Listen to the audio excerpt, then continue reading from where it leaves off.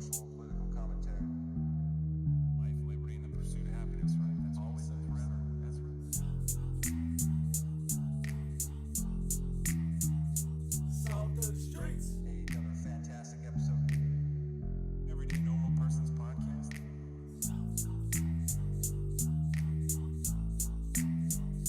Salt of the streets. Upper left or the upper left? Just upper left.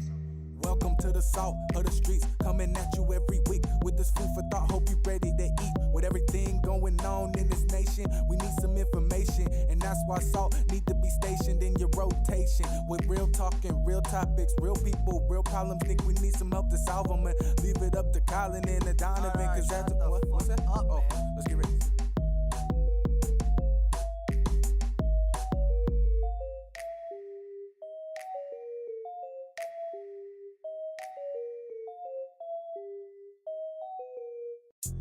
And we're back to Salt of the Streets podcast. Social and political commentary. Life, liberty, and the pursuit of happiness, right? That's always and forever. That's right. Salt of the streets. Another fantastic episode. Everyday Normal Person's Podcast.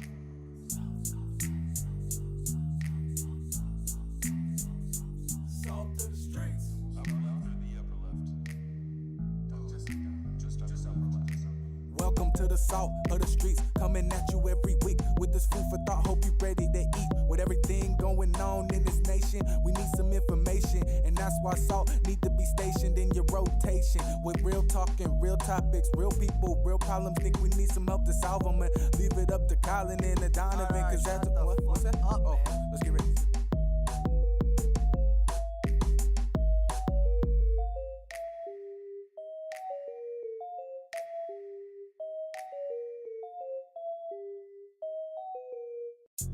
And we're back to Salt of the Streets podcast.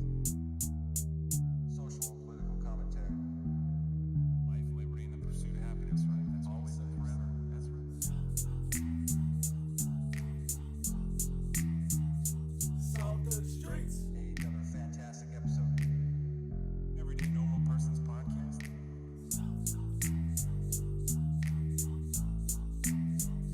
Salt of the streets. Upper left or the upper left? Just upper left. Welcome to the salt of the streets, coming at you every week with this food for thought. Hope you ready to eat. With everything going on in this nation, we need some information, and that's why salt need to be stationed in your rotation. With real talking, real topics, real people, real problems. Think we need some help to solve them, and leave it up to Colin and the Donovan, cause that's what's that? Oh, let's get ready.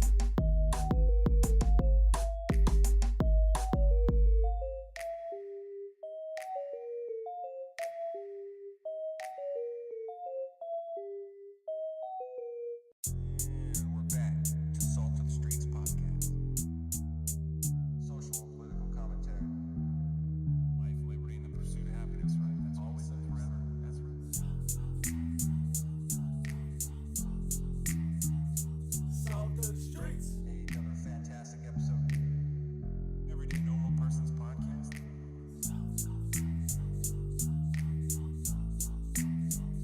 Salt of the streets. Upper left or the upper left? Just upper left.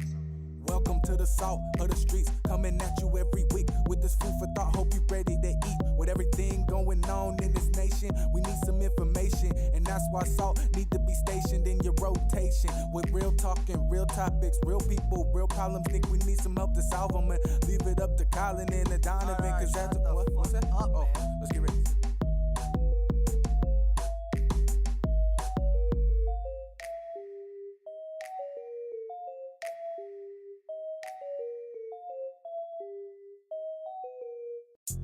And we're back to Salt of the Streets podcast. Social and political commentary. Life, liberty, and the pursuit of happiness, right? That's always and forever. That's right. Salt of the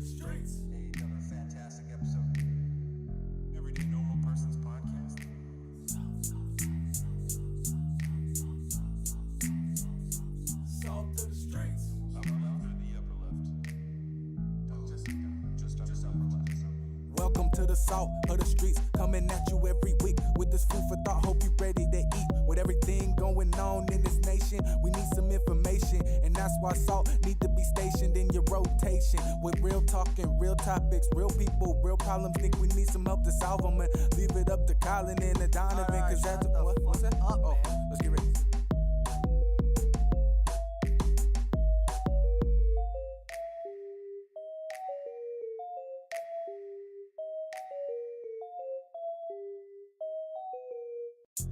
And we're back to Salt of the Streets podcast. Social and political commentary.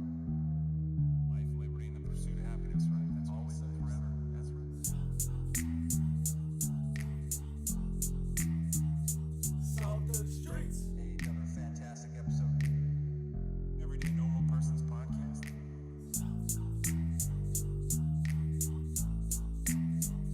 Salt of the streets. Upper left or the upper left? Just upper left. Welcome to the salt of the streets, coming at you every week with this food for thought. Hope you ready to eat. With everything going on in this nation, we need some information, and that's why salt need to be stationed in your rotation. With real talking, real topics, real people, real problems. Think we need some help to solve them, and leave it up to Colin and the Donovan, cause that's what's that? Oh, let's get ready.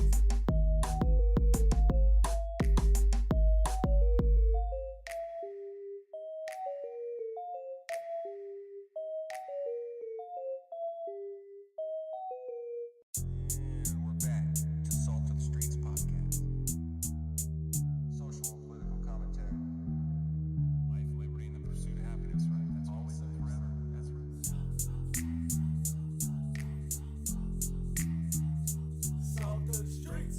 Another fantastic episode. Everyday Normal Person's Podcast.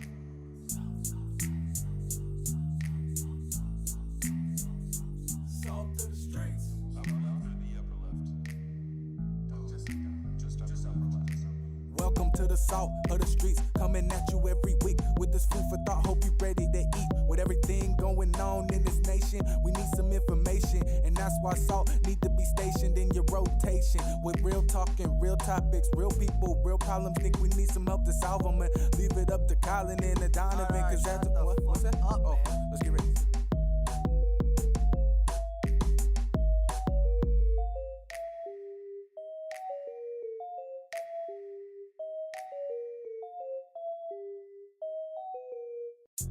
And we're back to Salt of the Streets podcast. Social and political commentary. Life, liberty, and the pursuit of happiness, right? That's always and forever. That's right. Salt of the streets. Another fantastic episode. Everyday Normal Person's Podcast.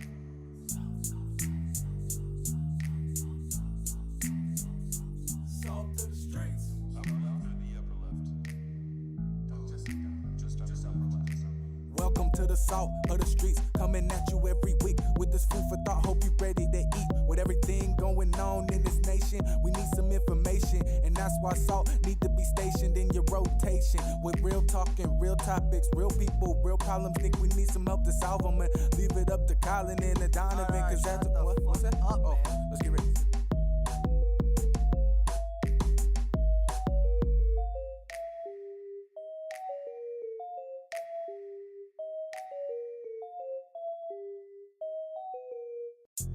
And we're back to Salt of the Streets podcast.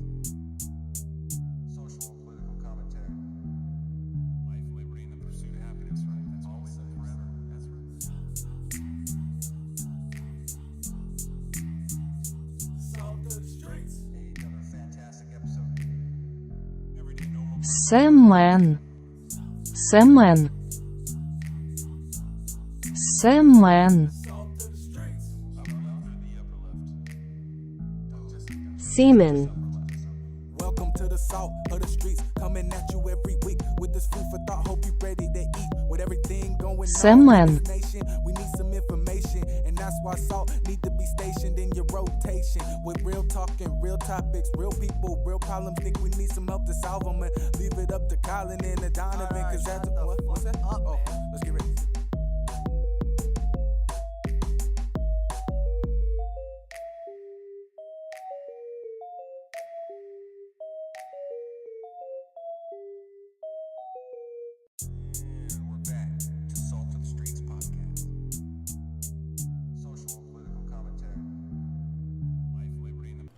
Hey, everybody, welcome back to the Salt the Streets podcast, the most pro-America, anti-government show you know, the show where we discuss news, government, and culture and how it pertains to you, the individual, and your natural rights of life, liberty, and the pursuit of happiness. I, as always, am that big bird-looking fellow named Colin. I am once again, as always indeed, joined by my co-host, brother-in-arms, the Nero of Neoprene, the original Salt of the Street himself, Donovan. How are you today, sir? I am excellent, sir. Thank you very much for having me. Oh, every time, baby. Every time. You're always welcome to the studio. First show of the year. Very excited. Happy 2023, everybody. We're very excited to be here. Donovan, what are we going to be talking about today? Part one, as always, we have some local stories going on, and we have some other bigger things that we'll be discussing. Let me ask you this, as always. We're going to begin with part two. We have some more national things, some at home, if you will. We're talking about the Speaker of the House, omnibus bill, some of the House rules that were passed. There was the DOD failed the audit. All these things going to be tied together. And then part three, we're going to be talking a lot about Ukraine, some things that are going on there, especially regarding BlackRock, the rebuilding and whatnot. We also going to be discussing some things going on with the U.S. Attorney in the Virgin Islands. And in part four, we have the grab bag going on. And as always, you're going to lead me through that. Oh, it's going to be exciting. Yeah. There may or may not be some Venn diagrams and school bus talk. All the things. As usual. Yeah. We got a great show. We do. And what date is it today? Yes, today is January 14th, 2023, episode 140, our very first of the new year. Thank you for being here, everybody. Yeah, we back, baby. And I do have an answer to our before the show question. Yes. And it is in particular the Blackbeard flag. Yes. Which there's a name. Of course. Then there's a name for it, for that particular image. I like it. Yeah. Huge fan. It's a very interesting. It looks very cute with the little hearts come off his sword, which I think is supposed to be blood. But anyways, that's a whole nother aside. Whatever you say. Yeah, indeed. So I think I could ask you about how your New Year's was and how your holidays was, but we're already multiple weeks into the year. It was good. We're moved into the new house. Yeah. We're getting the new studio figured out. We're doing those things. We had ended by talking about that we may be starting this new year in a new studio. And so we are obviously not in the new studio. So yeah, not yet. But we are.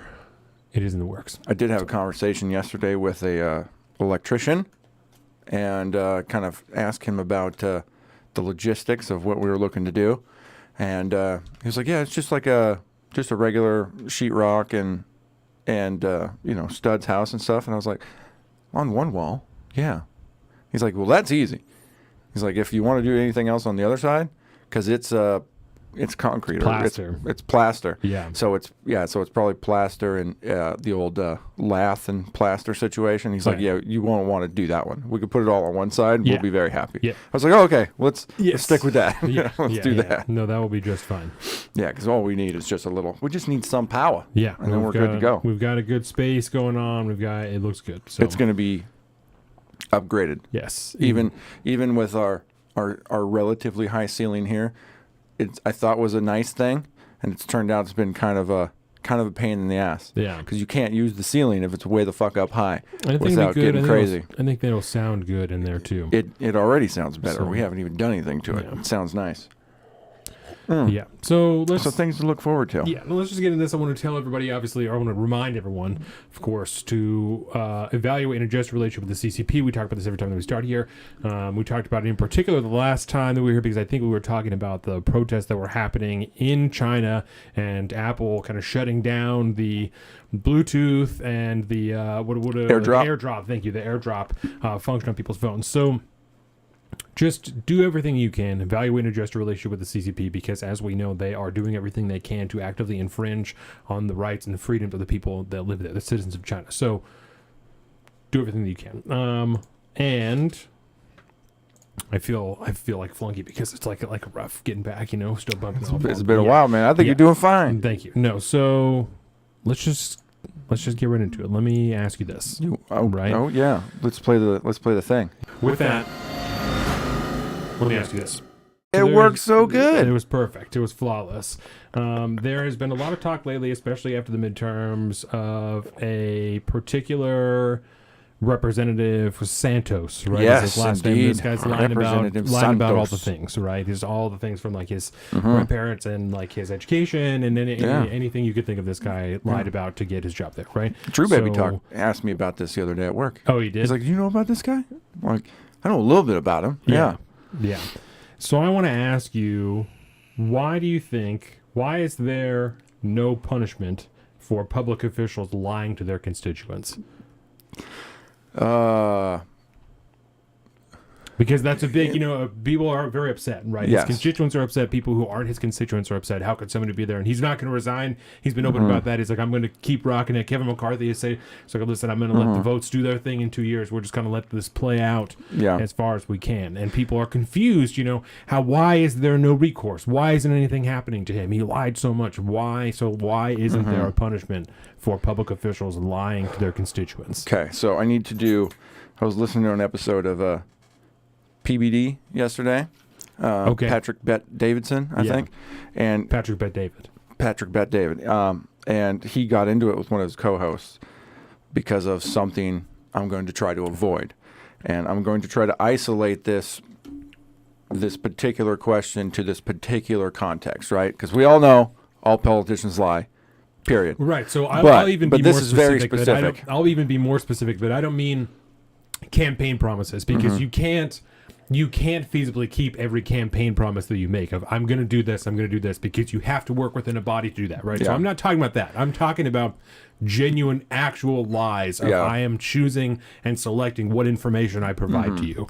An actual lie. Yeah, like I'm gonna stand out in the sea of politicians who all lie about themselves, because I did it the absolute worst. I sold you a bill of goods on who I am, right, which was completely and utterly false. Precisely. Why is there no recourse to that? Yes. No punishment, no anything. I think because it's not illegal to lie, except in very specific circumstances, right? And you can elect a ham sandwich to the office. It doesn't matter who it is. You put the name down, that's the dude who it is. So, I mean, he will have consequences for sure. But I don't think they're like, I don't know, man. I get hesitant trying to like pursue some form of like a legal action or a criminal action to that realm, because what are the objective statutes that you could assign to something like that without it getting very, very subjective. But I guess the reason why there's no punishment is because people could be smarter than that. And actually, why do we know that he's all fake now, and we didn't know that when he was running? Maybe he just went under the radar, and because he's first timer, right? Yeah. And so there was Big not a whole money lot from Republican donors. Yeah, and there wasn't a lot of Oppo research done onto him, probably because he was in a safe district or so on. So this is just do your fucking due diligence before you just check a box or write a name in there. If you don't know who this dude is, don't vote for him. I don't think that there's any real recourse to this other than the fact that he'll never have another job again. He's not going to have any power in Congress. The people in his district are going to be very, very ill-served because he will have zero power. He won't have any committees. He'll just be pariah in the Congress, if not... I know that there are things people can do in Congress to like push him out of Congress and stuff like that. Right. He could be like censured and all the different... Yeah. But, I mean... why is there no recourse? It's because you can lie about anything you want to be a politician. It's not a big deal. You'll suffer the consequences when the truth comes out, and if you didn't do anything illegal, you didn't do anything illegal. You're just a huge piece of shit. This is a cautionary tale. That's all. It sucks for those people, but then again, I don't feel that bad for you. Sorry. Right. My bad. I mean, you could also probably lay a lot of blame on the Republican establishment for not doing their due diligence and just feeding this fucking piece of shit money. Millions and millions and millions. But, yeah, a good portion of that might have come from Democrats. You never know these days. But, I don't know. I wouldn't advocate for anything Fuck it. I mean, you did it, bro. You made it. You made off. You fucking Bertie made off yourself all the way into Congress. Yeah. Congratulations, You buddy. did it, bro. You did it. But we all found out, so that sucks. Yeah. How do you feel about it? Well, I'm torn between. I still carry a little bit of idealism inside of me, you know. So I would like to think that A little bit? I would like to think that it's because the founders are thinking it's going to be good people, you know, that are like elected to this office. I think that it's because this is the natural course of government that they're going to lie. People who want that power are going to say whatever, who want the power and don't actually want to help you, are going to say and do whatever they need to do there. Oh, yeah. And that's why there's all this money involved. That's why Kevin McCarthy is getting to the speakership by the amount of donation that he gets and stuff like that. And Oh, and also, you got to remember, too, back founding fathers days, the people that voted had fucking stake in the game. yeah, Property holders and, you know, people that had a better idea of what the consequences of any one of their votes were going to be.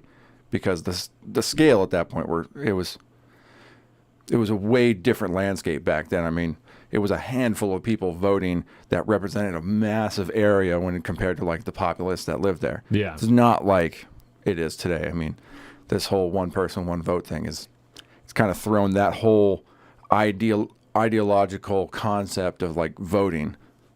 It's muddied the waters a lot, made it real murky and inconsequential to a lot of ways. But yeah, no, I think that's a good point you make. I think it's a good point because this is just power, the baby. natural way of it's just the way it is. yeah. I don't have one for you today. I do not. I will say this though on in regards to something we're going to talk about in That's a dog fart. that it is a I'm- dog fart. That is a dog fart. Oh my goodness. dying over. I'm glad I got a candle going, but it's not helping. Okay. I'm like right in the blast zone. Oh, my eyes are watering. I can't do this. Oh, Wow. okay. Keep it together. Keep it together. Yesterday on Timcast IRL, Matt Gates. Matt Gates was on there. Yes, I watched that. last night Perfect as I was fucking timing. Yes. Because ton of great insider information about the vote and everything that just happened. Stuff we're going to get into in part 2. But a lot of what you were talking about there, Ian, let me ask you this. It made me think of some of the stuff he talked about last night. Oh my God, that helps so much. That smoke, that works so much. Oh, that was terrible, Chloe. That was Good Lord. That was one of maybe it might have been the worst dog fart I've ever smelled. Even worse than the famous review preview dog fart. Yeah, because we've been gassed out many times in Many this times. studio. As your dog gets older, Yeah. she really fucking rips them. You know, Bad, dude. It's So- bad. she really fucking rips them. Well, before we talk about the elephant in the room, I want to talk about something know light what and you're talking fun. about. I don't know what you're talking about either, because there's nothing odd about your appearance at all today. Well, actually, we know you, of course. So, tomorrow is the premiere of a brand new show that I know you're excited to watch. The Last of Us comes out tomorrow. I should rephrase that. Excited. You've been enthusiastic about your opinions about the casting of this show. But yeah, I'm I saw it. trepidatious to say the least That was good. of the show itself. Yeah, I like it. So let me Trepidatious. preface with this, right? My favorite video games, in no particular order, are The Last of Us and the Fallout series. I mean, that's it. That's it for BioShock, the BioShock series. Oh, yeah. These are my favorite games, right? The Last of Us, I've never played the second one because it came out after I had children and I just do not No have time. the time. The first one came out before I had kids, when Jordan and I were just dating. We weren't even married yet. Mm-hmm. And it was maybe the best standalone game I've ever played. I've Personally, heard from those a personal things. standpoint. Yeah. Like, From people that don't even like that aren't huge fans of that kind of heavily story-based kind Right. of like you play the... Right. These days, a lot of it's first-person shooter type stuff. It's Yeah. strategy shit, blah, blah, blah. This story-based, you do the whole thing is not that popular with everybody. No. And I've heard the same thing you're saying from multiple people who that's not really their genre. Yeah. They're No, like, it's best not. game ever made. Yeah, Fallout was always my thing. Fallout 3, New Vegas, Fallout, like those have always been my type of game. So I was really also into like Morrowind when I was younger, like the RPGs. So yeah, big into RPGs. So yeah, this type of storied game was not always my thing. This particular game was maybe the best standalone game I've ever played. From the functions, the story was incredible. It had me pissing my pants at certain times from fear because it would make me jump. And then when I ended it, I actually cried. I dropped a genuine tear with the end twist of, you know, it's not even a spoiler anymore. Of, you know, the second game's done. Right, I mean, you've played this game before, right? So I have watched the game. okay, so at the end of the game, Joel takes Ellie from the hospital, doesn't allow this operation to be done on her, and she inquires about what happened, and he lies to her, and she, you know, makes him promise this is what happens, and he's like, yeah, for sure, that's what happened. So he lies to her at the end of the game. I was in tears. Yeah, it was a whole deal. So when I found they were going to make a show, it just trepidatious. You know what I'm saying? Yeah. When I found out there was just going to be a show, and then I saw this casting, Pedro Pascal, bro. Bad choice. That's a bad call. So why is Pedro Pascal bad for Joel? For Joel, and I'll even start with this. I like Pedro Pascal. I love Pedro like Pascal. him as an actor. A lot of good stuff. Not him. This dude still has an accent, like a South American accent. Oh boy. Right. Joel is from Texas. The game starts in Texas at his house with his daughter. Well, I mean, when she dies, you know, he's still from Texas. It's only been 15 years. Texas is basically It's Mexico. Only been 15 years. It's not that long. And then they're in Boston. If anything, he would start talking like somebody from the Northeast, not like somebody from South America. So the game is based in Boston. We can watch this if you want. It starts in Boston, and then they end up in Utah and like outside of Utah in a hospital outside Utah. So that's where it ends up. But it starts in Boston. Okay. Yeah, I don't think we could watch the whole trailer on YouTube. I don't want to take that. I honestly don't want to do that. But we'll let it play in the background. I'm though. very nervous. Yeah. I don't think this is going to be good. And I'm not a fan of the new trend of turning video games into shows and movies. It has not been that successful in the past. See Resident Evil. See Silent Hill.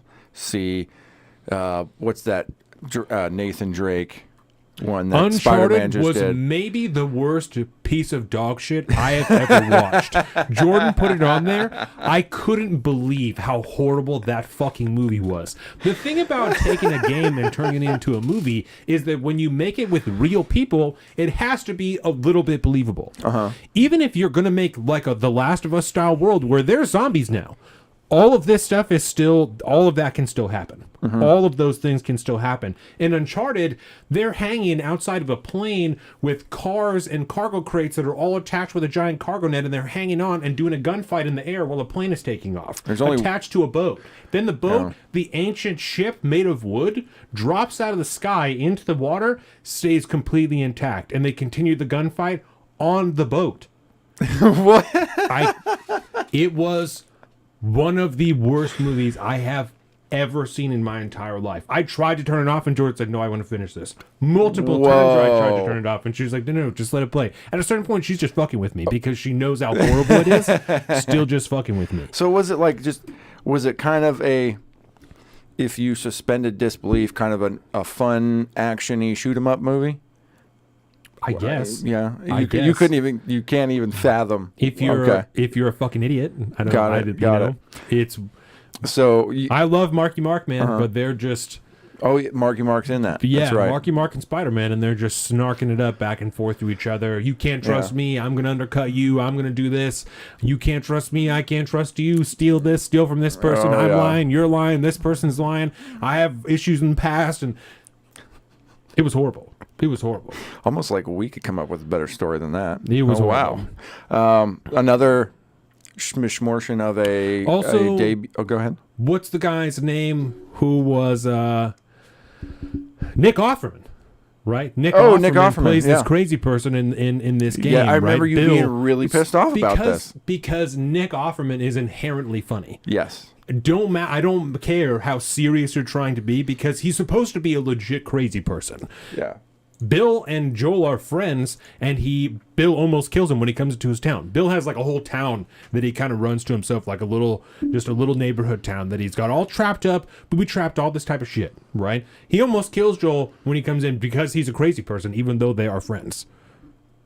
Wow. Nick Offerman is too funny. He's inherently funny. His face is funny. Everything about him is funny. I mean, you can't get a little crazy from that, though? I mean, And nope, he could be crazy. No? he's funny. I think. So, Because when he was Ron Swanson, that's the Yes. guy's name, right? Yeah, I was gonna He say, the plays Park and Rec like fucks the it up. deadpan, the straight man funny.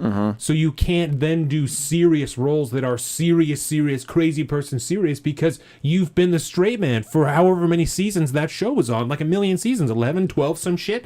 yeah, I mean, he's also in, like, I don't know, if A League of Their Own, the TV series, so for some reason. The Resort, The Great remaking it? North, Calm Black and White, Simpsons, The Devs, The Good Place. That's right, he was in that. Lucy in the Sky.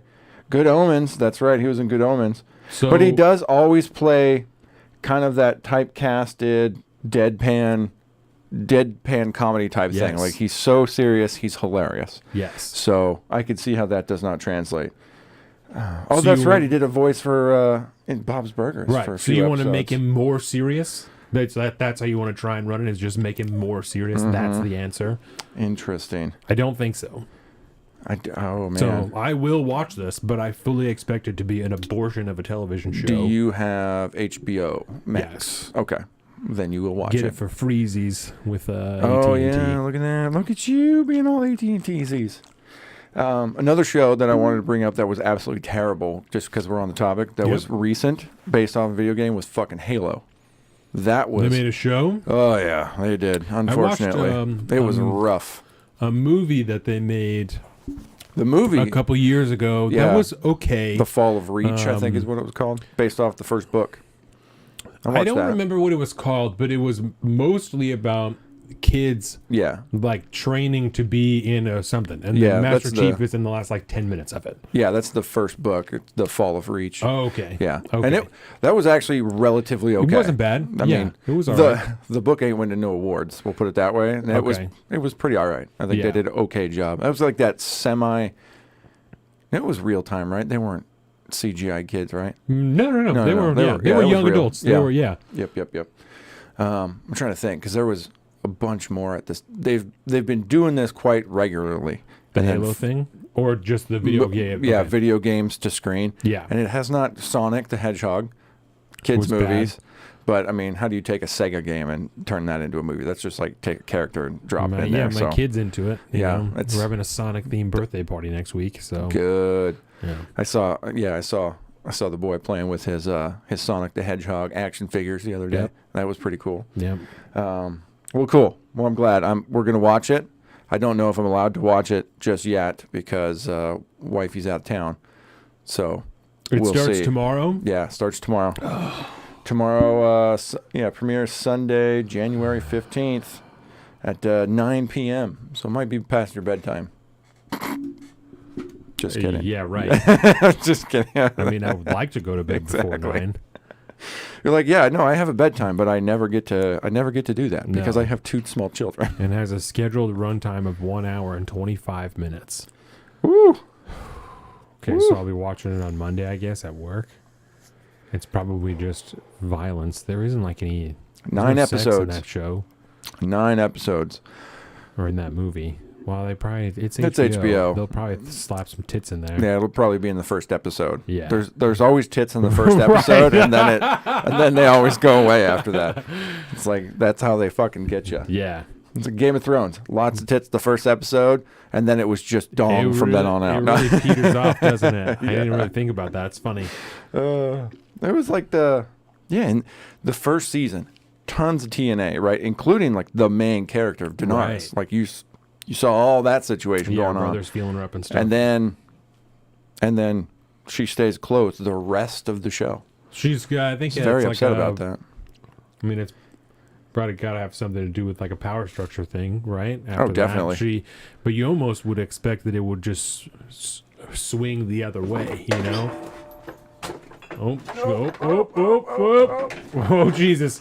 Oh, watch out for the growler above your head. Oh, Jesus Christ. Oh, my God. All right, girlfriend. You can move to a new spot right now. What was that? That's the first time? That was almost really bad, everyone. That was almost Exciting. really bad. This is quite the episode 140. All right. I'm glad the camera was on you the whole time. Oh, jeez. That was terrifying. Show dog. What are you doing? I think she was having a dream or something like that and woke her Jeez. ass up. Hey, at least there's no key power structures over there that could have been Yeah. unplugged. Oh, okay. Well, that's fun. No critical infrastructure. No. All right. Let's go heavy now. Let's go heavy because Okay. I know you want to go heavy. I'm prepared to do so. Okay. I'm going to pull up the thing that you sent me Okay. from the frack. Yeah. Is that? We'll do that. Yeah, we can go with this. So this is the statement that they put out in response to a finalized rules decision that the ATF put down.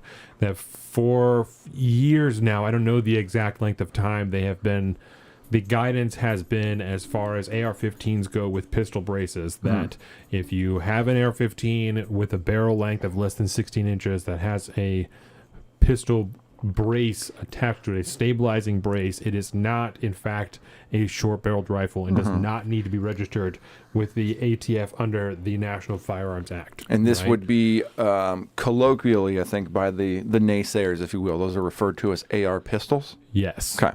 Yes. And those, yes, if you technically have an AR pistol, it needs to be registered with the government at that That point. is what And you the have to get a ATF tax says stamp now. and do the whole thing. Yes, if you're gonna put a stock on your AR-15 that has a barrel length of less than 16 inches, that would make it a short-barreled rifle instead of a pistol, and you have to register it. So And so you have a standard length of a barrel is 16 to 18, right? Yeah. You can get long barrels are generally 18, 16. Yeah. What would a normal short barrel rifle length be? Is it 14? anywhere between like 10 and 14 is pretty Okay. common. Any shorter than 10, you're really taking away from the So ballistics capability of We're like that much max? Shorter? Yeah, depending. 6 inches is probably about this much, so it depends. But it's not that. It increases the lethality, obviously. Oh, certainly no. The reality is that there is no functional difference. The 223.556 bullet was designed to be fired out of a 16-inch barrel, so that is where it operates at its optimum lethality is at 16 inches. So. I mean, your accuracy goes down the shorter the barrel is. And Right. Functionally, in everyday use, there's a negligible difference between 16, 14, 12, and that's why people still do that. You do start to lose some distance and stuff like that, but within the functional distance that people are really going to be using it doesn't make that big of a difference. Yeah. When you start to, like I said, go under 10, that's when you're taken away from the real ballistic capability. The bullet's going to start to tumble. You're also going to have enormous fireballs coming out of the end of the gun just because there isn't enough room for the powder to burn off inside of there. So there's a lot of flash. So those are less common. People still have them. We know a guy that has like a 7-inch barrel on an AR-15. That's not very practical, but if you're just talking about a short distance and in like a really bad scenario, then it'd be real like close quarters type use, right? And in real proper, like that guy in particular who knows, like, dude, that's not coming out unless it's like a real, there is a mass shooting going on that he happens to be in proximity of and he's trying not to die. That's when he's taking that out. Like that's, I've seen him shoot it one time to make sure that it was still zeroed in. And so,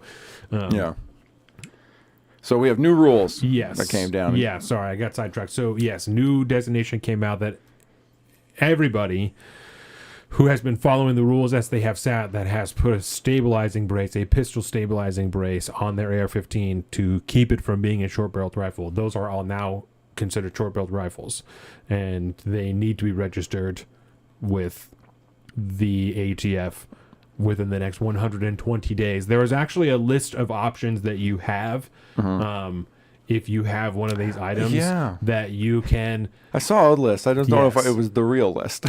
Yes. The options that they have given people is that you can register your firearm because it's now considered a firearm.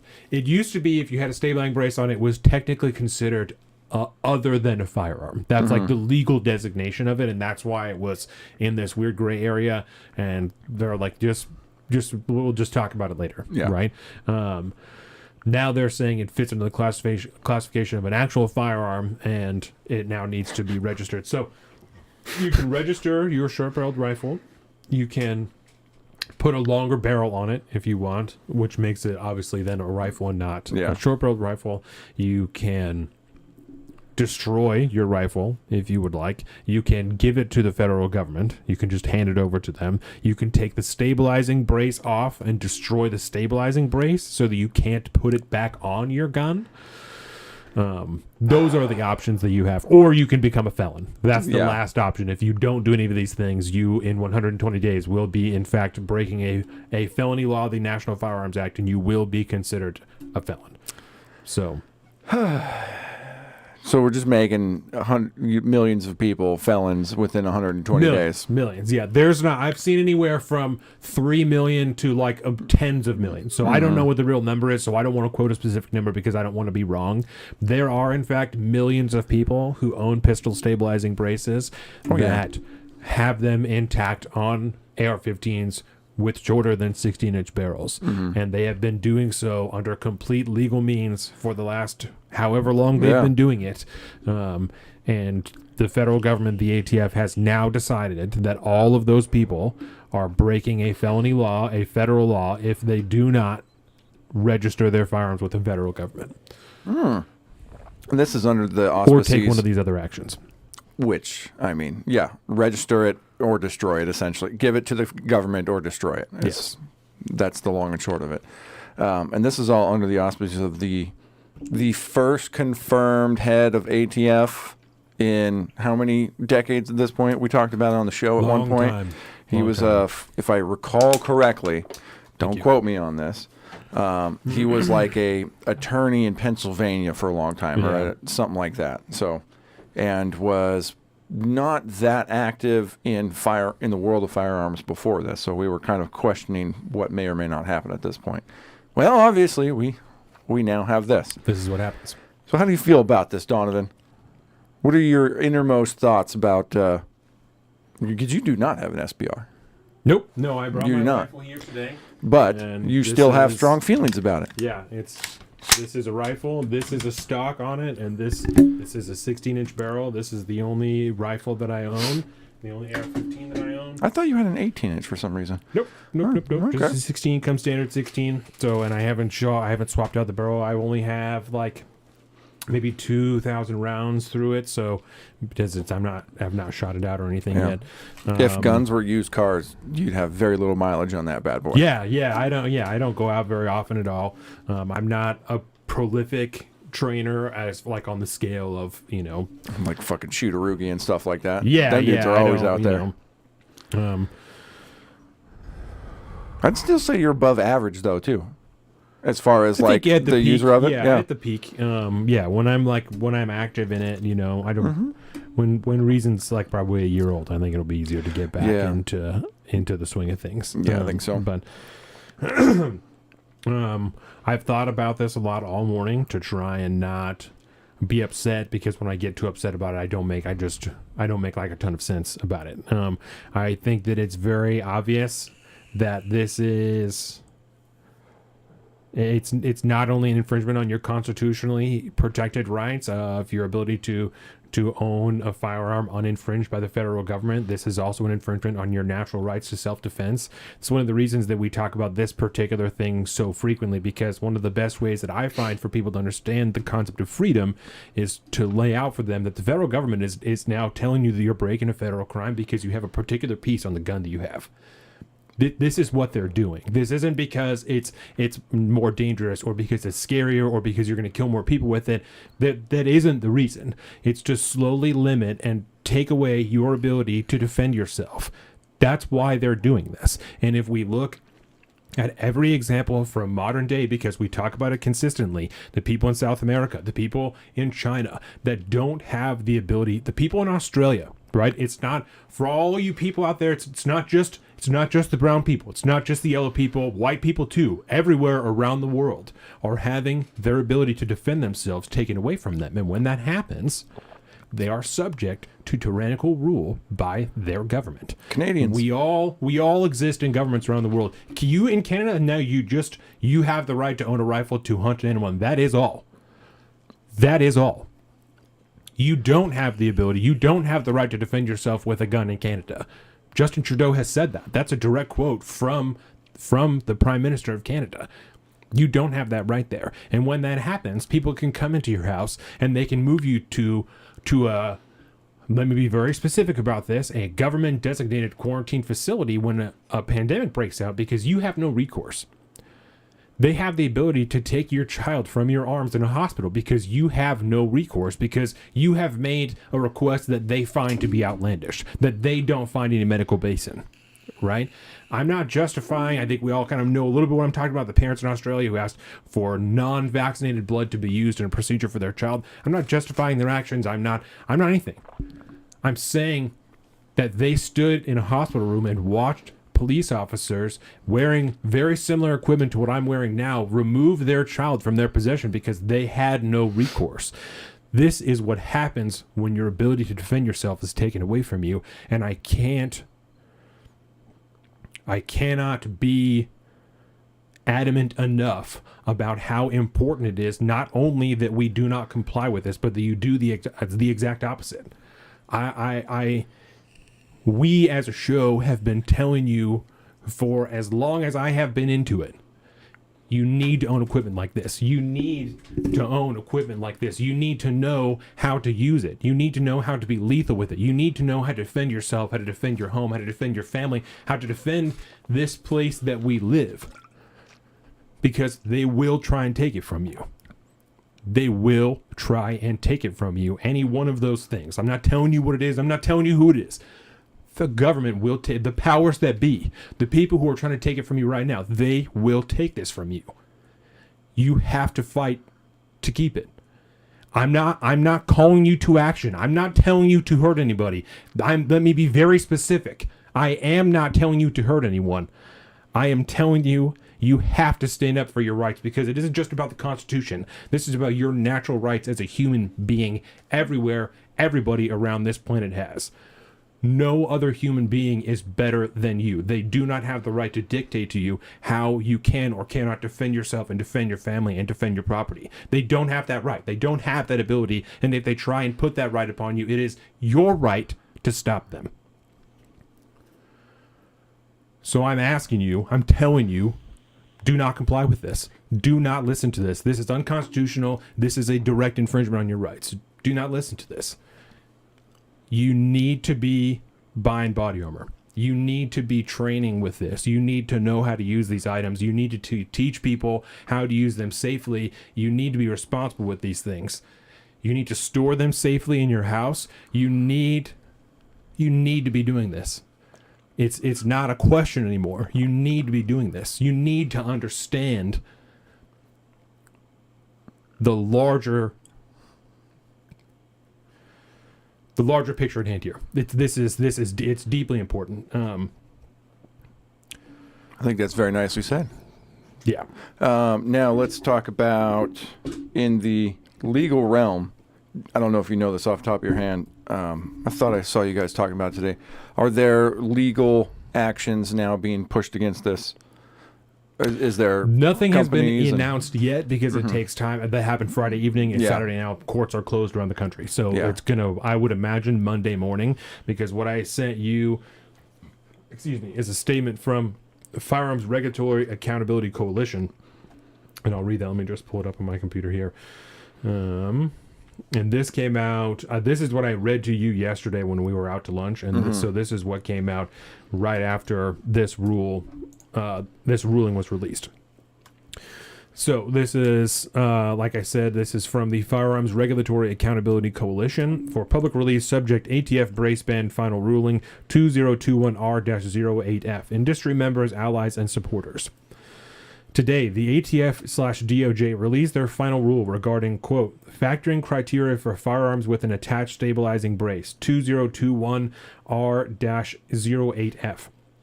Their rule categorically proclaims that upwards of 10 to 41 to 40 million firearms equipped with such braces are now, by executive fiat, quote, short-barreled rifles under the National Firearms Act, and that those firearms must now be centrally registered with the federal government as such, contradicting a decade of precedent and public understanding on the matter. This rule is an abject repudiation of the rule of law by the weaponized ATF bureaucracy against the firearms industry, the Second Amendment, and the American people. We will not stand for this, nor will we take this lying down. The ATF must be held accountable to the rule of law. To the ATF, we say only this: we will see you in court. In liberty, Travis R. White, President and CEO. So I can guarantee that this will be challenged in the courts. I guarantee this is not the only Won't be group the only that is one. doing this. Yeah. I would not expect that the courts would allow this to be enforced in the meantime. Like an immediate injunction would be set, we I'm saw, sure. I think just this last week that the ban on bump stocks was overturned, right? That happened during Donald Trump. I think that was 2017. It was in response to the shooting that happened in Las Vegas. Yeah. Yeah, So that whatever was happened to that? That was like 6 years ago, right? So it took 6 years. People who owned those, they had them taken from them. They turned them into the government. Like all these things already happened. It's now ruled that you can't actually ban that. You Yeah. actually aren't allowed to do that as the president. Which seems like good So- precedent. Yes. Right. Yes, it's very good. But it took 6 years for that to happen. I think the difference is there weren't that many people that owned bump stocks, just because it was like, it's like the same thing as like the forced reset trigger. Not that many people own them. They do own them, but it's more of a niche type of thing. The bump stock in particular, from what I understand, like it's kind of finicky. If you're not using it consistently, then you're like, you got to learn it. You know, you have to really kind of figure it out. So Yeah, it's kind of like almost a learned skill at that point. Just because Yeah. you buy the skateboard doesn't mean you know how to skate yet. Right. So, comparison as far as the numbers go, there are way, way, way more people that own these stabilizing braces and have them installed on firearms than people that owned bump stocks. So, Just anecdotally, I would say, I know lots of people that have lots of firearms. None of them have bump stocks or are even interested in owning a bump stock, but lots of them have pistol braces. I know one person who has a tax stamped SBR. Oh, interesting. One. And it's my uncle, and he has other AR pistols. I was like, why did you do this? He says, I just wanted to have one that was like a proper SBR, you know, like it's tax stamped. Like, and he lives in Oregon, so they're a little more weird about like taking it to the range and stuff. Like people will press him on it.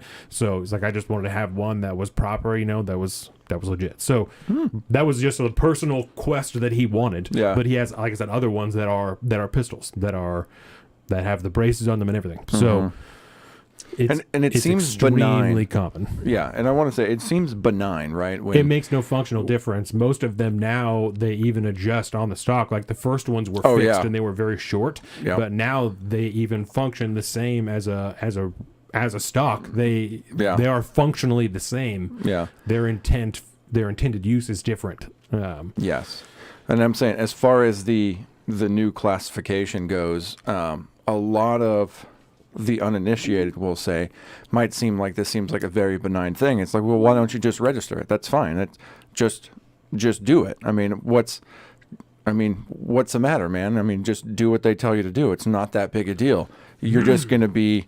Why is it so hard for somebody to just be like, well, okay, that's fine. I'll just register my short barrel rifle thing now. Right. So And to the uninitiated, it seems very benign, but in a world where we have seen in multiple avenues the government utilize these registrations and things like that for various different things to oppress the population in multiple different ways. I mean, you shouldn't.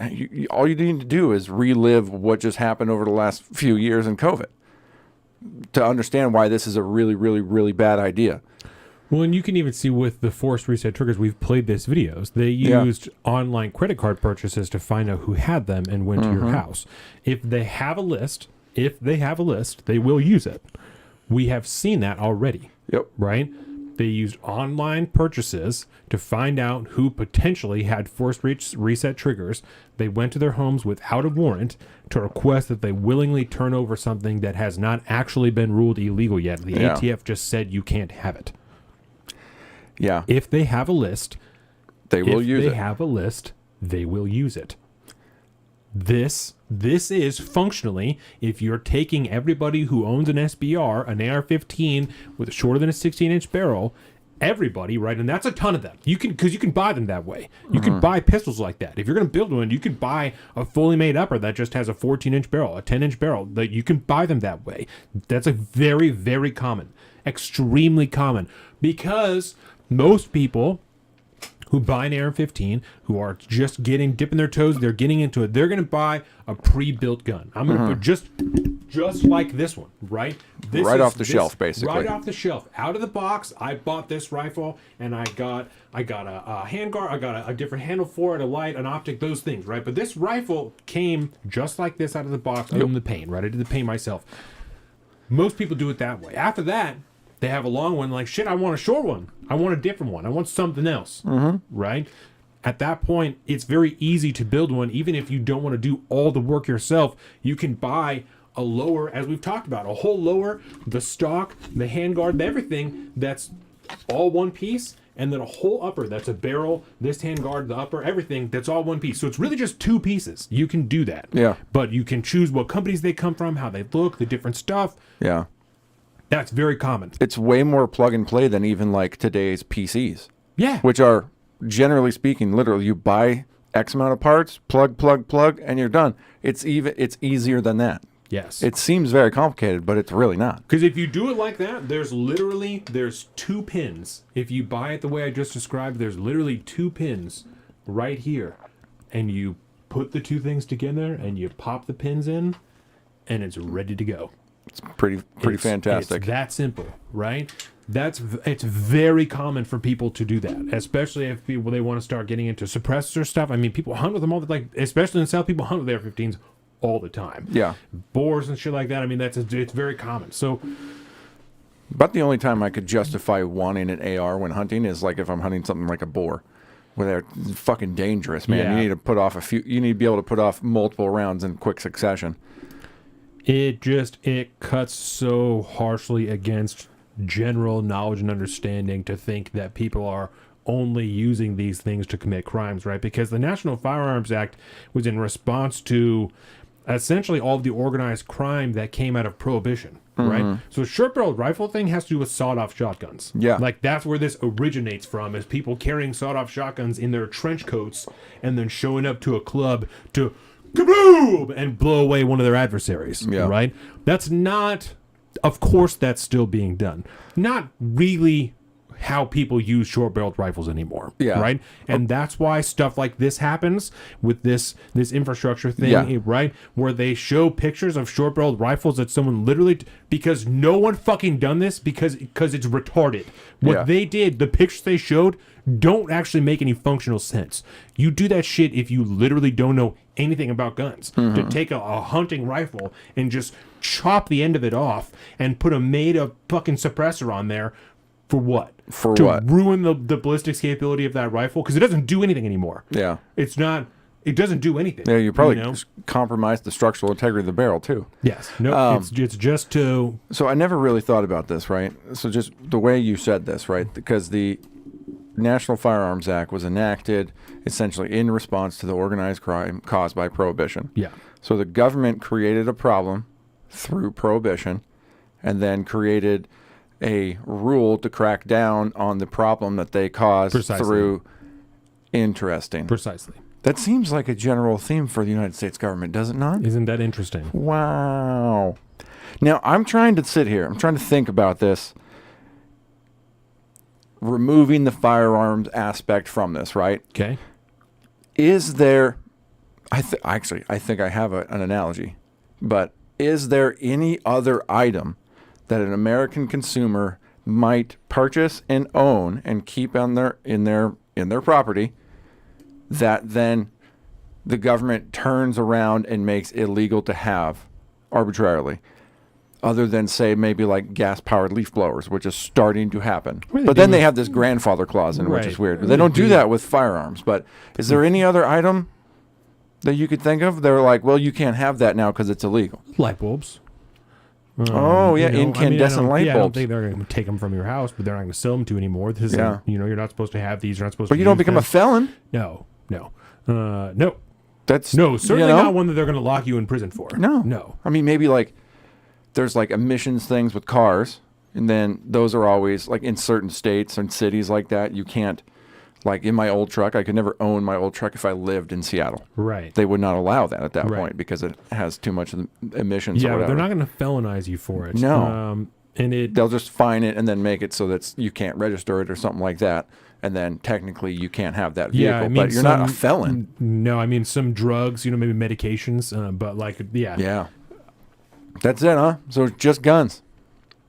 Almost as if there's like there's a reason. There's an agenda at play here, perhaps. Yeah, just the stuff that you would use to defend yourself or your family or your property in the modern day. Interesting. Well, we have no problem trampling on people's rights in this country these days, so I guess it makes sense. Are you hopeful that this will not play out fully in the long term? Where's that white pill, baby? Maybe not. No, I think that if we as liberty-minded people do the right work, then yes. If we allow this type of stuff to continue to happen, God love him, our friend that texted us earlier, if that's the way that we think about shit, of like, well, it's just time to register, we're definitely not going to win. This is not going to get any better, right? Yeah. If you just do what they say because they told you that it's You don't have to think about it, bro. the rule now, then no. You're going to lose everything that you have, because the moment they said, this is how we do it now, you said, okay, that's not how this is done, right? I take great solace in the fact that it used to be the only true powerful institution out there that could fight back against something like this was the NRA. But in today's modern world, the NRA has lost a lot of power and has been replaced exponentially by multiple smaller institutions that actually, I think, carry the correct ethos when it comes to 2A. They're not like pro-gun advocates, they're pro-2A advocates. And I think a lot of these smaller institutions, like, I just got rid of it, but whatever that, who you sent me earlier. The frack. I mean, a lot of these institutions now have much better, I think they're ideologically more centered around 2A and are going to be making the more proper arguments and pushing for the right things compared to like the NRA of the past. And I think that right there should also give some good hope and good solace, because they're not going to be bowing down to the governmental powers at play here just because they can get a little bit more lobbying power here or a little bit more lobbying power here, like the NRA was subjected to for so long. I think these people are going to be pushing for the right concerns, and they're going to be doing the lawsuits the best way to protect the Second Amendment going after this law. I think that should bring some hope. We have better institutions around 2A than we ever have had before. Definitely that will help. I think the real key is proliferation of understanding and ownership. Yep. If we even just use COVID as an example, right? We saw how many people will do whatever the government told them to do without questioning. Yeah. Right? Don't even got to think about it. The only thing that counteracted that is the amount of people that were unwilling to comply. Right. The only thing that broke these norms that they were trying to create were the amount of people that were unwilling to continue to wear a mask everywhere they went, to not wear a mask outside, to not go the way that the arrows were telling them in the grocery store. Right. That's the only way that these things stop happening, is when the people the powers that be trying to enforce those realize it's not worth the effort being pushed, being used to try and get this done. Yeah. So the best way to fight this is proliferation of firearms, is proliferation specifically of these things that they're trying to ban. If they come to the point that we're talking about over half of the people that own AR-15s own these things that we're now telling them are short-barreled rifles, is what are we really talking about, right? Are you Yeah. really talking about trying to potentially confiscate firearms from people, from multiple millions of people around the country that are unwilling to turn them into you or register them with you? Mm-hmm. Because I guarantee you, the same thing they did with the force reset triggers, if you Yeah. bought a stabilizing brace online, they're going to use that information. They're going to come to your house. They'll come to your house and ask you if you'll still have it because they know that you have it. So if you bought it online, they're going to come to your house. They don't need a warrant anymore. It's illegal. You're a felon. You have 120 days. So you can comply, or you can tell them to go fuck themselves, and you can say, I don't know what you're talking about. Because they will come to your house. They've already done it. We saw it. We played the videos here. That's not illegal. The force reset triggers aren't even illegal. They just said you can't have them anymore. They don't have a ruling for that. The same thing they did with the bump stocks. They'll take them from you. They'll come to your house. If you bought it with anything other than cash, they'll come to your house because they know that you have it. It's time to decide because you have 120 days. The clock is now ticking, actually ticking. It's not just we're sitting here, we're telling you one day they're working for it. This is what they're going for. They're doing it now. They just told you. You have 120 days. You can do what they're telling you, or you can do what we all know is right, and you can embrace freedom, liberty, and personal responsibility and stand up for your rights and tell them to go fuck themselves. Mola on the Bay. This is the option that you have. You can come and take it from me because you don't have the right, you don't have the ability to tell me how I defend myself and my family. You don't have the right to tell me that I'm a terrorist now because you don't like the rifle that I own. They will come to your house. It's time to stand up. I like the learn and understand your rights and responsibilities. Live them out. Learn them, live them out. That's what they're there for. The minute we allow them to step down on that is when they take them. They can't take them if we don't let them. I like it. I like it a lot. And it's not easy. I have children. I have children. I have a wife. I've had extremely uncomfortable, very candid conversations with my wife about the realities of some of the things that we own, some of the ideas that I hold so dear at the core of who I am, the things that I'm willing to do to defend those things. And it's not simple.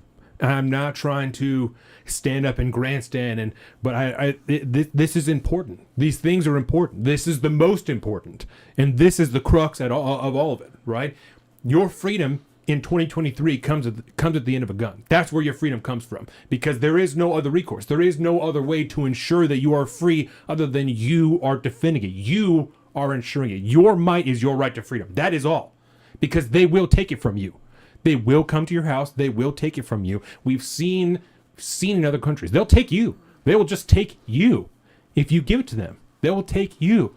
They'll take your children from you. They'll take your family from you. They'll take everything that you have, because this is what they do. They're showing you now.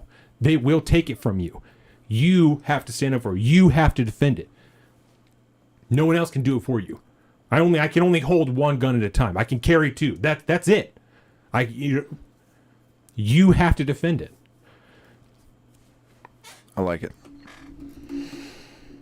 Good stuff. Good stuff, sir.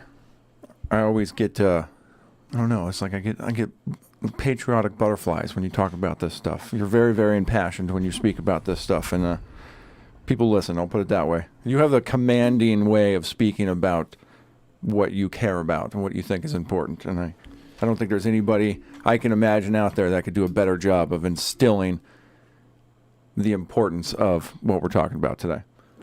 And we didn't plan this. Right? This just happened. I read that letter yesterday, and even then I still didn't plan on talking about this because I hadn't quite taken in, like, that was the first thing that I saw. So I hadn't even quite understood everything that was going on. This was unplanned, but we've talked about it so many fucking times. Because of the path that I have walked with this, I mean, this is the crux. This is the core of it. This is the core of the freedom, man.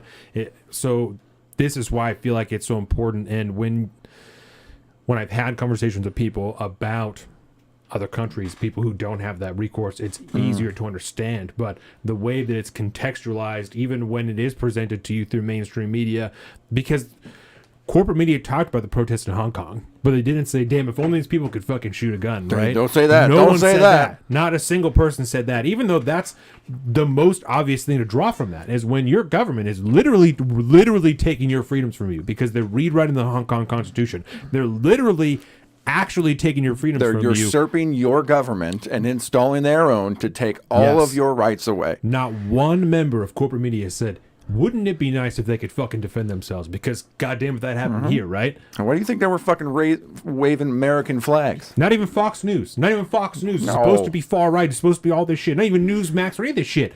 Not sitting there saying, if only these motherfuckers could just kill somebody, Yeah. right? Because if that should happen here, you can't imagine. That's at that point, that's not even a wild thing to a thought experiment to run on corporate media. Yep. If you're on TV and you're saying, damn, if we really had a tyrannical government that was here and installed, that was trying to take people's rights, if that happened here, there would be a real showdown. Like, that's not a crazy, that's a very logical pathway to follow. Not one person. Not one. Because they don't actually care about that. They don't actually want you to know that. Yeah. They want you to see that it's happening so you can see that it's possible. That's all. Just know this can happen to you. Just know that this can happen to you. They don't want you to know that you have recourse. They don't want you to know that it actually couldn't happen here if you stop it from happening. They want you to think that it could. They want to make it look that easy. That's wild. And not even Fox News. Nope. Nope. I mean, mind you, we're going to play a clip later of the Fox and Friends host calling the holdouts in the McCarthy vote insurrectionists. So, you know, They're terrible. they are terrible. Fox News is All terrible. them people, bro. All the corporate media. Man. Well, this was unplanned, but we've been going for a little over an hour. Do you want to hit some socials and wrap up this segment? Just call that good for that? I absolutely. think Yeah, that we can do works. that. Yeah, that's no problem at all. This is a pretty we had another infrastructure attack Yeah, right. here. I know really the biggest thing for me was the framing, the way that they're It was far-right laying people. It's far right people. They had Yeah. the Turner diaries in their house. They fucking had these short barreled rifles, even though it doesn't make any sense Mm-hmm. the way they had these short barreled rifles. I think, Well, let me pull it up in real my quick. opinion, yeah, 'Cause we don't need to it's- dive real No. deep into it, but I think it almost dovetails slightly with what we were talking about a little Yeah. bit, kind of like framing to who the bad guys are. Because these people, it turns out that they were committing burglaries, that they were Yes. cutting power to commit burglaries. Yeah. So right? on Christmas Day, we had a number of attacks in our area as Yeah. well as throughout the country. There was a bunch more of these substation attacks on electrical substation attacks to cut power to people. Yeah. Tens of thousands of people lost power on Christmas Day and shit like that. And it took a while to get everything back up and running. It wasn't anything like it was over in that North Carolina attack that we talked about months and months ago. But it turns out these specific ones here were done by two guys that have been locked up at this point who had a sawed-off shotgun and a sawed-off rifle Yeah. to go in and just shoot up this equipment and then just short it, whatever happens to a substation when you shoot it all up. Apparently it does happen like that, like they do in the movies. Just put a bunch of rounds in computers and then boom. Well, and But- there's like tanks, like coolant tanks and stuff that are filled with oil that you can shoot. And like if the oil runs out, then they can yeah. function. And these people, they were shooting some type of conduit or whatever on the outside that was like making the power stations arc and shit like that. So there's like wild electrical arcs happening over the top. Yeah, that's wild. Electricity freaks me the fuck out, bro. So, and I personally think once a bunch of idiots realize something like this is possible, like, wait, it's that easy? I can just shoot at a fucking power station and the power in X goes amount of down. places is just going to go out. Yeah. I think it's going to probably become more prolific. Like, and I'm not saying there isn't on some levels maybe a larger thing going on, but like, so these particular people were committing burglars. They're trying to steal Yes. shit. So right? they were shooting these things to cut the power in the places that they wanted to go burgle. Yes. And then they used cell phone data, much like they did in COVID, to find out where you're at, to track their movements, their locations, where they stopped, this whole 9 yards, where they went afterwards, and that's how they ended up hemming them up. But this part of the dovetail I wanted to do to this whole thing was all of these various attacks had even prompted Time magazine to write an article about it. And you would not be surprised when we say, the title of this thing is there something more sinister going on? Authorities fear extremists are targeting U.S. power grid.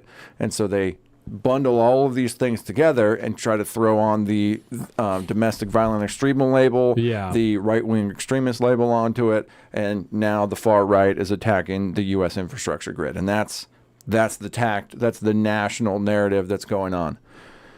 And it's to the point where fucking Time Magazine's writing about it now. So isn't that nice? Isn't that nice? And that's why they do things. Even the guys who are burglaring, right? Yeah. When tyranny becomes law, rebellion becomes duty. Thomas Jefferson, what is up, Joseph, in the chat? Thanks for joining us, good sir. And that's why they lay things out like they had short-barreled rifles, even though functionally it doesn't make any sense for them to have that particular rifle. They have things like the Turner Diaries, even though they're not doing extremist shit, right? They still have the Turner Diaries, which is I don't know the Turner Diaries. I've never read the Turner Diaries, and at this point, it's probably good. At this point, I probably can't because if I did, it would just make it all that much worse. Yeah, just make sure your VPN's on if you try to find it. Yeah, so Turner Diaries, I looked it up, and it has to do with like a race war type deal. I'm not trying to mischaracterize it. I've never read the fucking book, but a race war. These dudes take out power stations to try and take control of the government and then fucking kill minorities or some shit like that. So for people who are white supremacist extremists, it's like very standard reading material. Oh yeah, it's in their stack. Yeah, precisely. So I would read it. Don't think I can at this point because it just would make this whole thing a whole lot worse. When we get more famous, then I can read it. Because then I can be more open about like I'm doing this for the show. That'd be a rough one for the book club to throw in right now. Even in my private life, if the government found out that I had bought it, they'd be like, "This guy's definitely a fucking terrorist." So, who would have ever thought? I would have never seen it. He seemed like such a nice guy. Yeah, it's not an option at this point. So maybe in the future we'll get to the Turner Diaries, but not any time in the near future. Well, that's good. Yeah, I don't need to be getting into that. I got too much other shit going on. That's funny. Okay, it's good. I feel good. We touched on it. That was worth it.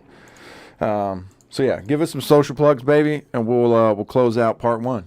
Yes. Yeah. Thank you, everyone, of course, for joining us. I am at Salt of the Street on Twitter and at alpaca_Don on Instagram. Colin is a Big Bird Avi on both of those things. You can find all of this at saltofthestreets.com, including our Instagram.com/saltofthestreets, Patreon.com/saltofthestreets, and YouTube, of course, at Salt of the Streets. Boom. And the sponsor for our very first segment is Swell Blended. Blended. Man, that's been helping me keep this mane going long and beautiful this whole time. So, yeah, look at that. Give us a little side shot. Whoa! That's when it... Going. Man, I'm telling you still need to do that party in the front, but that's maybe one day. I'll just hold out hope. No, never. And with that, we're going to take our first break. We'll be back in just a few minutes. Thank you guys very much. Bye. We're back to Salt of the Streets podcast. Social and political commentary. Life, liberty, and the pursuit of happiness, right? That's always and forever. That's right. Salt of the streets. Another fantastic episode. Everyday Normal Person's podcast.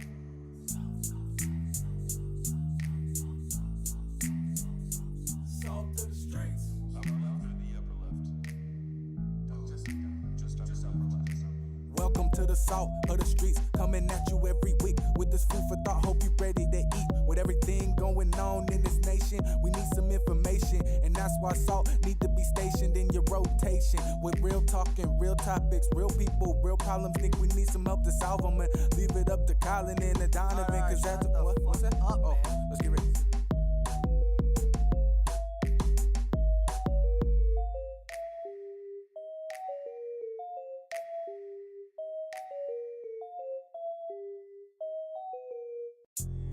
We're back to Salt of the Streets podcast. Social and political commentary. Life, liberty, and the pursuit of happiness, right? That's always and forever. That's right. Salt of the streets. Another fantastic episode. Everyday Normal Person's podcast.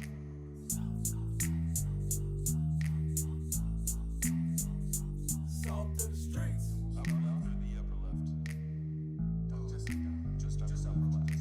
Welcome to the salt of the streets, coming at you every week with this food for thought. Hope you ready to eat. With everything going on in this nation, we need some information, and that's why salt need to be stationed in your rotation. With real talking, real topics, real people, real problems. Think we need some help to solve them, and leave it up to Colin and the Donovan. Cause that's what's that? Let's get ready.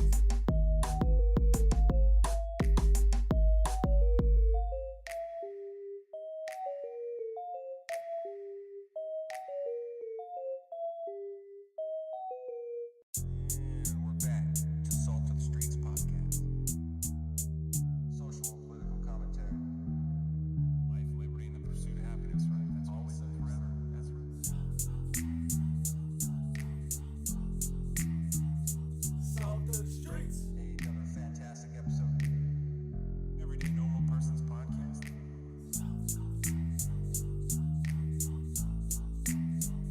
Salt of the streets.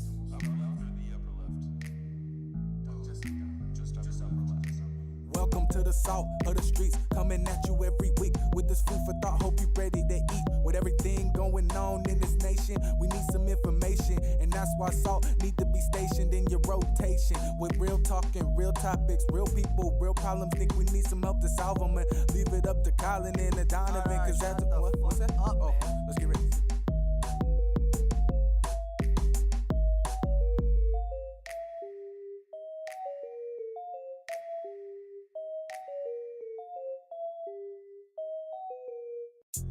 And we're back to Salt of the Streets podcast. Social and political commentary. Life, liberty, and the pursuit of happiness, right? That's always and forever. That's right. Salt of the streets. Another fantastic episode. Everyday Normal Person's podcast.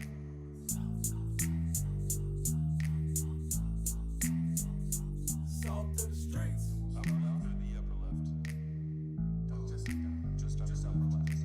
Welcome to the salt of the streets, coming at you every week with this food for thought. Hope you ready to eat. With everything going on in this nation, we need some information, and that's why salt need to be stationed in your rotation. With real talking, real topics, real people, real problems. Think we need some help to solve them, and leave it up to Colin and the Donovan. Cause that's what's that? Let's get ready.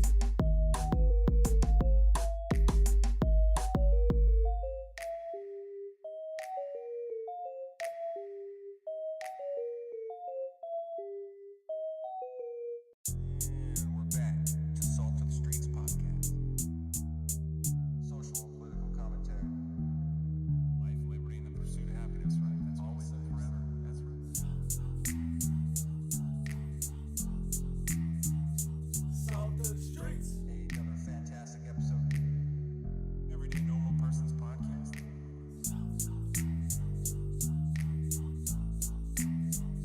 Salt of the streets. Upper left or the upper left? Just upper left.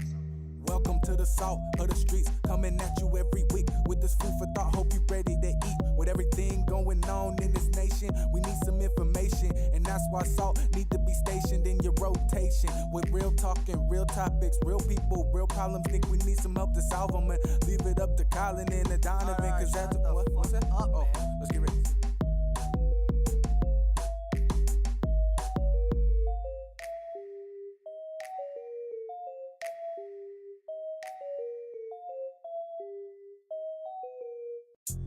And we're back to Salt of the Streets podcast.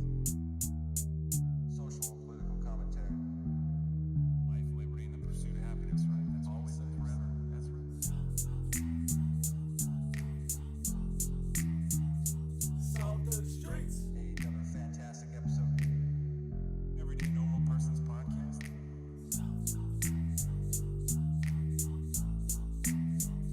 Salt of the streets. Upper left or the upper left? Just upper left. Welcome to the salt of the streets, coming at you every week with this food for thought. Hope you ready to eat. With everything going on in this nation, we need some information, and that's why salt need to be stationed in your rotation. With real talking, real topics, real people, real problems. Think we need some help to solve them, and leave it up to Colin and the Donovan. Cause that's what's that? Let's get ready.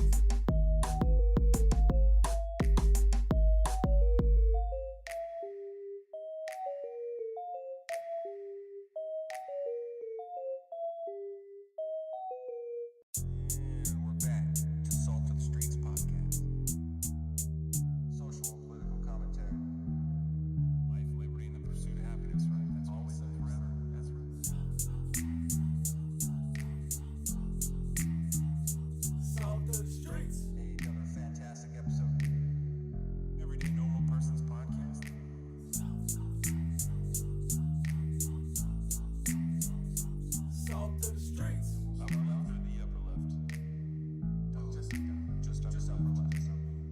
to the salt of the streets, coming at you every week with this food for thought. Hope you ready to eat. With everything going on in this nation, we need some information, and that's why salt need to be stationed in your rotation. With real talking, real topics, real people, real problems. Think we need some help to solve them, and leave it up to Colin and the Donovan, cause that's what's that? Oh, let's get ready.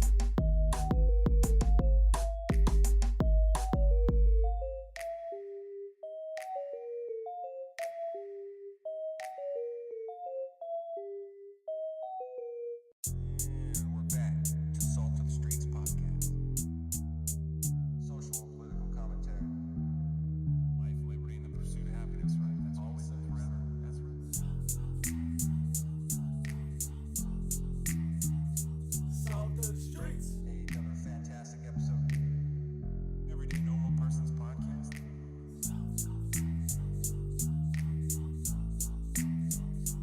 Salt of the streets. Upper left or the upper left? Just upper left.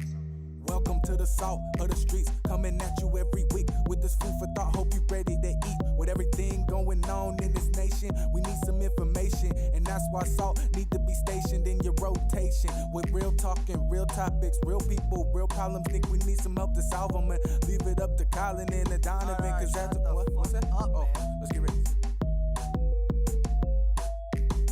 How dare you talk about my addictions like that, Donovan? The guy's got 4 elf bars over here. I like variety in my life. The quad The elf variety bar. is the spice of life, The Donovan. quad stack. What are all your elf bar flavors over there?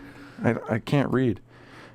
Mango, peach, apricot, dragon fruit, fruit berry, strawberry, kiwi, and grape honeydew. Which one's your favorite? I don't discriminate, bro. Which one's your favorite? I don't have a favorite. What? Right now, I guess maybe the kiwi dragon fruit. I like that one. All right. I like that one. Do that one. Want to thank everyone for joining us here, part 2, Salt of the Streets. My name is Donovan. I'm shamefully calling. We're out here. Thank you for episode 140. First That's of right, Deborah. 2023. Dragon fruit. Dragon fruit. An elf bar, Deborah, is like it's a little vape thing. It's a little nicotine it's a vape. disposable, right? When it's done, you throw it Yep. away. Yeah, it's just a little square disposable vape thing, but it's just called an elf bar. That's just the brand of The it. brand. Yes. Thank you, everyone, for joining us. We are extremely happy to have you here. I want to remind you to like, subscribe, comment on these things, share it with all of your friends. Of course, she's familiar. All right, Deborah knows what's up. All right. Yeet. I don't know. I'm familiar. Yeah, I don't vape. I used to smoke cigarettes and then I vaped for a while and I got out of the game. So now I'm seeing all these different, Smart man. you know. It's one of my really New Year's interesting. things. Yeah. One of your to One- stop using nicotine? Yeah, for realsies this time. Oh, yeah. It's like a whole deal. Yeah. But I just, I should do it. I listened to a fucking Huberman podcast about nicotine. So it's not like nicotine is not that bad for you, right? It's Yeah, well, all the other shit that's tied with it. it can have certain perks and pluses when used in like severe moderation at specific times. But generally speaking, it's really not that good for you. Yeah. Even your brain and How intense then- are those? Let me see when you're off bars. there you go. Have one of those. You just hit it? Is there a button? Yeah, no, you just hit it. It's real good. It tastes pretty good. The last couple of times I puffed in a vape, I took like a fat hit and like, Yeah. I'd be dying afterwards. Right. Pretty good. They get smokers a lot because they really don't hit the same as like a cigarette. Yeah, but They're it very has different. it has a little bit of harshness to it, like some bite. It's not like Yeah, you feel it. Which is what you want. Which is the hard thing for a lot of people that try to go from cigarettes to vapes. Oh, damn it. Caroline is here. She heard me talking about it. Yeah, she's the one that turned me on to that I can Huberman. feel it in my lungs. Yeah. It was fantastic. Tuned in right after Huberman podcast mention. Wow, I love it. Donovan's giving me shit for my nicotine habits, sweetheart. It's just the funny you have just a good 4 of deal. them. That's all. Well, it's, once you start to feel them get light, you're like, this is going to run out. I better get one so I don't You end can up. tell by the weight. Yeah.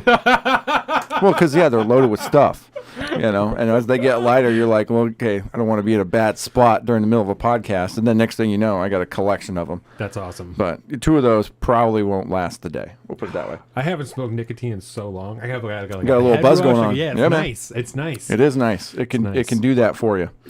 But not if you're a habitual user like me. Then you just need it to survive. Right. Sweet Lady nicotine is, I think, comparable to the addictiveness of cocaine or heroin. Yeah, it's Like, up there. It's like boom right Yeah. there. But anyways, we're not talking about me today, buddy. No, I We're like not- it. I like it.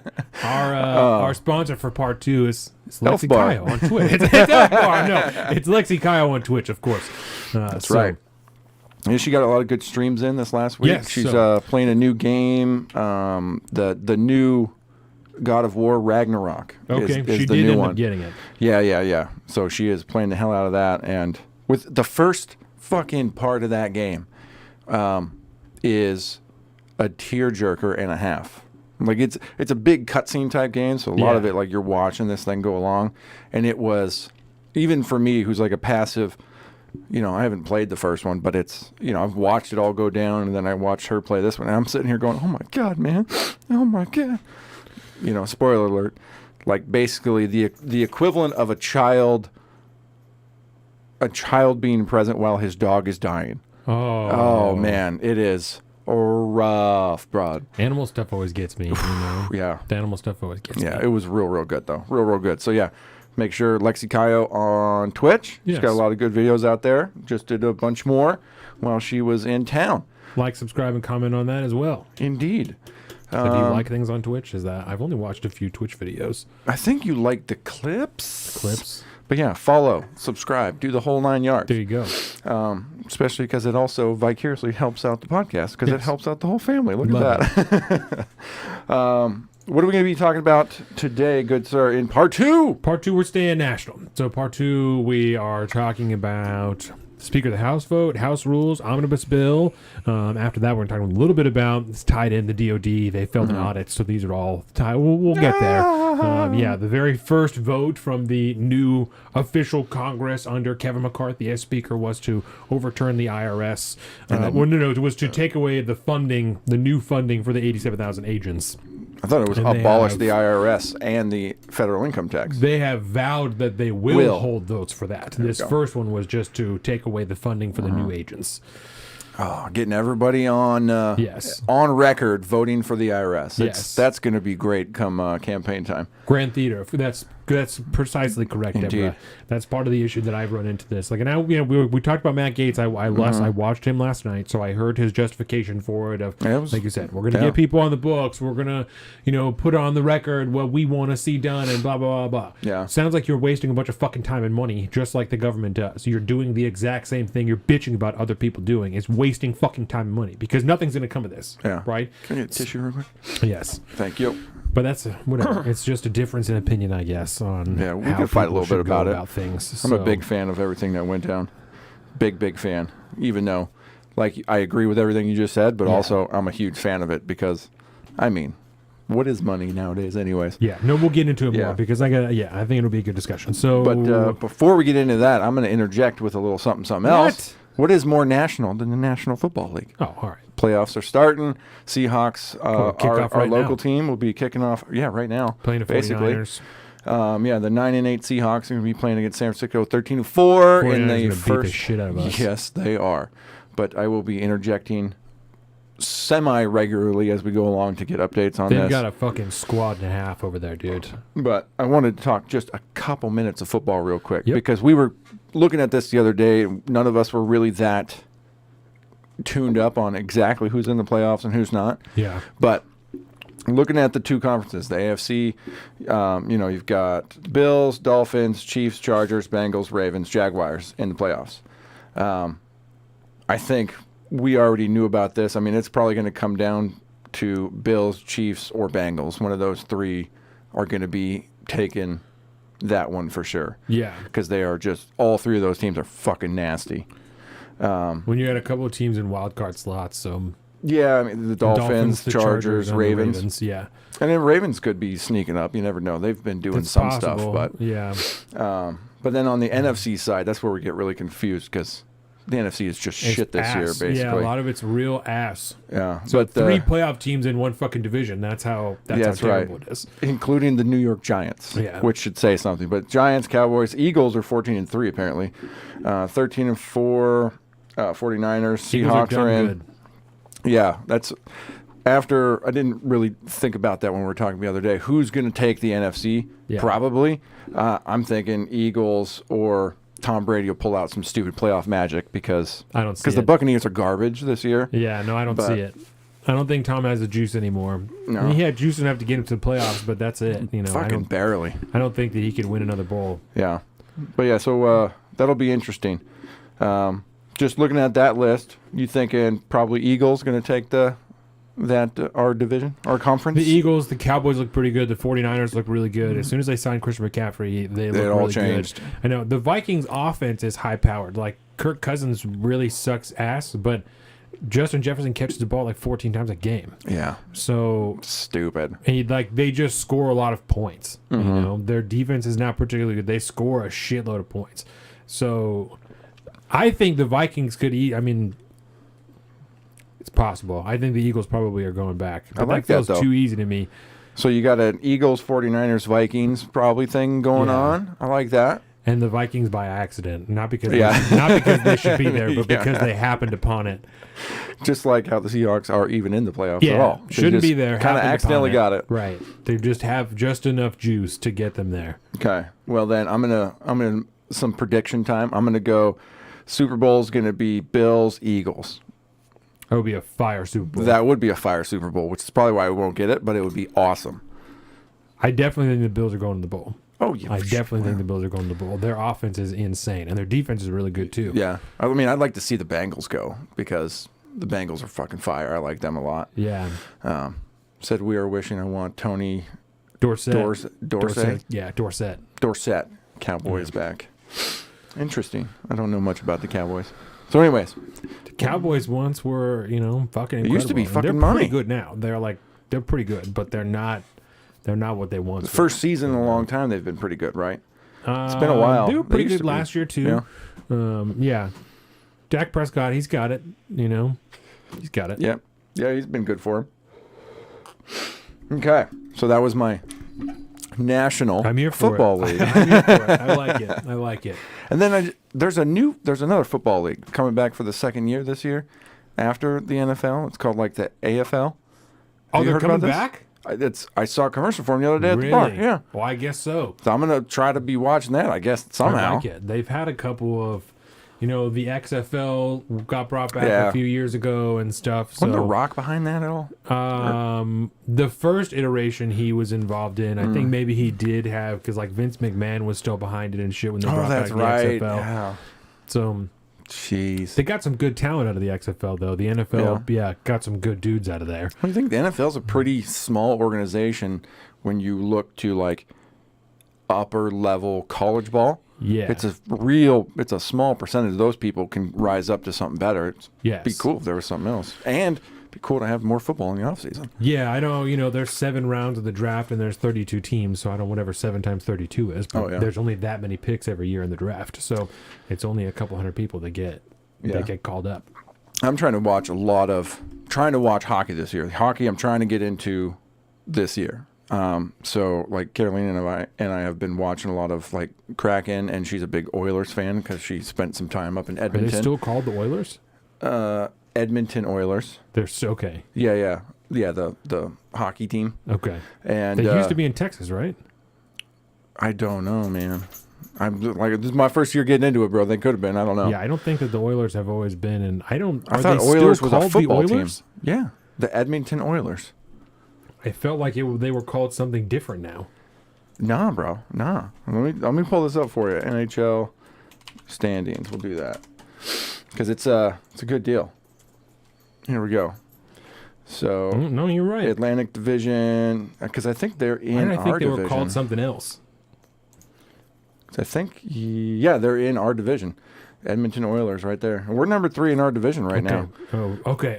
We've been You're smashing right, ass, you're right. dude. It was the Houston Oilers. You're right. I'm Houston thinking of Oilers. football. I'm thinking of football. I'm like, are they still fucking called that, bro? Like, I don't think that's what I they're thought called there was a anymore. wired cross there somewhere. Yeah, all right. That makes a lot more sense. Yeah. That makes a lot more sense. But yeah, fucking, we're trying to go to Thank you, Deborah. I'm a very game young. here next week or soon. That would be lit. I like but hockey. They're fucking expensive tickets out here, though. We just got that brand new stadium we got to pay for and shit. Yeah. So Climate Pledge Arena. yeah, that's But from Like my brother's gone recently, Jake's gone, and apparently there is not a bad seat in the entire arena. No matter where you're at, you always got a good seat. So that'll be good. Did you know that the ice in Climate Pledge Arena is made from water runoff from the roof?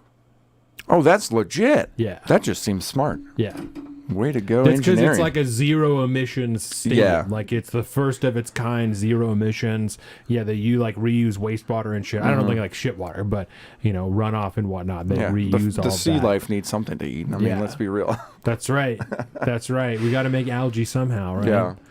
But man, I did not realize how long hockey season is, man. How many games they play. I mean, they're right up there with fucking baseball, man. Tons of games. The season goes till April, and then you got Stanley Cup time.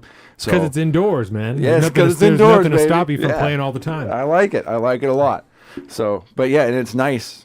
Like we just came off of a road gig. We did like 5 games on the road and smoked everybody, including the fucking Bruins.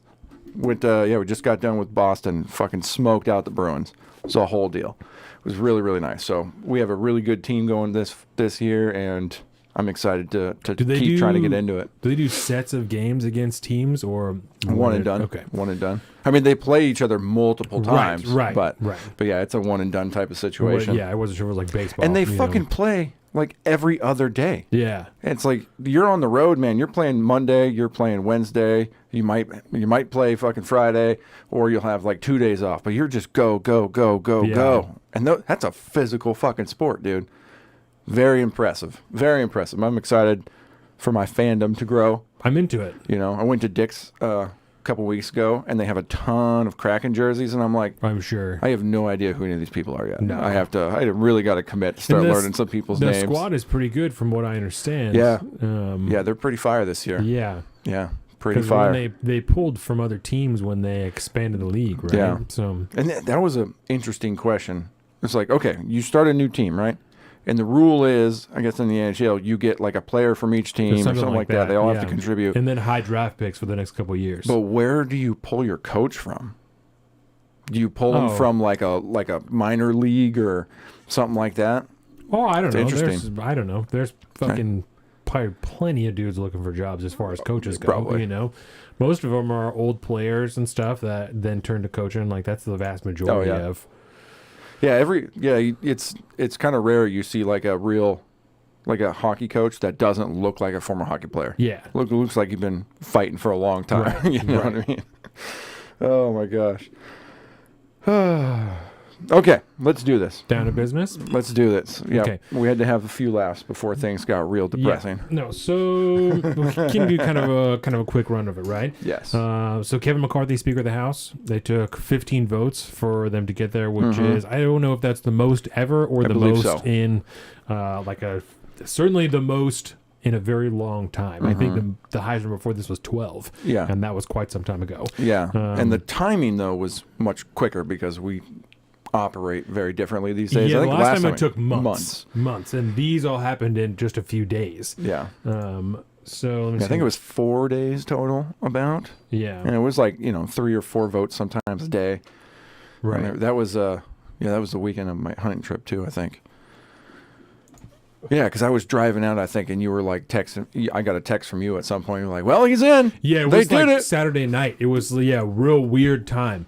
But either way, it took 15 votes. He ended up having to make Kevin McCarthy. So the deal was, I'm sure most of us know by now that the margin they have is only like a 3-seat margin in the House. So they just couldn't afford to really lose anyone.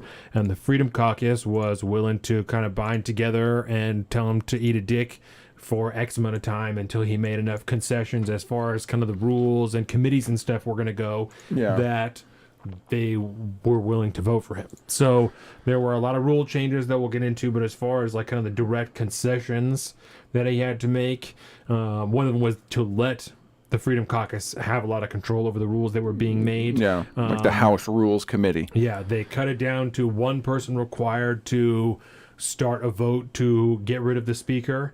They're going to introduce a spending bill that is not, it's the same levels of last year. So they're going to have to, supposedly going to have to cut some things out of the debt. Yes. And they want to balance it within 10 years is what they're going for.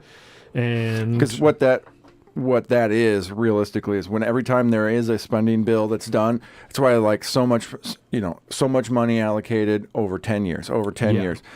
That's what they call a balanced budget these days, is how all this money plays out over a 10-year period, which I think is fucking laughable because they change it up every year at that point, and then things get slashed out, blah, blah, blah. It's all fucking nonsense, but it's still better to have that aims, I feel. Like, you need to be able to balance it by the end of 10 years. If you're going to do a budget, it needs to balance. And that's what he's pushing forward. yes, I like that. Yeah. And then guaranteeing a vote on congressional term limits. So those were kind of the 4 big concessions that Kevin McCarthy had to make to get the Freedom Caucus on his side. Yeah. There's supposedly a sheet of paper with all the concessions out there, but only a select few people have seen it. Yeah, one of the big things they were talking about was defense spending. Right? They're like, we need to pare back defense spending. It's growing every single year. So let me ask you this discussion question. Let's do it. What do you got, Deborah? But nothing they vote on can go through without Senate approval, just like... Yes, 100%. And even if it Deborah. does, it's going to get vetoed by the old man upstairs. Yes. But so, discussion question, let me ask you this, right? Why is it that the far right, quote-unquote, the far right Freedom Caucus is the only group that's asking to lower the defense of the Pentagon budget? Because they're far right. They're neocons, we're supposed to believe, that they were just... far right insurrectionists, right? Yeah, so why is it they're the only group that's asking to lower the the Pentagon budget? Why? Because Uniparty. That's Okay. I mean, that's it. I mean, realistically, Expand, yeah. even the progressives are, holding their lane. Everybody, it's all just the establishment shit, man. That's what this really was. It was a few people that broke away from the establishment status quo to try to get some kind of change in there.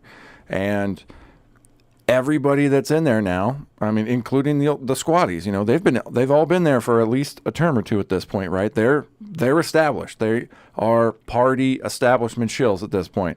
They get away with a few things, but Nancy Pelosi, for whatever you want to say about her, has done a good job beating them fuckers to stay in line as much as they possibly can. Everybody, MTG, she got whatever little concessions she wanted to make sure she's on some committees, and then she's just going to vote for McCarthy at that point. She got what she wanted. Right. All these people, They were all doing that when the voting was being done. MTG even made a video that she's saying, I heard about, I don't remember who it was, but she's saying that other people are back there trying to make concessions with him that are trying to get him jockey for their own positions on committee so that they'll vote for him. When we're all supposed to be holding firm on not voting for him, they're making private deals. Oh, yeah. Because that's what's going to happen, man. It's all just the fucking uniparty at work, dude. It's all the uniparty at work, and all these Freedom Caucus holdouts. It's not even the whole Freedom Caucus, really. It's just some of them. They're doing the same shit. They're just trying to get more of what they want. Some of it is meaningful and important, I guess. You make incremental change to like the rules and stuff, so maybe the House can work a little bit more. It could be a better representation of the people, perhaps. So you chip away at the block. We got to pause here, right? Because this is where I start to have my first issue. Is like, I agree with what they're doing, and I support it. Obviously, this is a step in the right direction. This lasts for 2 years. Yeah. 2 years, right? You're talking about progress. This lasts for 2 years. Yep. I genuinely have a really difficult time believing that even they'll be able to build on this 2 years from now. I think that the Uniparty is going to coalesce and come together as much as they can to force these fucking people out by the time the next Congress comes in. Yeah. When 2024 rolls around, they're going to be doing everything they can, whether it's the squad is gunning for them or the fucking neocons. Everybody from all sides that was just inconvenienced by them is going to be gunning for them because they all stand to lose money if they have to cut back from the budget. Yeah. I mean, one of the possible rumored concessions that is being bandied about right now is a promise, which I'm assuredly be reneged on, but a promise from McCarthy at that point that the GOP will not essentially stand in front of or fundraise against future Freedom Caucus members in their elections. Yeah. And so basically it's the don't stand in our way. You're in our own party. Let us get elected if that's what we're going to be elected on. You can't try to cut money from us. Don't try to screw us over in our elections, right?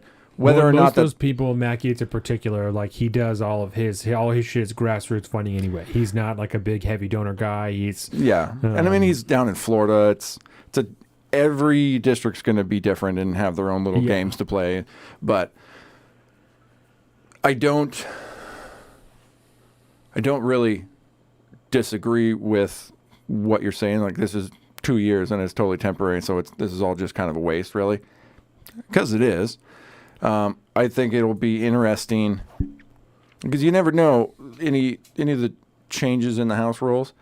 Some people might find advantages that they didn't think that they would find, or they might find. So that might become more popular, and maybe some of that might be held over in the next Congress. Because we technically 2 years, but also it's the fucking House of Representatives, and it's a presidential election coming up. So this is really going to be a year and a half at best of any kind of legislative action, which also is going to be the equivalent of a Democratic-led House when the Republicans have the Senate and the executive branch. Anything they do is going to be theoretical and what's the word I'm looking for? It's going to be like they're just going to do it for. It's like when Nancy Pelosi passed H.R. 1. Like the House just passed. Yeah, for show. Yeah, it's just for show. So. And that's my I definitely concern. understand. Like, I don't want to fucking pat these people on the back if you're not actually making the institutional change that you claim to be laying the groundwork for. Well, let me ask you this. If they would have to really, form a genuine coalition with like other youth, like the Squad and shit. They would that is necessary to cement these changes. If they don't convince anybody else other than the Freedom Caucus that this is a good idea, then I don't see how this sticks around. And we're back to the same fucking swamp that we had 5 days ago. I understand, and I pretty much agree with you, honestly. You can't find a way. Just trying to think about all the scenarios. You can't find a way this is going to last. And I'm not trying to be negative because I like I said, I like it. I like what they're doing. It's a step in the right direction. But I just do. What is the fucking point of this if you're not? Like, you need to get a broad coalition of Republicans and Democrats to be doing this. Like, if that number was like, if the holdouts and stuff, if there were some Democrats in there and a bunch of Republicans in there, it would paint a different picture, because you could say this is more than 20 people. Because but 20 people in a house of 400 plus is, but also you have to ask yourself the question of, like, would it be better if they didn't? It may not add up to anything, but is it better if they all just voted in McCarthy and went cool? No, I think that I genuinely believe the only way to institutionalize this type of change is for, and I did that live stream, right, where I was talking about it. They have got to, because the numbers are not different. Yeah. All these people are still Republicans, and the people they claim to be working with are still Democrats, right? You're not taking numbers away from any of these people. You're all still red and blue votes. You have got to have enough people, 20, 30, 40 people that will make a difference no matter who is putting legislation forward, that is acting on their own shit, that at the core of it is freedom and liberty for the people you're representing. What that looks like, you guys can have different ideas, right? Yeah. Because if you're talking about AOC and Matt Gaetz, what they think freedom looks like is going to be very different. Yes. But if they're both agreeing to operate from the basis of freedom, that's the core of this party that we're starting right now, that we're going to operate from, that's good enough. Like, that's enough to start with, you know, and you can come to some type of agreement after that on what your legislation looks like and how that's going to play out. But if you're still both active parts of that party and you're not really taking any power away from them, I don't see what the change is. Like, you'd almost need like a Thomas Massey as the leader of a third party in Congress. I think that's and the that would be only- a one that is not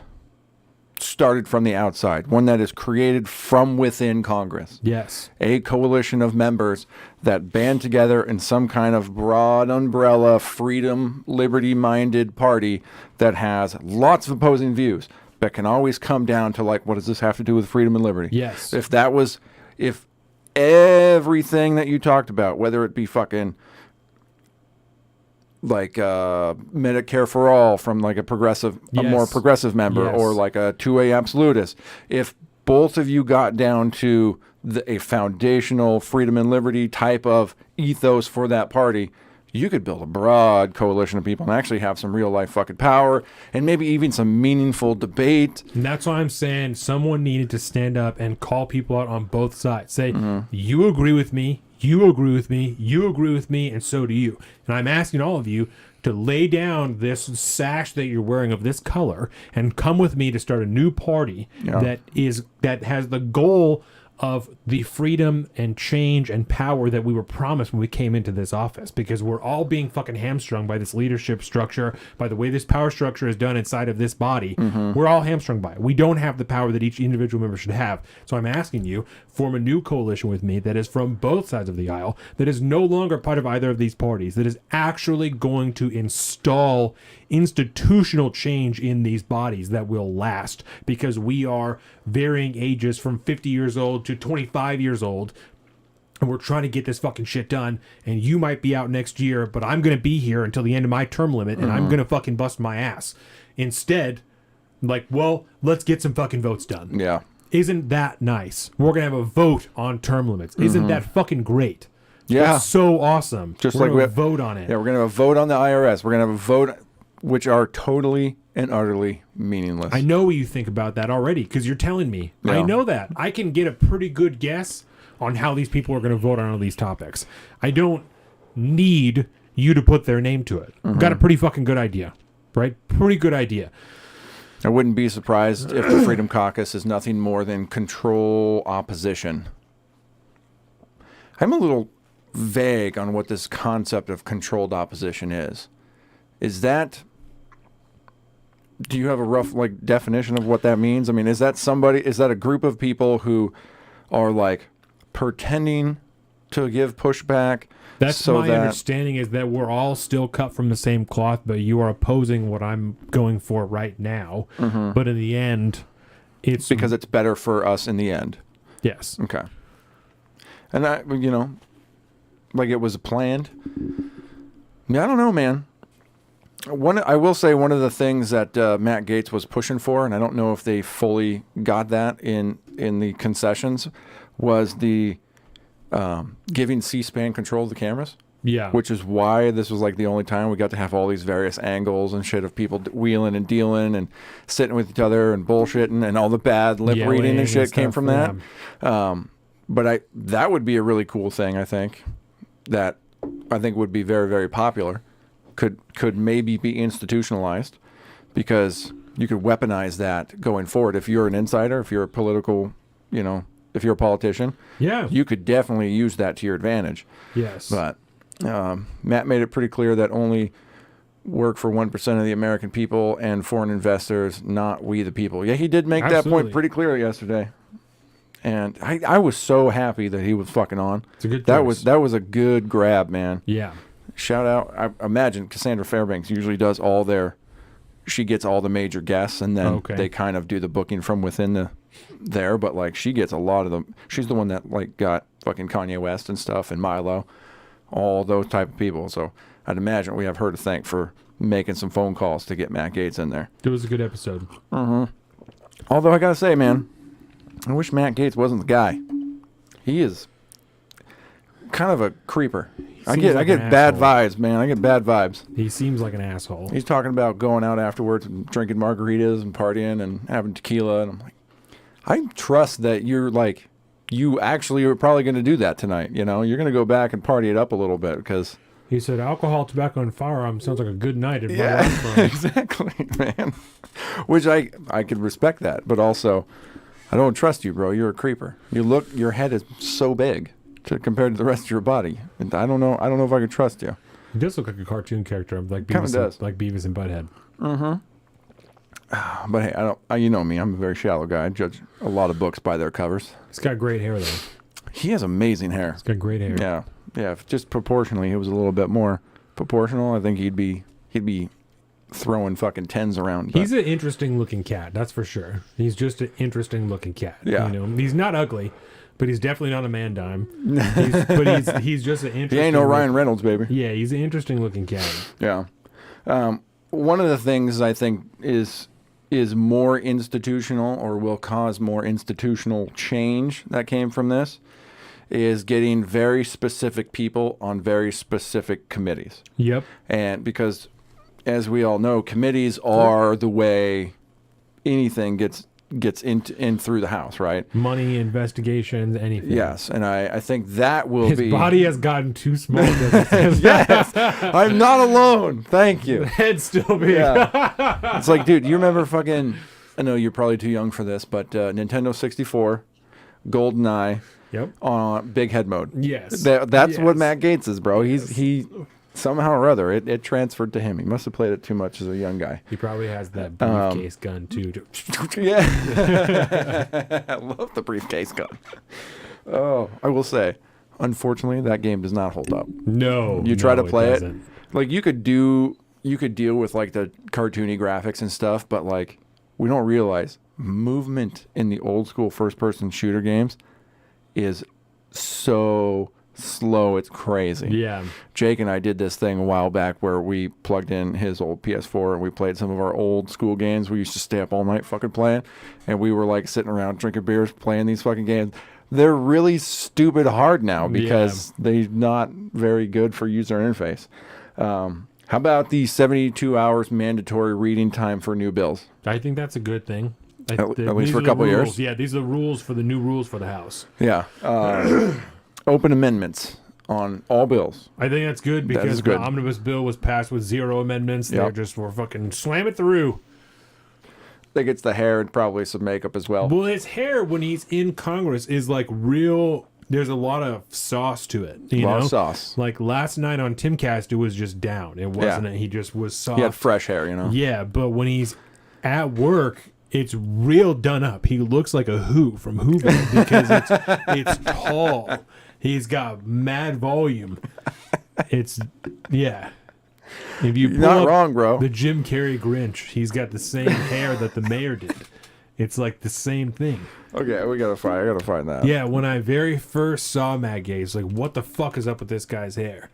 So it's the Jim Carrey Grinch. Yeah. His hair's a lot like that. The Mayor of Whoville. This is my favorite Christmas movie, by the way. I will say. It's a good one. And now look up Matt Gaetz in Congress.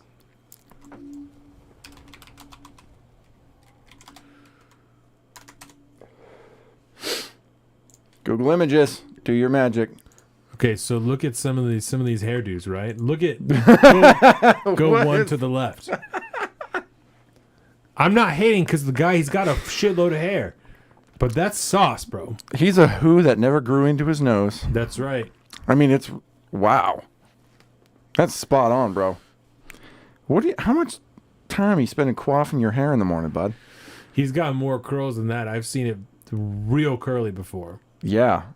Yeah, and see, then when it gets too much, you know, Right. he's got to slick back Right. like that. He's got to do that. That's just wild. That's a lot of hair, bro. Yeah, keep going down, keep scrolling because I bet that there's better ones. Some messy hair. One right Mine's above got- that. Do you see what I'm saying? That Sauce. is. Sauce. Look, okay, so above that big picture, right in the middle. Do you know what I'm saying? Sauce. Bro, that's some beautiful like 1950s hair. He's a Who from Whoville. This is highly uncomfortable. It's just he's kind of got that I could be a serial killer smile.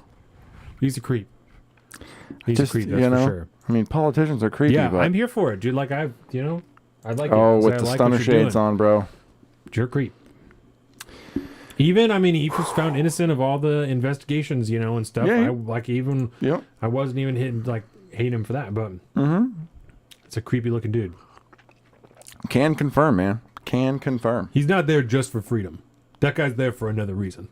Yeah, Something else going on. something else. I mean, is anybody really there for freedom? Maybe Thomas Massey. Maybe. Rand Paul. Yeah. And those are like hard maybes. And that's the best you can get is like, hard maybe. Justin Amash, he's not even in anymore, is he? No, he was just there to hang out. Yeah. They could have elected him a speaker. Yep. Could have. Yeah, he had that whole thread about this is why I should do it, and Yeah, it was a big, long Twitter thread. yeah, that's awesome, bro. I don't Yeah, know. go back home now because nobody cares. I don't know. I mean, It's not going to happen. get him to do it then. I do it like I. Yeah. I like him a lot better after last night. There is something to be said, like long, and I mean, Timcast isn't even that long form of a podcast, right? But it is. 2 hours. But it's 2 hours of conversational stuff. Hey, you no, know what I mean? 7 hours. Yeah, that's right. I'd like to see Matt Gaetz come on here for 7 hours and see how he does. I'll grill the fuck out of Matt Gaetz for 7 hours. Yeah, bud. Yeah, bud. I had to turn off the twins from the night before. The Hodge twins. These were the what are they called? Like the Kuzniak brothers or something. They were original like OG Trump reply guys. Oh, okay. And they're progressives, I would say, but they can be rational or they try to come at their views rationally. But that was one I had to have just on in the background. I couldn't like pay attention to that one because a lot of the shit they were saying was They were dumb dippersets. they were dumb. They were dumb. They're huge Biden supporters. Put it that okay. way. They'd vote for him over anybody. That's no good.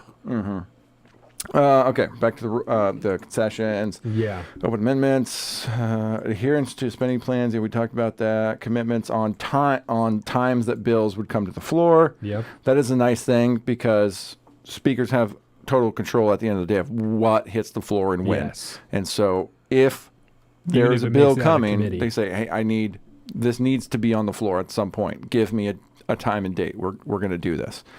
And it sounds like that's going to happen. And then, yeah, we already hit the specific people on specific committees. Okay, so let me ask you this. Mm-hmm. How much different do you think this Congress will be than the last one? And by that, I mean, the 118th Congress or whatever fucking number it is compared to the last one under Pelosi. Well, I think on a whole, it'll be very similar, but with just from the other side. I think there'll be a lot of votes on bills that are doomed to go nowhere. A lot of votes on bills that'll pass with 51 to 49%, you know what I mean, that won't ever actually be taken up in the Senate. I think there will be no actual legislation done or any kind of acts or programs or anything like that done. A lot of virtue signals, you think? Yes, because even if you can get something where the Senate can be on board and it'll pass by a 51-49, it's not the Biden's already stated anything that comes out of this Congress he's going to veto. Really? Already said it. So that's and he's making assumptions that What a great president. yeah, exactly. So Can't wait to talk anything about that would that piece of happen would have to be a veto-proof majority, which is only going to be uniparty type shit. And then Which is nothing that we want to see. no, and it'll be 400 some people with 20 voting against it or 21 voting against it or something like that. So you'll have some holdouts in some of those uniparty bills, but it'll still pass, and then the Senate will pass it. And then something like that he'll sign. But other than that, it'll be some virtue signaling stuff. But at the end of the day, this is lame duck Congress session time. It's potential that the only things that get signed by Biden are the budgets. Gun control. The budgets over the next, 2 Yeah. years or whatever the fuck. Oh, yeah. And we all know there's a lot of Republicans out there that like common sense gun control. Yeah. So, who knows. But I would say Geniuses. nothing of substance will be done whatsoever.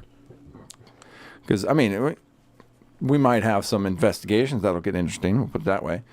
We've already Jim kicked Jordan those is, off, right? they've kicked some of those off, and there's going to be more, The I imagine. documents. Okay, hold up. Did Waiting you for people to see- get on committees and shit. See the article about the documents this morning? There's another one? There's more. Okay. Yeah, there was more Yes. found, right? Yes. At the house? Okay.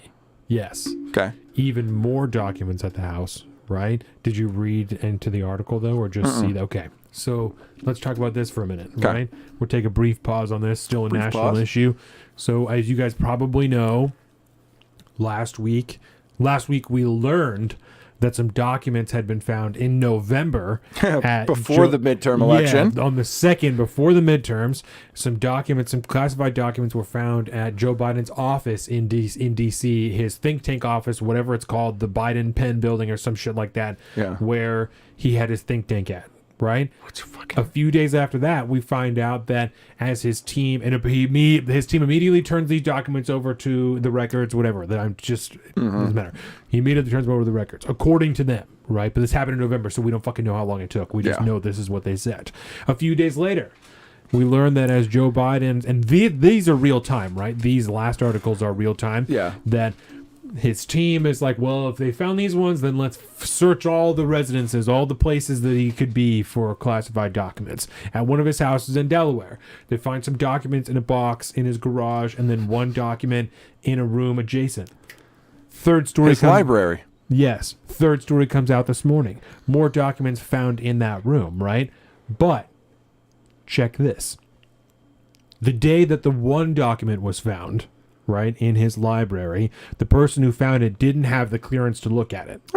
So he walked away. That same day, to my understanding, somebody with higher security clearance came in and found more documents. The same day. So why are we hearing about that 3 days later? If all of them were found on the same day, why are we just hearing about it now? Because unless it leaks, we don't have to report on it. And so once it gets too big or too hot, we got to report on it because it's going to come out. And the only factual differences between this situation and the one with Donald Trump are the amount of documents, the time frame in which they were returned, right? And Yeah, these are longer. right. And that Joe Biden was not president, he was vice president, okay? And to that effect, there is still, regardless of what corporate media tells you, there is still some question from a constitutional basis on whether or not Donald Trump has the ability to, as president, has the ability to declassify any document that he wants at any given time, Yeah. right? It seems like in theory, but it's never been. It's in theory, right? And it's all just depends on how you view kind of what's going on. Yeah. You know, if you're big into what are the unitary executive theory, then you're like, oh yeah, he could do whatever he wants. Yeah. You know, but if you're In into that a case. real limited executive, you're like, he absolutely cannot do that, Yeah. especially without telling other people. But also, what's his name? The Indian guy that was working for him was like, well, I was there when he said that he declassified some of these Oh, yeah, documents. yeah, You know, Kash Patel. Cash Patel. So that guy, you know, he said, I couldn't remember what his name was, but Hype man extraordinaire. yeah, he was like, well, I saw him, you know, like to declassify some of the documents or whatever. So who knows? Who fucking knows? Yeah. And I'm not neither here nor there. I think that's a bad call to give one guy that much power. So then we're even Word. having a discussion on whether or not he has this power.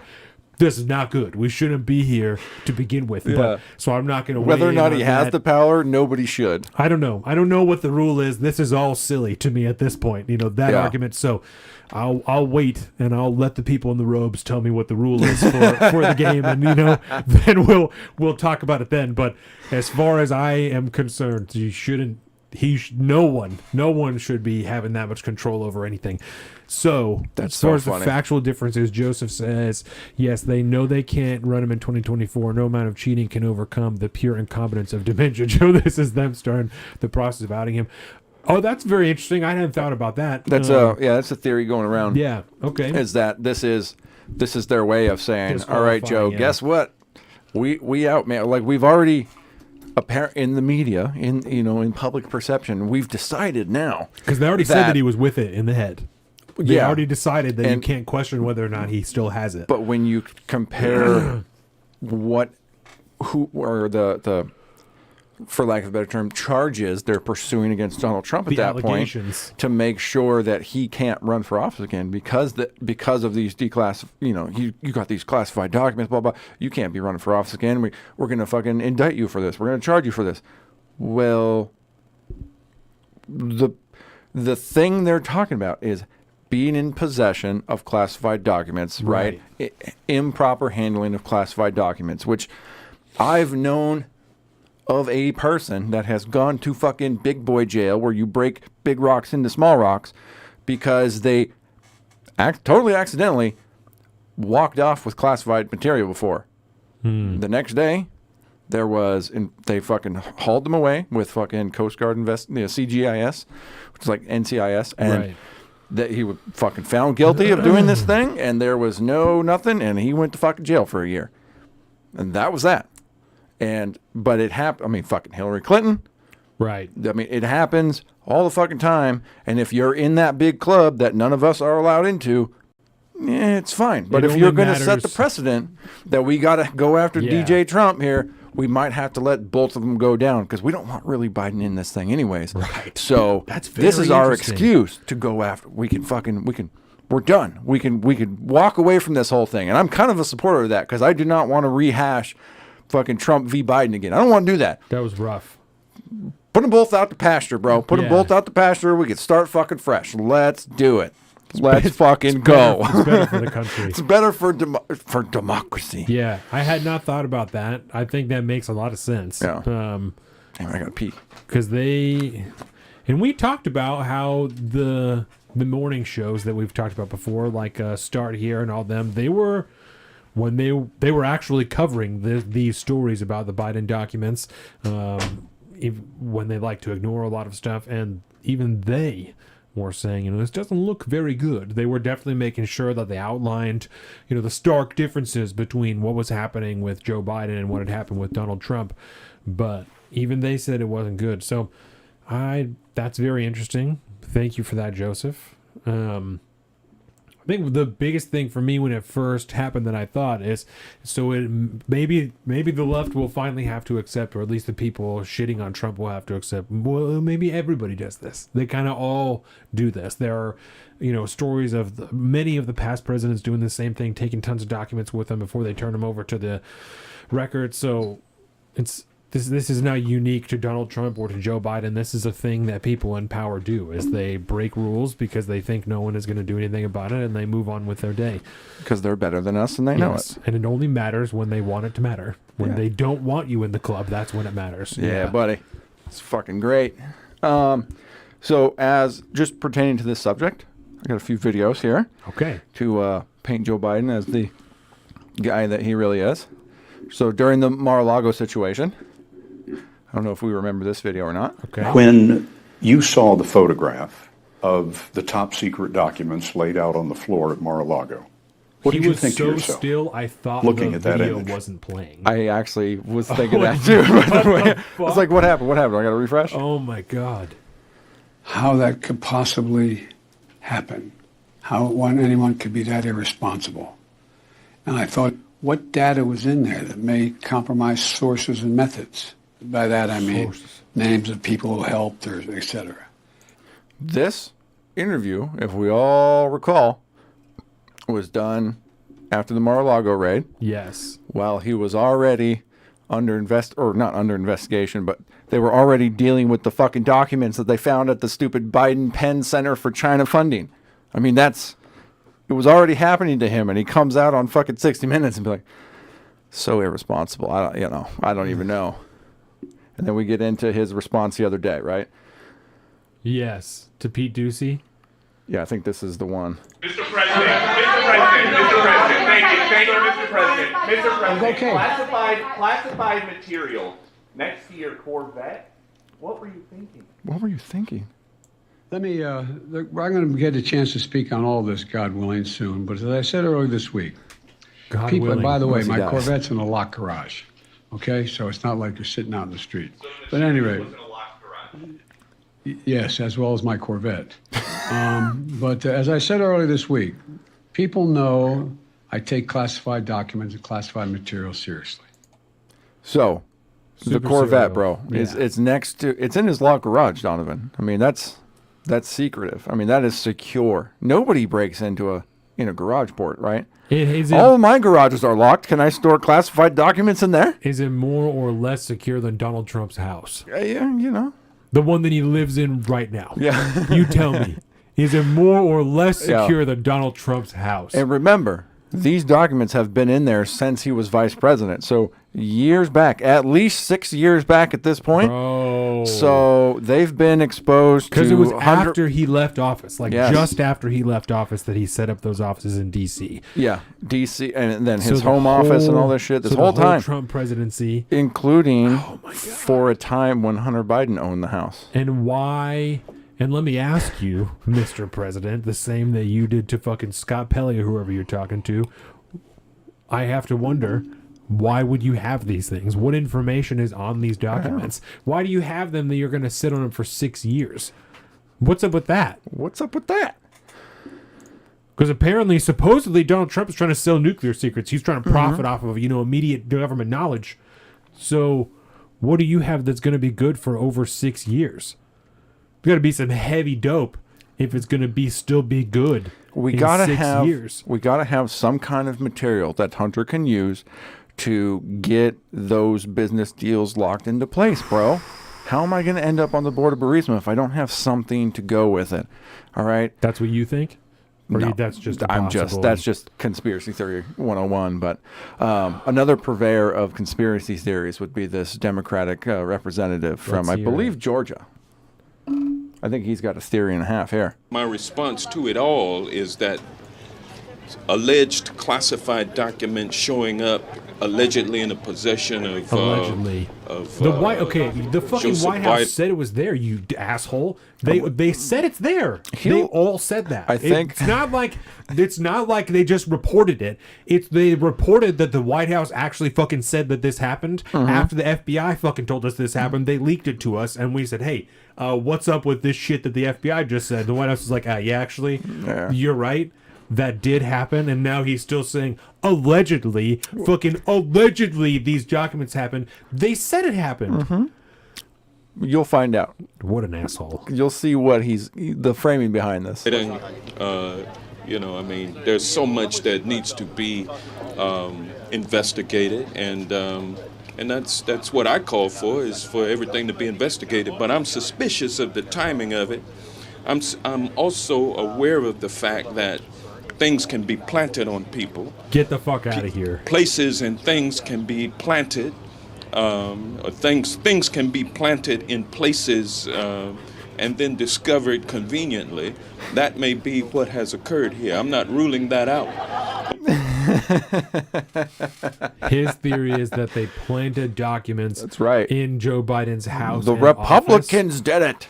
They planted that shit. I'm just asking questions here, man. I'm just asking questions. All right. I'm not going to rule this out. I wonder who he's actually friends with, because he's obviously not a real insider, or else he wouldn't be, unless he's an insider that's so deep that he's like, I'm just going to say whatever I want because I know that we're doing this to try and get Joe Biden to not run again.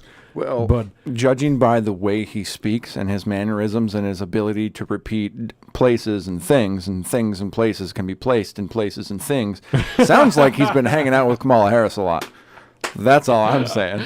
So that's probably his friend right there. It's the future president of the country. You guys have to understand, one slip of the tongue in the deep state can ruin his career worse. That's right. That's why he repeats himself so much, is those are safe words, places and things and places. Allegedly. This is the alleged this, alleged this. It's like, no matter what happens, I got to make sure I don't accidentally screw over the team. But you did say the bad word of investigation, buddy, so it's over at that point. Karine Jean-Pierre almost said that the other day. They're like, yeah, we're gonna while the reporting continues or whatever it was. I was like, wait. She's terrible. Yes, she is. Can confirm. She's like, well, the president said, yeah, no, we obviously don't fucking believe him. Exactly. So we'd like some more information. That's why we're pressing you on us, because obviously he's full of shit and we need to know more. Yep. Would you like to know the major differences that are being reported Who here? is this from? This is from CNN. From the Congressional Integrity Project. So another think tank by somebody. Super unbiased. Yeah. And this was, I think, in the first tranche of documents. This was just the Penn Biden Center is when this thing came out. Right. The differences between the two situations, why they're so very different. So Biden had under 12 documents. Under 12. What a weird way to... So is it 11? To try and make it sound better. Yeah, is it 11? It's 11. I've heard about 10. No, it's 11. Well, I can count. I mean, if I need to bring out my toes here, man, I will count to 20, no problem here. This is what 12. we're doing. So under 12, Biden personal staff discovered fewer than a dozen documents locked away in a secure at an office. Well, if they discover them, how secure is it? Do they have top secret clearance to get a hold of those documents? They were emptying everything out, supposedly, of the think tank offices. Yeah, and the manila folder that was labeled personal documents had this group of classified documents in it. Right. Immediate disclosure to archives, documents returned the next day. The Biden Justice Department assigned a Trump-appointed U.S. attorney to oversee review to avoid any potential conflict, cooperating with government agencies. One of the few left because they've been weeded out and replaced. Yes. Might we add. Mm-hmm. Textbook approach to handling misplaced classified material. Textbook, bro.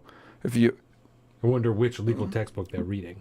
Well, there are standard procedures for how they should be turned over. How anybody with like non-clearance should handle. What do you do as like a little, you're a peon in the army, right?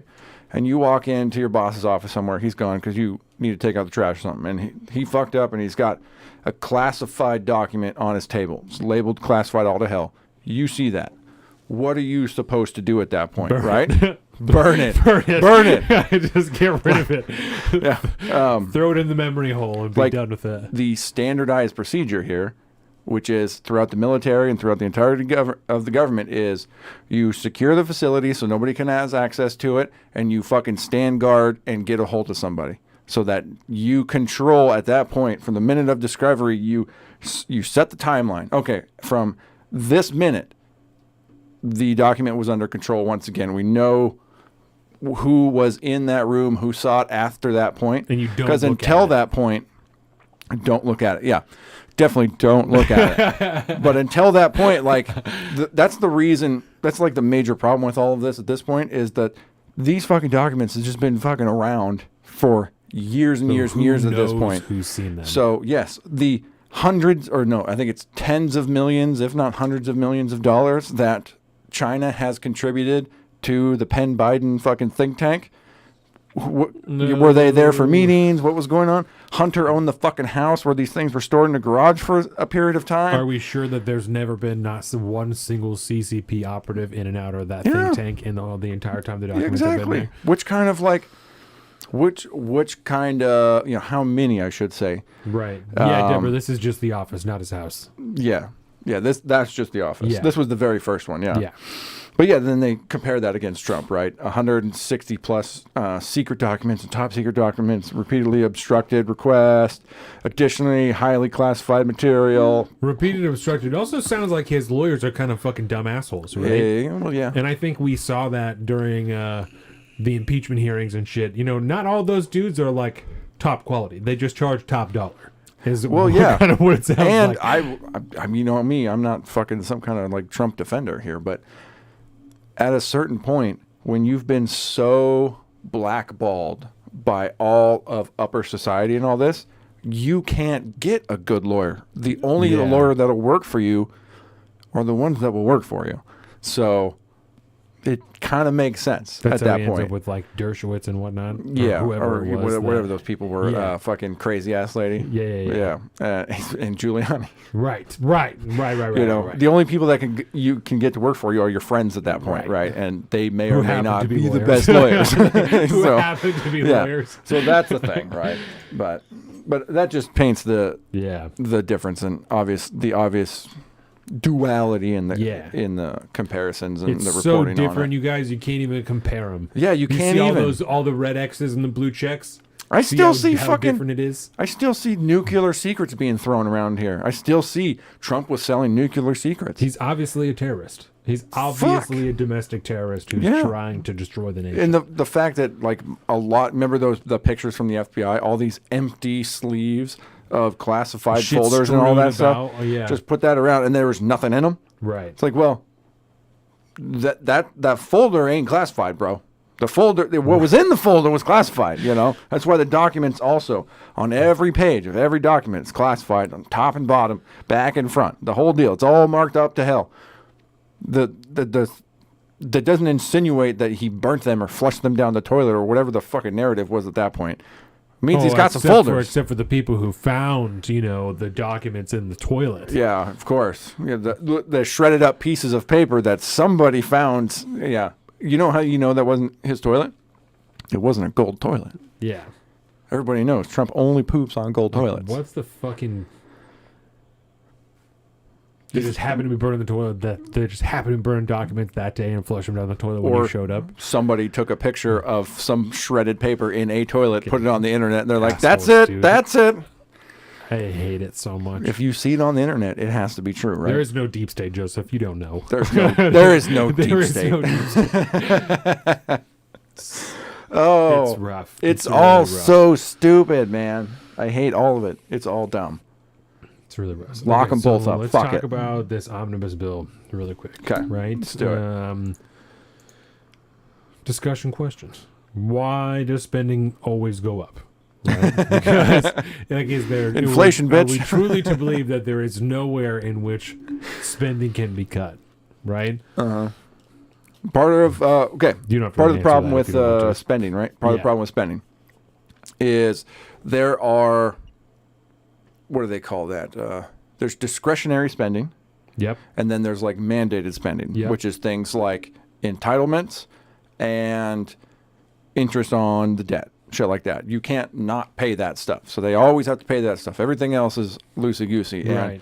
the next biggest one is Department of Defense spending. You be fucking kidding me if you're not saying that, a portion of Raytheon's budget that is what's the word I'm looking for? It's held up by the Yep. supplemented. Yeah. Fuck, what's the word? Yeah, Subsidized. Thank you very much, by the federal government. You're not telling me you can't cut back on that a little Right. bit? You can't cut back on all the research boondoggles that are going on. Every single one of them, it's all worth it, 100%. Even the ones where we're fucking training bomb sniffing dolphins and shit. Well, and that's what I was, and I have an article I can send it to you that of the Pentagon failing their audit again. It's the fifth one in a row that they failed. Well, yeah, they can only we can't disclose all the dark money, bro. They can only account for half of their assets. What? Yeah. The disclaimers Half? of opinion accounted for 47% of DoD's total assets and at least 71% of the total budgetary resources. So they can only account for 47% of their assets that they claim and 71% of their budget. So at least a third roughly of the budget is so fucking black booked that we can't even tell a federal auditor where it is at, who feasibly has extremely high security clearance if they're auditing the DoD. And I'm sure a part of the asset thing has to do with, I don't know how many billions of dollars of shit we left in the fucking desert, I bet that's probably 20% of those assets that were scattered around don't know. Sub-Saharan Africa. Oh, yeah. All these enormous gun battles happening with the Mexican military. Probably a lot of them are down there, Oh, yeah. All these 50 cals with no optics on them that they're just firing into the air at planes. I mean, if you guys haven't seen that, you got to check it out. That's a whole fucking deal, man. Yeah. So how do we look at this? Because again, this is the fifth one in a row. How does anybody who actually, you can't claim to even be pretending to do your job, even what is supposed to be your job. I am not even standing for anything. If you're looking at this, seeing these audits and saying there's nothing we could possibly cut from the defense budget, there's no way. Yeah, at that point I'm like, hey man, I'm trying to get a job as a lobbyist here next time, so I'm not going to go against them because people like Dan Crenshaw will still, when it comes around, say, well, we need raises for the soldiers though. Eye Patch McCain, you mean? Yeah. Raises for the soldiers though. If we don't pass this, they're not going to get raises. Authorization Act, they can't have raises. You know what? And then what do we do? It's a good bargaining chip and a nice fat omnibus bill, ain't it? Yeah. I mean, you could just vote on salary raises for the military. You could just vote on that. You could do that. But no, we can't do that. We can't do that because then I don't have a chip to play to get whatever else I want going on. Yeah, it is what it is, bro. You can't look at it and go, Why can't you cut from? You don't ask questions like that. Okay, you can't ask questions like that because that's not what we do here. This is what we do. This is the system in place. So this is what we do here. We can't cut shit. You want to cut entitlements? We'll talk about it. You want to, I don't know, maybe talk about fucking funding for gender studies packages in Pakistan or whatever the hell that fucking continual fund going over there is. We could probably talk about that, but maybe that's covered under DOD. I don't know. Hearts and minds type of shit. Here, let me read some more of this to you. The DOD as a whole, this is from, American Military, Jesus Christ.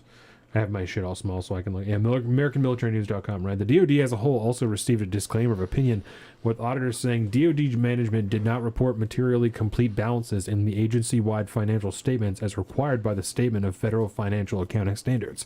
So even in what they reported, they don't have complete balances. The overall DOD audit assessment was also hurt by accounting problems with the F-35 Joint Strike Fighter program, which provides the stealth fighters to the U.S. Air Force, U.S. Navy, and the U.S. Marine Corps. The audit said, quote, the DOD is unable to provide or obtain accurate or reliable data to verify the existence, completeness, or value of its Joint Strike Fighter program government property. They don't even know whether or not it exists, this program or the equipment that is supposed to come out of it. You know, guys, we started this thing at Area 51. We don't really know where all this money's been going, but look at these really cool jets that we got. All right? They're pretty dope, aren't they? They're fucking stealth fighters, man. Don't ask questions about how much money we spend on it. We don't know where it goes. We have these fighters. They're cool. Have you seen them? You know. Hey, the nice thing about this, too, this whole budget bill was passed 225 to 201. There was 9 Republicans that voted for it, apparently. 4 that didn't vote. This is for the omnibus bill, or yeah. just The whole funding fucking bill. And that's the problem. I mean, what else is in there? Funding for Ukraine. $45 billion to Ukraine. Yeah. And then we have that fucking Navy general, or my God, Navy admiral that was they were at some kind of conference or something like that, and during an interview he said that at some point here very, very soon we are going to have to determine whether or not we are going to be funding, we're going to continue to supply weapons to Ukraine, or if we're going to be able to have enough weapons to defend to supply ourselves. For our own ships. And that's where we're going to be. Yep. So we're still just sending more money over there. This morning I saw an article, or read an article, that I can send to you as well, that has to do with different European countries sending tanks and various equipment to Ukraine now. So there's going to be some tank battles that are going to happen now. I think I have some articles about that for It's definitely not a war, segment. though. It's definitely not an open war that's being funded by other countries or that's being involved with other countries. It's not a war. You know, we're bringing people, we're bringing Ukrainian soldiers to the United States to teach them how to use Patriot missiles. So they're going to be here for months at a time. In Oklahoma. So we expect this. They're telling you, right? Because it takes months to learn how to use a Patriot missile. So how long, if it takes months to learn how to use it, how long do you think that we're going to be over there? Forever? For a goddamn long time. We spent more money on this whole endeavor already in less than a year at this point, right? We're coming up on a year in February. These are your kids, man. These are your fucking kids that are going to go there. More invested in this than 20 years in Afghanistan. I believe that was the stat I saw the other day. Which, you know, that's a thing. That's insane. I can't wait to talk about Ukraine next I almost said next episode, next segment. We're done. We're fucking done, people. We're done. We're out of here. What else is worth? I mean, how do you even deal with $1.7 trillion? It's nice. Definitely nothing can be cut from that. You know, not even a little bit. I got to get mine, bro. 4,000 page, an over 4,000 page bill. I think it was like 4521 or something like that. They got it hours before they were supposed to vote on it, right? Yep. And who writes this? That was a good question Matt Gaetz was asked yesterday, right? Who actually wrote this bill? Yeah. Right? It's all the lobbyists involved who who want what they want, who want how much money they want and all this stuff, they write it all up and they give it to our representatives and they fucking throw it all together, and our reps throw whatever they want else in there, tweak it a little bit, and then fucking that's how you get 4,500 pages in an omnibus bill. They just reformat it into, Oh, I'm very sure that it comes ready to be. These guys are professionals, man. Half of them used to be in Congress. Right. They already had the letterhead and everything. I've seen fucking House of Cards, bro. I know how this works. Yeah. I bet that's disgustingly close to how it is. I would imagine. I should rewatch that show. It's stupid good. Did stupid I tell good. you? Oh, fuck. I meant to say this when we were talking about video games. It's really off topic. I don't really want to. Well, Woman of the year or douche of the century. Which one are you talking about? Wait, what? I don't know. I don't know. Woman of the year or douche of the century? Oh. I think that's a reference to something that I'm not getting. I don't know, man. Garrett, elaborate. I need more to work with here. I'm not picking up what we're throwing down. You got anything else really on this giant monstrosity of an omnibus bill? It's all terrible. 1.7 trillion. No. You can't find anywhere to cut. Talk to me about video games then. Yeah, so Fallout, right? I told you I've been really wanting to play Fallout lately. Yeah, buddy. I have been thinking about it, and I really want to play Fallout 3. That was the Fallout that I started with. Mm-hmm. And I found out that if you have PlayStation Plus Extra or whatever the fuck, then you can play that game. They have it available they do? to play on PlayStation 4. Fucking A, man. And Jordan has been telling me for a long time that I need to take like a dad day, like a whole day just to myself to like do whatever I want. And so I told her that I finally decided what I want to do. It was the Rear Admiral. That's what Joseph was saying. That's who we're talking about. Thanks, Joseph.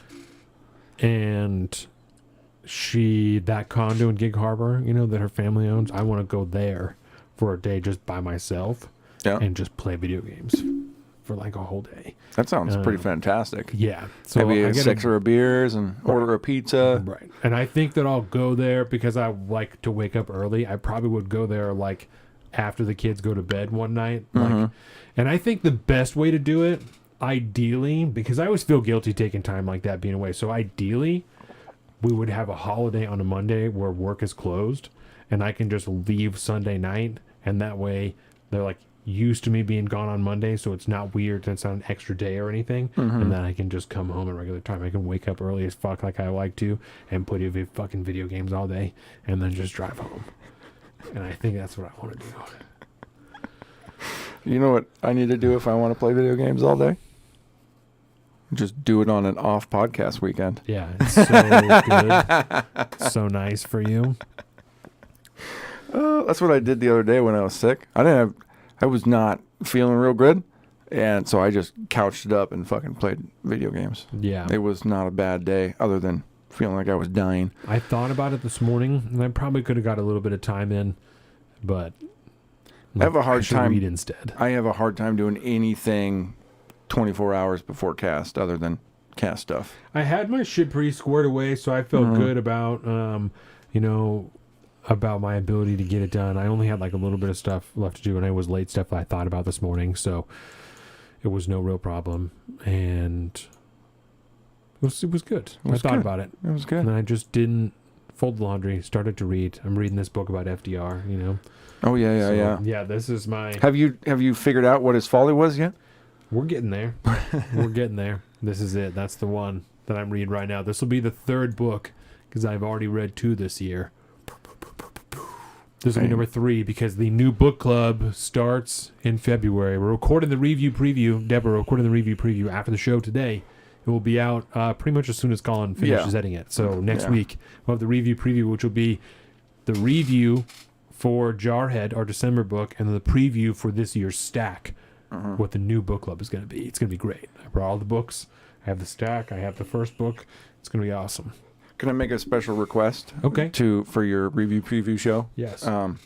Can you also, perhaps after you review and preview, or in the beginning, maybe do a generalized how'd the stack go How did it feel? How was your overall? How'd the year go with the books, Yes. the struggles, all that good stuff? Yes. I'd like that. Thank you. Absolutely. As your producer, I would very much appreciate that. Yeah, no, and that's how it's going to be. The review preview for the December book is always going to come out. This is new, so we're deciding this year, but it's always going to come out in January. It's your show, baby. Because that's just how it's going to be.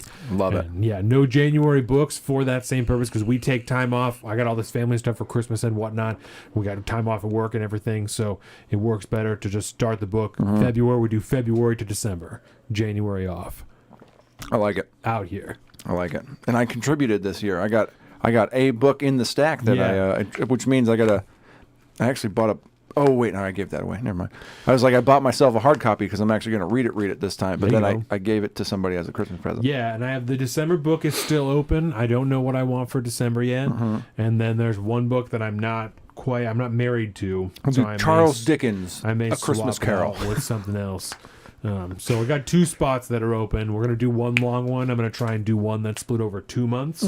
We have one war book that's gonna be the May and the June book. So it's gonna be good. We got a lot of good Bilbo's in the house. Bilbo! We're out here. We are just about to tell you what all this has to do with freedom and liberty, and we're The gonna video end games or this. And then we're gonna end this segment, take a quick break, and come back for part 3. We're talking international. We're talking Ukraine. We're talking U.S. Virgin Islands. I know y'all motherfuckers been hearing about that. Yes. Right? U.S. attorney been fired. Yeah. Just It's I don't know, good. 5 days after Joe Biden was there. Isn't You it know, interesting? It's Timeline, definitely not a coincidence. not connected at all. Or it's just a coincidence. Let me You got this? take a sip. Sip, Let me sippy, sippy. You guys know we're clipping right now, so We're clipping right now. That's how this works, guys. Donna has to get ready. Iran moving warships to Panama Canal. We're gonna Google that in the Great. the middle. Great. That's nice. Okay, Colin, you always ask me, what does this have to do with freedom and liberty? Wait. Since we're going to clip this, say, Colin, you always ask me, and then I'm going to flip over. What does this have to do with freedom and liberty? And then I'll go back to you. Yeah. Ready? Action.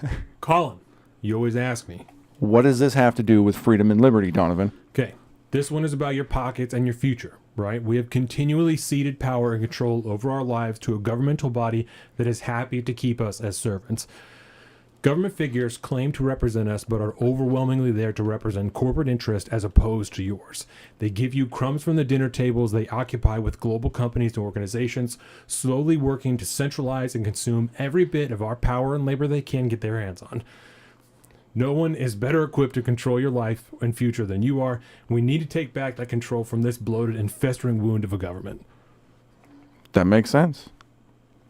Give me some social plugs, and we'll do our be right back. Yes, with that, obviously, thank you everyone. Like, subscribe this video, share it with all of your friends so we can do all these things. We may have to re-record that little segment there to clip it, but we will see. The fuck-ups are good. The fuck-ups are good.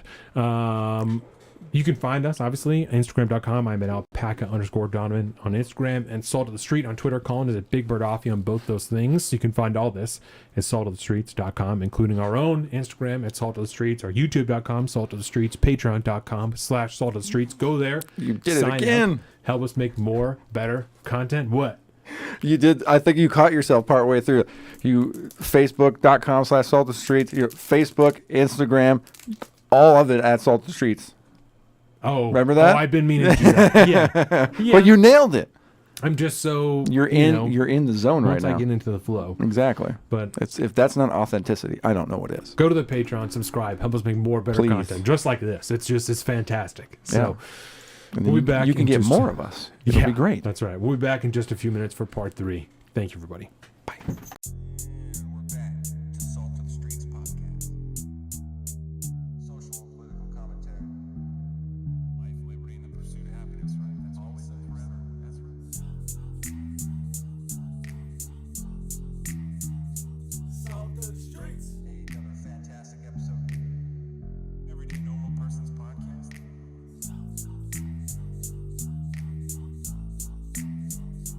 Salt of the streets. Upper left or the upper left? Just upper left. Welcome to the salt of the streets, coming at you every week with this food for thought. Hope you ready to eat. With everything going on in this nation, we need some information, and that's why salt need to be stationed in your rotation. With real talking, real topics, real people, real problems. Think we need some help to solve them. And leave it up to Colin and the Donovan. Cause that's what's that? Oh, let's get ready.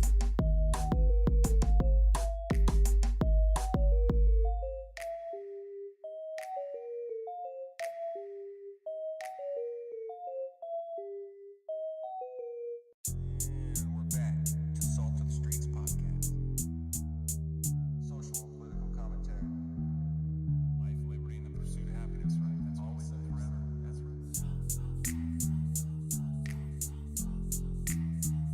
Salt of the streets. Another fantastic episode. Everyday Normal Person's podcast.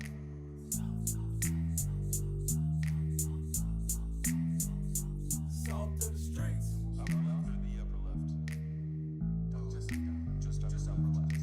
Welcome to the salt of the streets, coming at you every week with this food for thought. Hope you ready to eat. With everything going on in this nation, we need some information, and that's why salt need to be stationed in your rotation. With real talking, real topics, real people, real problems. Think we need some help to solve them, and leave it up to Colin and the Donovan. Cause that's what's that? Oh, let's get ready.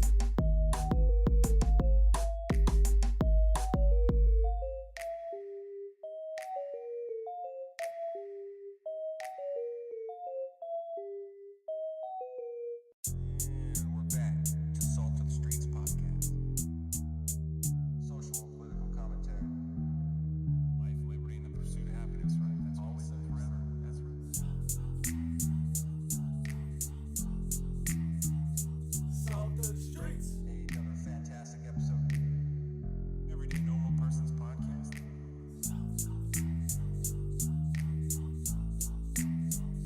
Salt of the streets. Upper left or the upper left? Just upper left.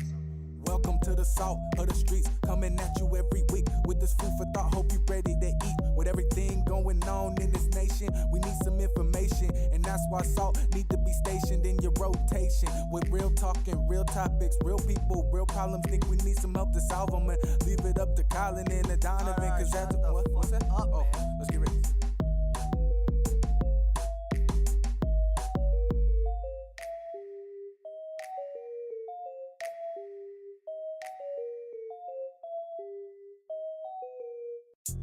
And we're back to Salt of the Streets podcast. Social and political commentary. Life, liberty, and the pursuit of happiness, right? That's always and forever. That's right. Salt of the streets. Another fantastic episode. Everyday Normal Person's podcast.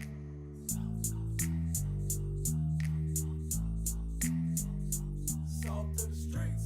Upper left or the upper left? Just upper left. Welcome to the salt of the streets, coming at you every week with this food for thought. Hope you ready to eat. With everything going on in this nation, we need some information, and that's why salt need to be stationed in your rotation. With real talking, real topics, real people, real problems. Think we need some help to solve them, and leave it up to Colin and the Donovan. Cause that's what's that? Oh, let's get ready.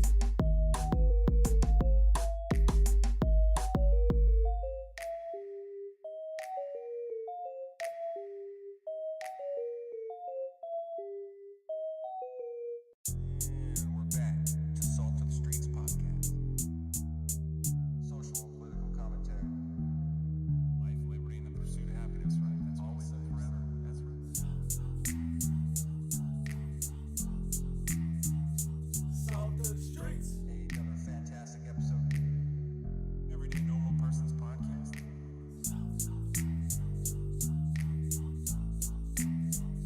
Salt of the streets. Upper left or the upper left? Just upper left.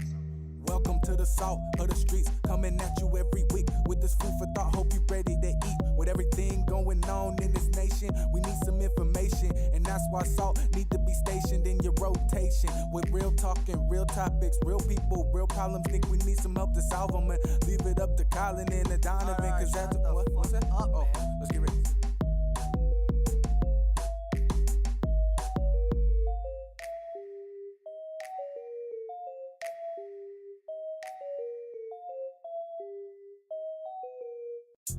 And we're back to Salt of the Streets podcast.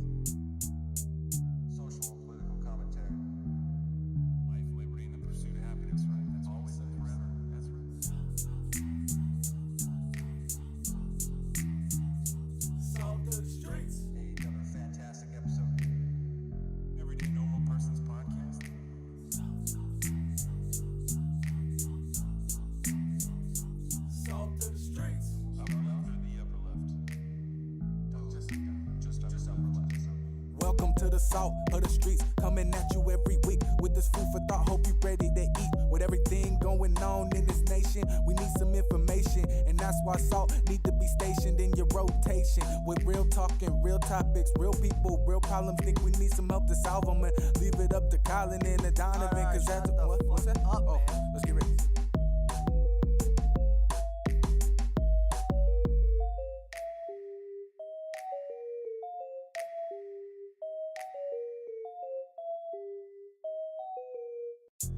And we're back to Salt of the Streets podcast.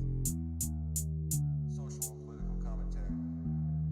Life, liberty, and the pursuit of happiness, right? That's always and forever. That's right. Salt of the streets. Another fantastic episode.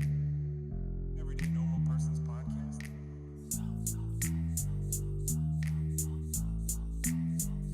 Salt of the streets.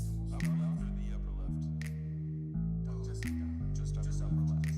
Welcome to the salt of the streets, coming at you every week with this food for thought. Hope you ready to eat. With everything going on in this nation, we need some information, and that's why salt need to be stationed in your rotation. With real talking, real topics, real people, real problems. Think we need some help to solve them, and leave it up to Colin and the Donovan, cause that's what's that? Oh, let's get ready.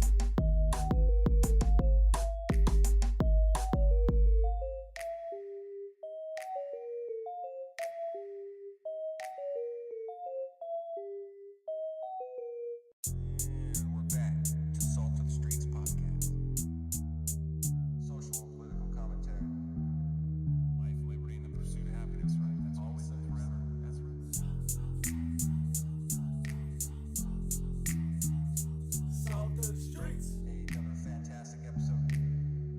Everyday normal person's podcast.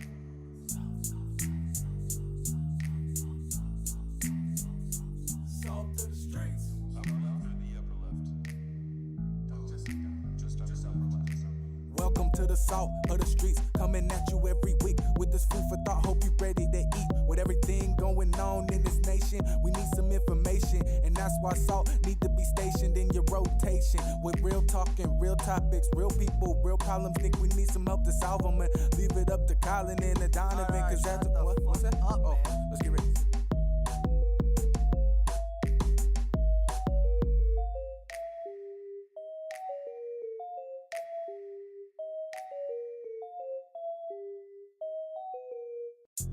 And we're back to Salt of the Streets podcast. Social and political commentary. Life, liberty, and the pursuit of happiness, right? That's always and forever. That's right. Salt of the streets. Another fantastic episode. Everyday normal person's podcast.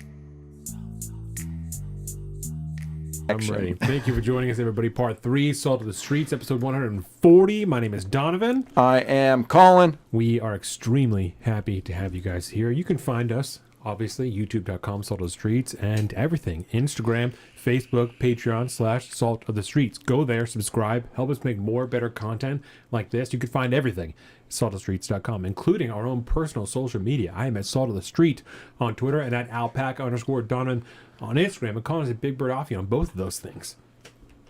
Fucking nailed it. Yeah, our sponsor for this segment is Leggings and Aprons. Go there. Buy some goods. Some English muffins. She's been slanging the muffs the last couple of weeks. She can mail them to you. She can mail them to you. We've sent them as far as Florida. Joseph, that's you. You want some homemade English muffins? They go anywhere you want. That's right. We'll send them anywhere. They ship well. They do. They ship very well. They freeze well. They store well. They're delicious. If you want some, go there. Leggings and Aprons. Question. Yes. So this is a question for Jordan. Okay. So you can answer for her. Put words in her mouth. When she ships the English muffs, are they fully baked already? Yes.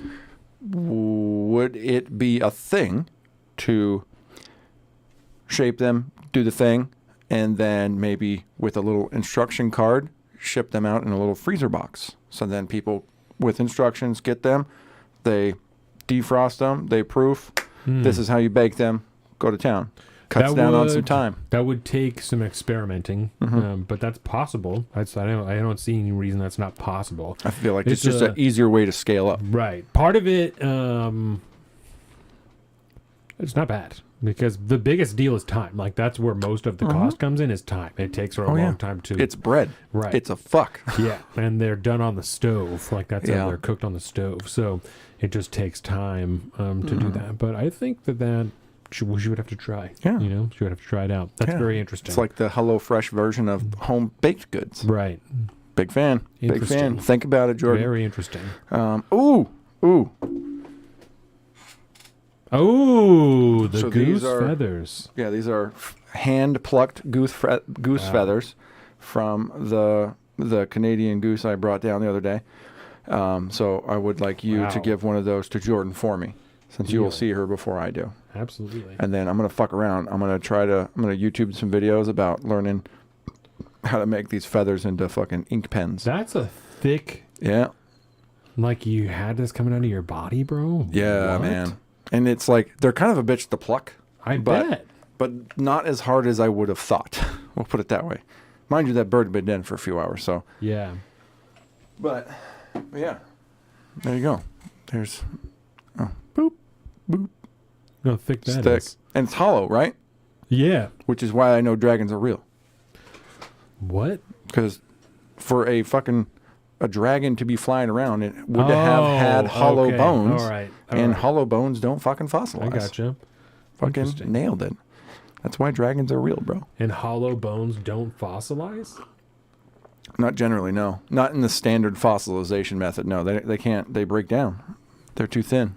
Really? They don't withstand the fossilization process. But, I mean, there's depictions of dragons in every culture around the entire fucking world.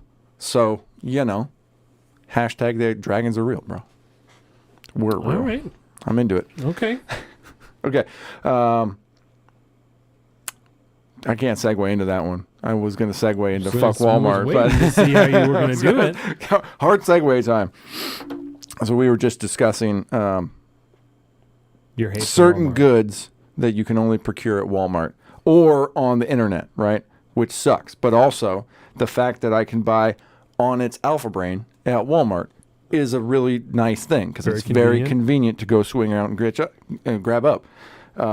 I fucked up at some point and I became subject to them Dr. Squatch videos, the Dr. Squatch soap line, and I needed to have some of those, but I'm not going to buy them online because that's like when you have to buy something online, it's like the first line of defense for me. It's a whole commitment. I'm not going to do that. I'm going to save myself the expense of buying something by I can only get it online. But Walmart also sells Dr. Squatch soap. Okay. And Dr. Squatch deodorant and a couple other little knick-knack things that they sell. But I hate the fact that I have to go to Walmart because I fucking hate Walmart. Yes. But there is one thing in this world I hate more than Walmart.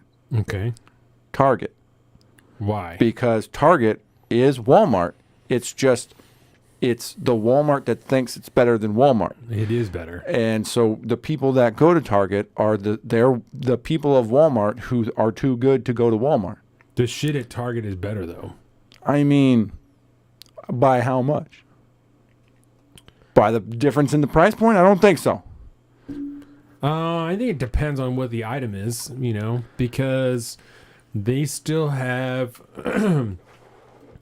like a tiered system of items, Yeah, so yeah. I mean, because there's Target brand stuff, right? Right. And some of that shit is super cheap. Like most of our daily use plates and bowls are plastic ones from Target because Jordan likes the colors. I get you can get it from Walmart too, I guess, but that are the problem. like 50 The difference cents is or probably $1. like the ones you buy at Walmart still have the BPA's and the ones you buy at Target don't. I think they're the same brand and everything. I think you just can get them at both stores. Oh, But, yeah. Yeah, it's the same shit. So it just depends, I think probably on average shit is just more expensive at Target. I Yeah. don't think it's...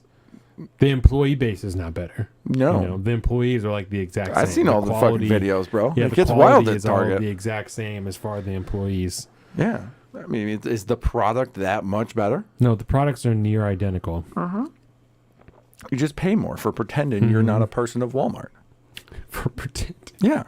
You still are. I'm like, if you didn't have a Target, you'd still be a person of Walmart. But there's a Target there, so you don't have to be a person of Walmart, even though you still are. That's where I'm at with that. I love the Don's mind being blown about the dragons facts. Yeah, I mean, I'm willing to accept like, it. Whoa, you know, okay. That's fine. It's one of those things where you can't disprove it, so Don't have it any has way to hang out disprove there. it. Yeah, precisely. Precisely. Oh, I mean, even I don't know where we want to start with this. Let's start with Garrett's thing. Just Okay. we can read that thing and talk about it. But It's Bilbo, actually. Bilbo, shout out Bilbo. Yeah, Iran moving warships to Panama Canal. Yeah. So to tie that in with dragons, even like the Syrian people back in the days of ancient Assyrian shit had depictions of fucking dragons. Okay. They have that shit everywhere. China, all over the place. I mean, China dragons, yep. in in Europe, in Western Europe, in Eastern Europe, in fucking Africa, everywhere, depiction of dragons. So the theory you're laying out is that they existed, but because they have hollow bones, there's no evidence. Yes. Okay. Yeah. All right. Yeah. And apparently, I'm just going to say this. Seen the movie Reign of Fire, right? Yeah. That's a pretty good movie. It's a pretty good movie. It's not Christian the Bale. best dragon movie, but it's the only decent one I think we have. What's the best dragon movie? I don't know. I mean, Brave. There was what is that? It's not Brave. Dragonheart. know. When I was a kid, Dragonheart was the shit. With one of the Quaid guys. Was it Dennis Quaid? Maybe was in Probably. that. And Sean Connery voiced the dragon. Okay. That was an amazing movie until I rewatched it, and it does not hold up. Yeah. And then they made like 4 or 5 other ones, which But are Reign all of just Fire terrible. is still pretty good. It's pretty good. It's pretty good. It's just I don't know. They have the thing that gets me about that Yeah, movie, let's hear right? it. Is it's awesome, right? The action is great. The setting Christian is Bale, great. Matthew McConaughey. The overall story is great, right? But what they do in that movie that I'm not a huge fan of is they kind of like to make it a little bit more realistic. They kind of divert from all the dragon lore, right? These dragons burn shit and then they eat carbon. And in that movie, right? Okay. So that's why that whole thing's going on, and it works for the movie. It's great, right? But it's just that's the first time I ever heard that shit. You know, eat dragons. carbon, and I don't remember it enough to. Yeah, okay, yeah. It's so like they go around, they burn shit, and then they fucking eat the carbon and shit like that. And that's what they survive. If I recall correctly, I'm pretty sure. Probably. Yeah, but You've got a pretty good memory. I've for seen that type of movie shit. a lot. I really do like that movie. That fucking scene, Christian Bale and the fucking action, he's flying through the air. Oh, that's good. Yes. Yeah. My only real problem with like dragon movies, there's not enough of them. So we don't have that many to pick from, and most of them are pretty cheesy and terrible. And so Reign of Fire kind of reigns supreme, even though you could do so much more. Do they usually just eat people? That's people, farm animals, they fucking eat meat and shit. Yeah. You know? And then they enjoy barbecue, hence the fire. But Yeah, I'll have to look. I wonder if that's on Prime or something. I'll have to watch that again. I know it's on one of the things, because I keep seeing it show up in all my recommendeds. I haven't watched it in a number of years. Maybe I should tonight. It's Yeah. a good fucking movie, man. Christian Bale, so good. So good. There's that movie I really wish he was in, but it's actually Chris Evans in the movie. It's about that, the train. Snowpiercer. Snowpiercer. Yeah. That movie's fucking fire, Yeah. dude. That movie is great. I haven't seen that shit in a long time. Can watch it on Tubi. Well, you know, Reign you of Fire. could. Yeah. But, but we're not going to.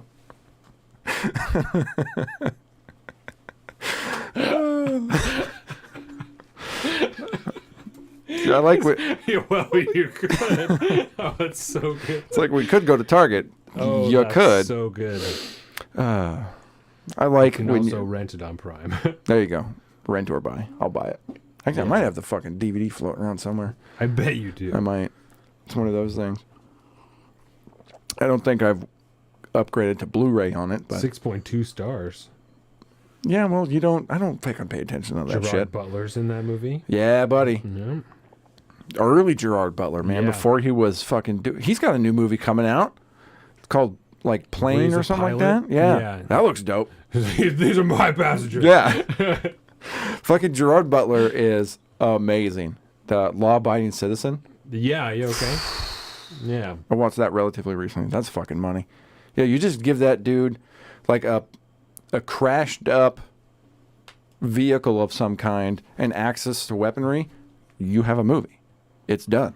Yeah. It's fantastic. Was he in like those Olympus movies too? Like Olympus He Down was in and one London of them, Down? I think. Yeah, I think the first one he was in, and the second one was Ice Cube, right?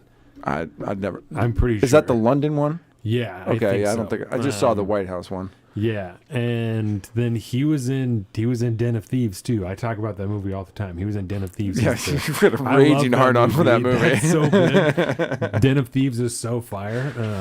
It's Den of Thieves is the new Heat. Yeah, it's really all about that scene of what's his face unloading that machine gun down into traffic. You know, that's really what it. Yeah, just that whole drum he unloads and then just dips. Wild. Sitting in the truck, I was thinking about that on the way here. It's so funny because I had my fucking vest, you know, sitting to the side, and there's this right before that. They're all sitting in the car, and they see the cops are coming up, and I ate 50 Cent is like, "Yo, give me my vest, man." So they all start getting kicked up.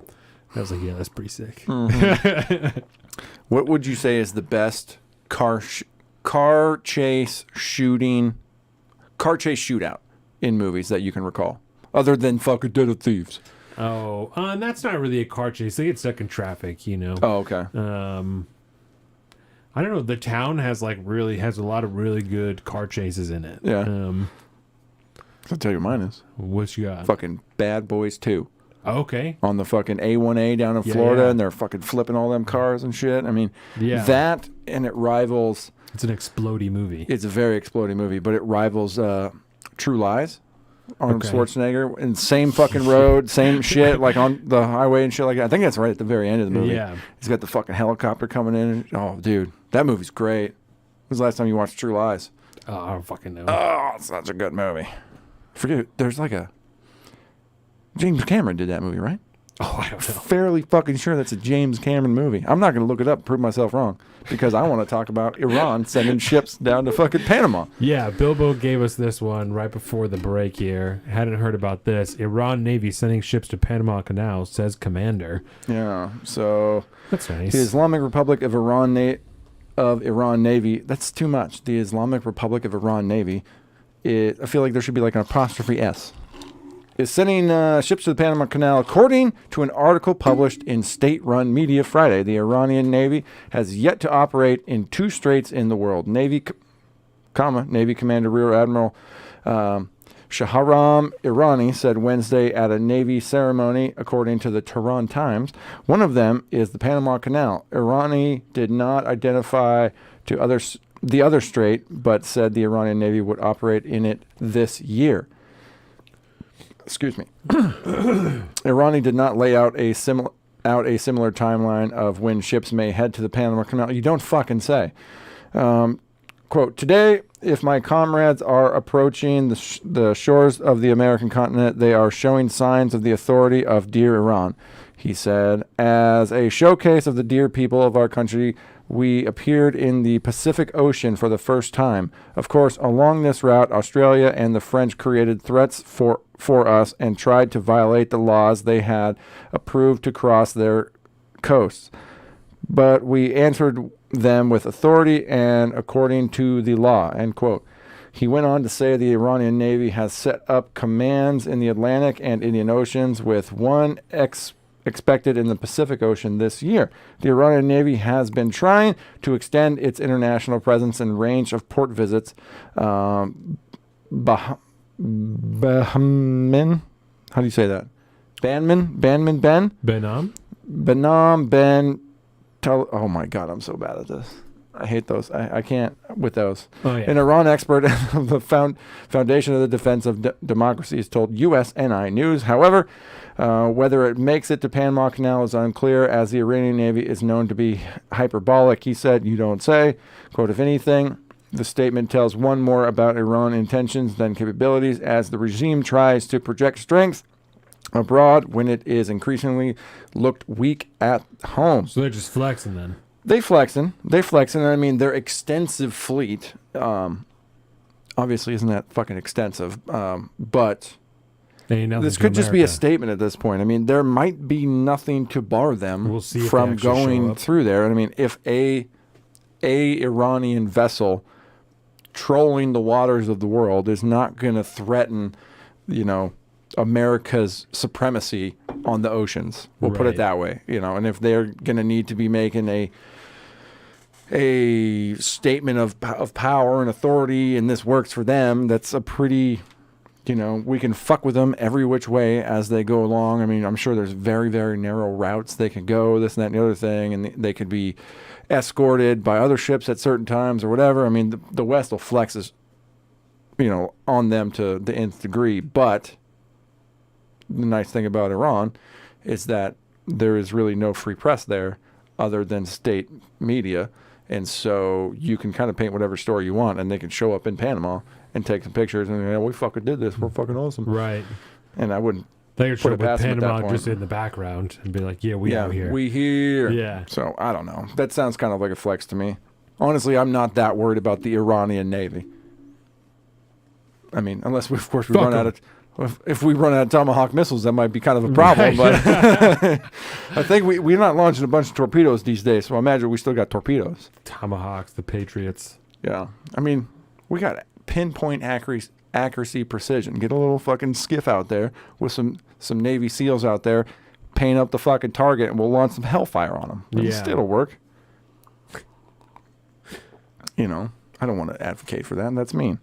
Let them go troll the ocean, bro. That's fine. That's fine. That's fine. This is fine. It's fine. It's fine. Just the dog in the burning house. This is fine. This is fine. How do you? I mean, do you disagree with that? Kind of a flex. No, Do we need to worry about I don't know it? much what to make of that. I'd have to think about it. I don't see what. Given everything that's going on at home, seems logical. It'd be a good time to do some military flexing when you can. Yeah, It seems logical especially that if would they've be a been good building thing. up their navy. You know, Yeah, trying to show what the capabilities are. yeah. I don't know, Bilbo. What's your? Where you at, Bilbo? Yeah, I'm interested. What your take is. So, Interesting. okay, so Ukraine, right? So let's get a game update, right? Oh, What's going on with the game? what's going on with the game? Oh, Oh, holy shit. fucking shit! No fucking way, ladies and gentlemen. Breaking fucking news: the 9-8 Seahawks are currently winning 17-16 against a 14 13 left. Yeah, and 4. 4. So the second half just started. Damn. So it Bud. must have been quite a. Gino's 9 for 10, 104 yards and a teeter. Kenneth Walker's got 54 yards Yeah, and a touchdown. rushing, Excuse receiving. me. Fucking DK Metcalf out there 4 putting for up 73 numbers. and a tud piece. Yeah, buddy. Lockett's out there spreading it 2 around and a little 13, bit. a little bit. I mean, Kenneth Walker has 13 carries. So Yeah. he's just gashing They're up running. their defense, huh? Well, I would imagine that's probably the best. I mean, the 49ers, they have a pretty good like zone coverage type thing, right? Yeah. Passing on them can be tough, especially if you're fucking Geno and you love to throw interceptions because you can't hit a target worth of shit. 4.2 is pretty good, too. That is 4.2 good. clip, yeah. Wow. They might be turning this shit up. So nothing in the first quarter. Should have done this. It's 17 in the second quarter. Bro. God damn. That is, and then you go into the half. You're just heating up, huh? You go in the half, heating up like that. They scored either a touchdown with a missed field goal or Just 2 field goals. 2 field goals. We should have. God damn, we should have hosted this episode from a bar. Don't tempt me with a good time, all right? I don't want to do this. Because you know for a fact I could be at fucking Echoes right now. We could be sitting up in the mezzanine hosting this fucking podcast and there'd be no issues. Yeah. There'd be no issues. We're talking about live show again soon. I've been thinking about that a lot lately. We can host it at my fucking brewery. Yeah. We can. Yeah, we that's can- not bad. Yeah, fucking homeboy would hook us up with the mezzanine. Mm-hmm. Get some people going. See what's up. Could be positioning themselves for a larger conflict in the future. Their tiny navy could wreak havoc on such a small and important waterway. Yeah, that's true. Yeah. The Panama Canal is very, very sensitive. Very sensitive. They can do some stupid shit and really fuck up the entire world like that. Interesting. The only other way is a long ass route all the way down the Right. fucking I forget what that's called, but down the Horn of fucking South Africa, in between, or South America and Antarctica, and shit gets rough down there. Look at the fucking Seahawks, bro. I don't want to look at this. I'm getting all excited now. Yeah. That's wild. That's nice. Oof. Okay, so hopefully I'll remember to do some more periodic updates on that. So let's talk about Ukraine. Yeah, so we talked about the 45 trillion or 45 billion that was added in our omnibus bill, Yeah. and that was just provisional. That was just tacked right onto the end of it. We have talked about. Did you hear about the latest fucking apartment block that got smashed out by a Russian No. missile attack? Yeah, not good. Not good. So the missile attacks continue. The war Yeah. rages on. Indeed. We continue to send money and weapons. Yeah, lots of weapons. Various European countries have said they're going to send tanks and also other weapons. Germany's like, hey, Yeah. we're fucking sending shit over there now. We're balling. We too are also sending Bradley fighting vehicles now. Yeah. That's a whole deal, man. Yeah, we're up in the ante. It's not just fucking drones and missiles anymore. Yeah. HIMARS. Now we're looking at, I mean, a fucking Bradley fighting vehicle, a whatever the fuck a French tank is, or the British tanks and shit like that. Those The aren't Challengers. defensive weapons. Challenger 2s is what Challenger they're called. 2s? Ooh. Yeah. They all look the same anymore. Once we made the Abrams, they're like, okay, everybody do that. Right. Because it's fucking beast. But So let me ask you this. Corporate media would say to us, the Ukrainians look like they can win this war. And, because that's what they're saying now. is Yeah. That's why we're investing, and that's why European countries are investing, is because it looks like Ukraine can win this war now against Russia. So corporate media would tell us, Colin, as hosts that oppose them, it looks like they can win this war, and you guys are supposed to be, all for freedom and liberty. So what's your beef with Ukraine and with the spending that we're doing over there? What are you afraid of? What's the fucking... let me ask you, I need a retort. Just pretend I'm Anderson another Cooper. question. Okay, Anderson. Let me ask you this question. What do you mean winning the war? What does winning the war look like to Ukraine? Defending their boundaries the way that they were set before Russia invaded. Is this before Crimea? Is this before the USR took them over? Listen, what are we talking about here? What is the line here? Anderson, I'm just asking questions over here, Anderson. Right, What are we so- talking about? Are we talking about just the Donbass? Are we talking about the annexed regions? What does victory look like? Are we going to be trying to kick the shit in of fucking Russia a little bit just to show them who's boss? What does that look like? We have our own measure of victory here in the West of essentially kicking Russia until they stop. And once they stop, no matter where the lines are, we don't give a fuck.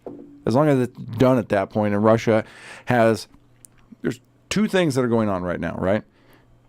The first thing and most important to the West is Russia is showing their war capabilities for the first time in decades at this Yep. point. The largest deployment of troops, their logistical failures, what kind of machinery they're putting out there, and how it's going for them. And it ain't going that fucking great. The West, as far as intel goes, we've already downgraded them as how powerful a world power they really are, at least in a land war, right?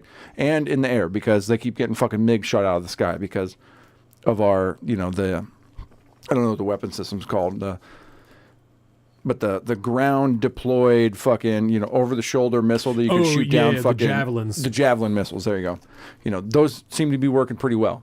For one, so we're getting a intel on their military capabilities, and we're also getting intel on our own equipment's weapon capability. How it can be Stuff that how we effective it haven't is. really had to use in the war in Afghanistan for 20 years. This is all testing ground for that. So tons of good info there. This is modern warfare. Yes. This is what's happening now is modern warfare. Yes. And the second thing we're also getting at Drones this and point, all. drones and all. Multiple kinds of drones as well. A whole different thing. Little fucking buzzy drones that go over and drop grenades in foxholes. That type of shit too. Also the big Iranian ones. Yeah, all kinds. All One manner a of dude can different- carry in his backpack, Right. deploy 100 yards away, and then go take out a nested gun. Because you can do that with a fucking drone. clip a grenade to right? it. Yeah. Done. Those It's very those simple. have been wild to watch. The grenades It's- dropping from a drone.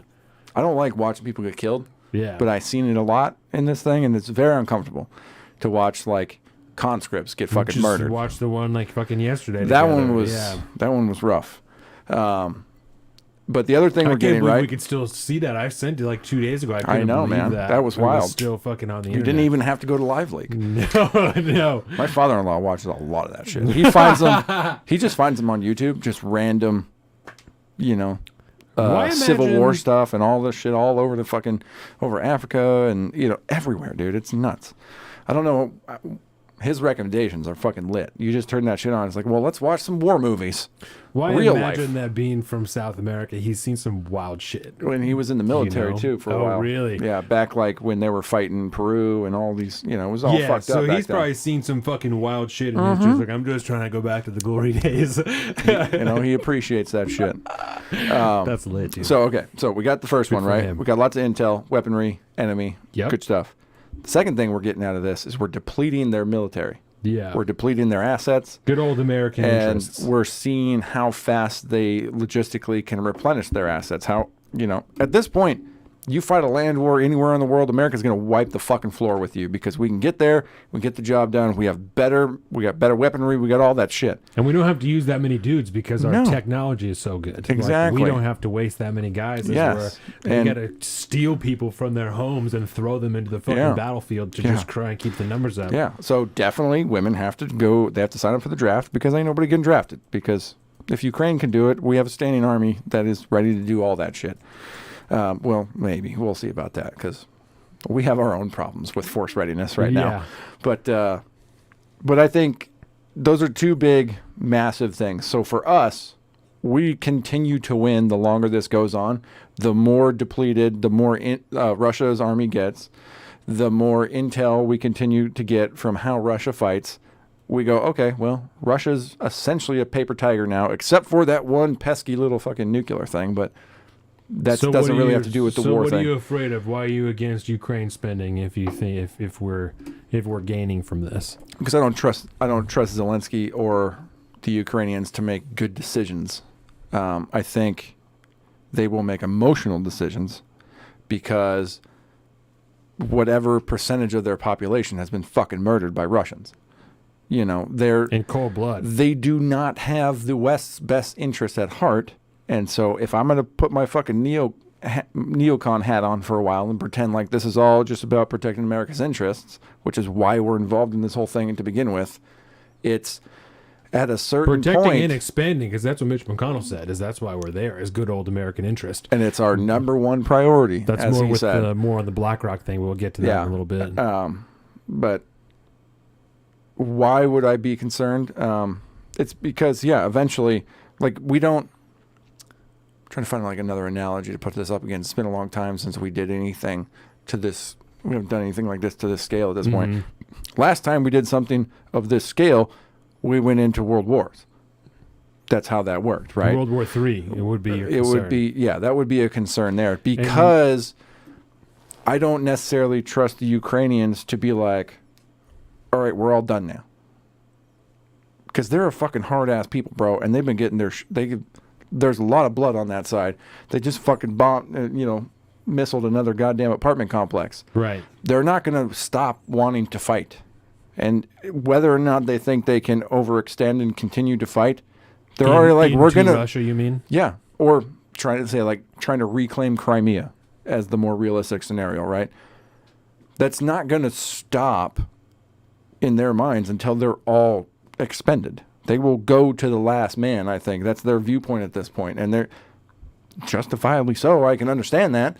That's why I don't necessarily... they want to fucking fight this thing, fight it out. I don't care. But we need to be very, very, very careful about our chips in this fucking game, because at some point we're pot committed, we're chip committed at this point, right? And then it inevitably ends with fucking boots on the ground because we got to go in there and handle some shit because we're already too invested in this. The narrative is already put out there. The American people will turn against us if we just back out and let fucking Ukraine get slaughtered.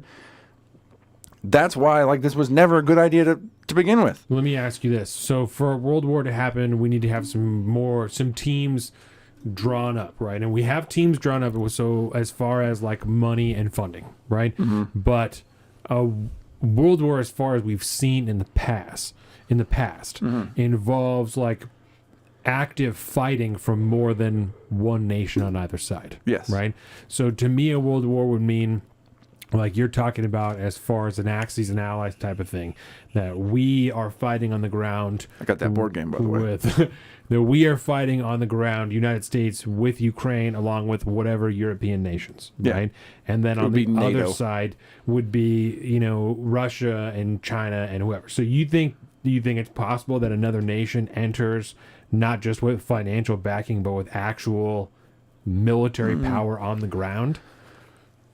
Because you could argue that's what we're doing by sending like legit tanks and shit like that. Yeah. Because, I don't know. I'd be concerned that with all the equipment that we're sending, especially tanks and whatnot, that there isn't going to be it's only Ukrainians operating all this shit.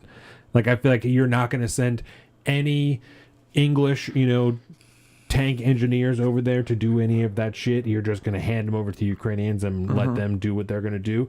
It seems more likely that you would send British tank squadrons there, but that's a fucking dangerous game to play. Yeah, they're not going to do that now. Right. They would be like, all right, we need troops over in Oklahoma. We need troops To train over them, in fucking, yeah. someplace in England where there's tank crossing signs and shit like that. We're going to train your troops over there because once you're going to learn on this platform, because we're going to send you this platform and you need to know how to operate it. Yeah. So you go to a few weeks of school, you learn how to do this shit, you learn how to shoot with it, you do the whole 9 yards. You go back. People in the West, specifically these days, Western militaries are incredibly proficient in training new weapons platforms, Right. to training new tech platforms. The only major barrier here is like the language barrier, which can be it could be pretty easy to get around that through translators and shit, right? But that's all they got to do, and it's not that big a deal. Then it's just whether now it's obviously happened, but it was up to whether or not the West wanted to step it up another notch. Yeah. Do we want to? First, it was like, we'll send you defensive aid during like Because Trump era how stuff, much deeper or Obama do we go time. without actually sending dudes? Like how much more shit is there to send over there without sending dudes? Like, it would. Do you read that while I think about that? Because I don't The know. Ukraine government is one of the most corrupt in the world, and their soldiers have put out videos threatening Zelensky himself. They're completely demoralized and fed up fighting a losing battle. Interesting. That's insinuating That they're losing. Well, I would say the only reason Ukraine could be losing is just sheer manpower, right? The Russians are fucking committed to what they're doing. The And that's Russians, especially if you're talking about whether they're fighting, committed like, or not. I mean, at this point, you're not just talking about the Russian military. You're talking about a fuckload of military contractors. If you're fighting the Wagner Group, those dudes are committed. Those dudes want to fucking kill you, not just because you're Ukrainian, because that's their fucking job, and they're getting paid really, really well to do that. And that's their whole entire life is murder. Yes. They're taking back, they're saying they're taking back whatever the fucking with the salt mines and all that type of shit. Like, they're taking back huge swaths or taking huge parts of Ukraine, they're saying. So it's not just Russian military. It's not like you're just fighting conscripts now. Like I said, you're talking about Some of them are. Wagner Group and like PMCs that are committed to what they're doing, not just have been stolen from their houses and threatened into fighting. Yeah, and even above and beyond all of that, right? When you look historically at Russian large-scale warfare, there's something different about the Russian people, right? When you're fighting Russia, like ask Napoleon, ask fucking the Kaiser, ask fucking Hitler, ask the Japanese. The Sino-Japanese, or They're no, on some what is wild that? shit. You ever watch Futurama? Yeah. There's that Zap Brannigan line. Tim fucking brings it up all the time. We'll send wave after wave of our own men just into the maw until we overwhelm you. Yeah. That's what they do. That's what Right. they've always done. They've always generally been technologically inferior to the enemy, but they always fucking win, and they always have the elements on their side. It's Roman times again. There's fighting Right. seasons now, because when it's minus fucking 30 in Ukraine and Russia like that, you can't fucking fight there, bro. I don't care what kind of technology you have just these too days. cold. It's just, you can't do that. People will die from exposure more than on the battlefield. So they got a lot of things going for them. I don't know. They could be winning. Russia could be winning at this point just because they have the numbers if they want. They're taking some You can ground print and they're murdering a lot Kalashnikovs of in people. fucking 5 minutes. It's done. It's over. Not to mention you can bring in can bring in the Iranians. You can bring in fucking tech from China. You can bring in, I don't know if you bring personnel in China, right? So this, to get back to the original point of like, Can you imagine seeing what some I worry videos about? that, like, had Asian people over there fighting? Wouldn't that be fucking insane? Yeah. And I know, have you seen the videos of like China and India fighting along their borders Yes. with like sticks and shit like that? Yes. There's a specific reason why they're Right, doing that. right. That is not a joke. I don't remember what I was watching, and they were Yes. talking about. Like, it was fucking Crowder, and they It were was. talking about how terrible those fucking militaries blah, blah, blah, were. blah. And we're like, this keeps it from being like legitimate warfare. Like, Yes. you obviously don't know what you're. This is talking gangs, about, or- man, fighting with fucking, Right. you know. They're fighting over water rights. Like, Yes. they're on some wild fucking primal shit. Yeah.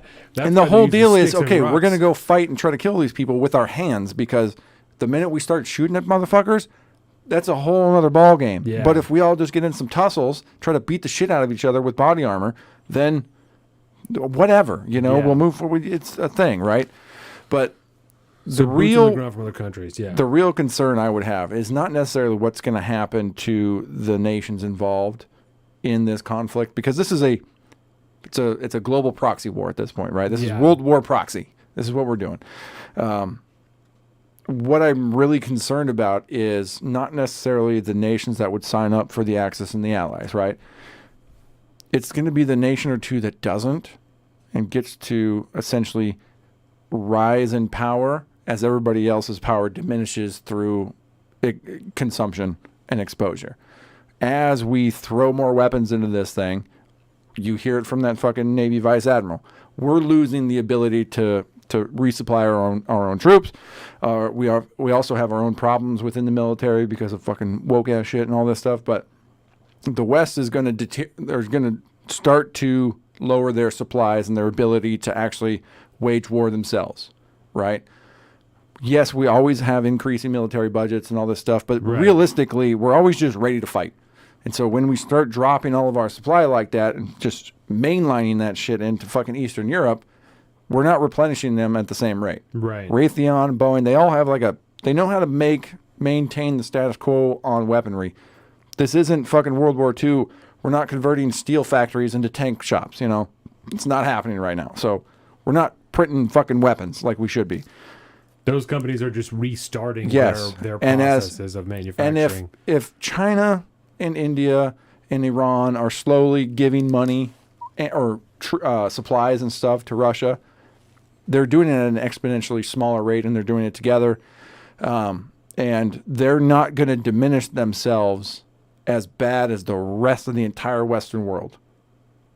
And even if they do, they have the authoritarian fucking, jackboot to just say, well, we're just going to keep making more fucking weapons. We're going to keep doing this. We're going to keep doing that. So my concern would be not overall necessarily like a global world war. There's a possibility of nuclear war, which is, it's a possibility. I'd say that it's not a 0% chance that it's Right. going to happen. At this point, I'm not as concerned as I would have been a while back. But my concern would be like, at one point, we're going to fucking wake up and China's going to have control over damn near everything because they have more weapons and ships and soldiers and higher tech and airplanes that everybody else does because we gave them all the fucking around. Ukraine to maintain Yeah. the status quo over there. But I don't know. I really don't know. It's So you don't see that it and as- the other side of the coin is we are just continuing to hamstring ourselves at home for this conflict, which at the end of the day, what's the best outcome we have here? We get some intel, we learn that Russia's a paper tiger, and Ukraine gets to keep their sovereignty. That's cool, but what happens when you completely hamstring the entirety of Western power throughout the entire world? The outcome's a little different. Not to mention, keep doing all this shit, spend all this fucking money, inflation's going crazy, we got all these problems here at home. You need a strong homeland to be able to support some kind of crazy ass fucking boondoggle like this overseas. We ain't that, man. We're not there. And then if something really truly implodes here, what's to stop somebody from fucking taking our shirt? So do you think this is about as far as we get into like a proper world war? I would hope. I think there's a greater chance that, this is basically it. We just keep funding and sending more and more weapons and shit like that. And 30 years from now, we'll say this was World War III, especially on a numbers basis. Yeah. We just didn't because have war is multiple, proxy now. Right. We just didn't have multiple countries dying. We have in this pawns one. to wage our wars. Right. We don't even Outside move of, like, our back pieces. Outside of like the Czechs and, whoever the other random countries that Russia is wrapping into. Yeah, fucking like... Oh, what's The that one? Chechens The and- Chechnya. all that shit. Yeah. So let me ask you this. Do you have concern over another Vietnam scenario? And by that, I mean we have... Because there's been concern and reports and critique of those reports of the money that we're sending to Ukraine disappearing, right? So we have seen legitimate Nazis in operation in Ukraine in the form of the Azov Battalion, right? And Dave Smith, myself, have said very similar things of the people that we're giving money to now are the people that we will fight. I've said that. We've heard Dave Smith say something very similar. So do you have fear of, because that's my biggest fear, is the Vietnam scenario. Creating the Viet Cong type of thing. That in 20 years we will be fighting people in Ukraine that either are overtaking their own government or, whatever the fuck is going on. Do you have fear for another Vietnam type scenario in Ukraine? I'd say not directly in Ukraine. I'd say in the Ukrainian situation, considering the nature of the corruption that happens in Ukraine, I would be more concerned with like... just for example, let's say Russia can't withstand this, become like a failed state, and they turn into some kind of crazy ass republic of all these little fucking more Eastern European states. Yeah, USSR 2.0, something like that. Yeah, except it's just Russia this time, because Russia is very, very diverse, ethnically, culturally. URR, United Russian Republic, something like that, right? I could see that becoming a different thing, like a problem, and then us having to fight wars in those types of states with weapons and equipment that we originally gave Ukraine, who was then sold on. It'd be like a third-party thing. Yeah. I don't necessarily think we'd ever... Ukraine sells their weapons to groups trying to fight for their own freedom in these new Russian republics. One man's terrorist, another man's freedom fighter. Right, so right. I don't necessarily see us fighting Ukraine after this. At this point, we're going to fucking own Ukraine, and after we start talking about BlackRock and stuff like that, I think so? I mean... Unless there's some kind of crazy ass regime change. I mean, Halliburton rebuild in the Middle East, and we're still fighting over there. We own everything over there. Ukraine is not the Middle East. If you were before the war started, right? This is something that I forget who this conversation was between, right?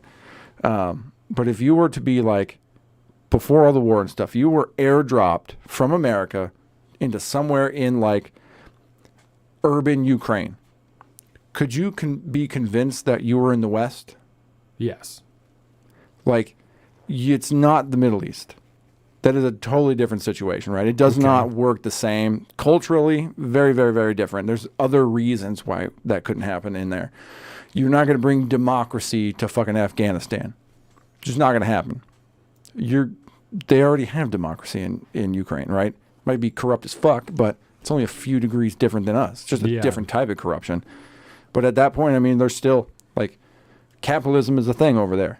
It might be kind of crony and, whatever. But, I mean, it'd be a much easier situation for us to...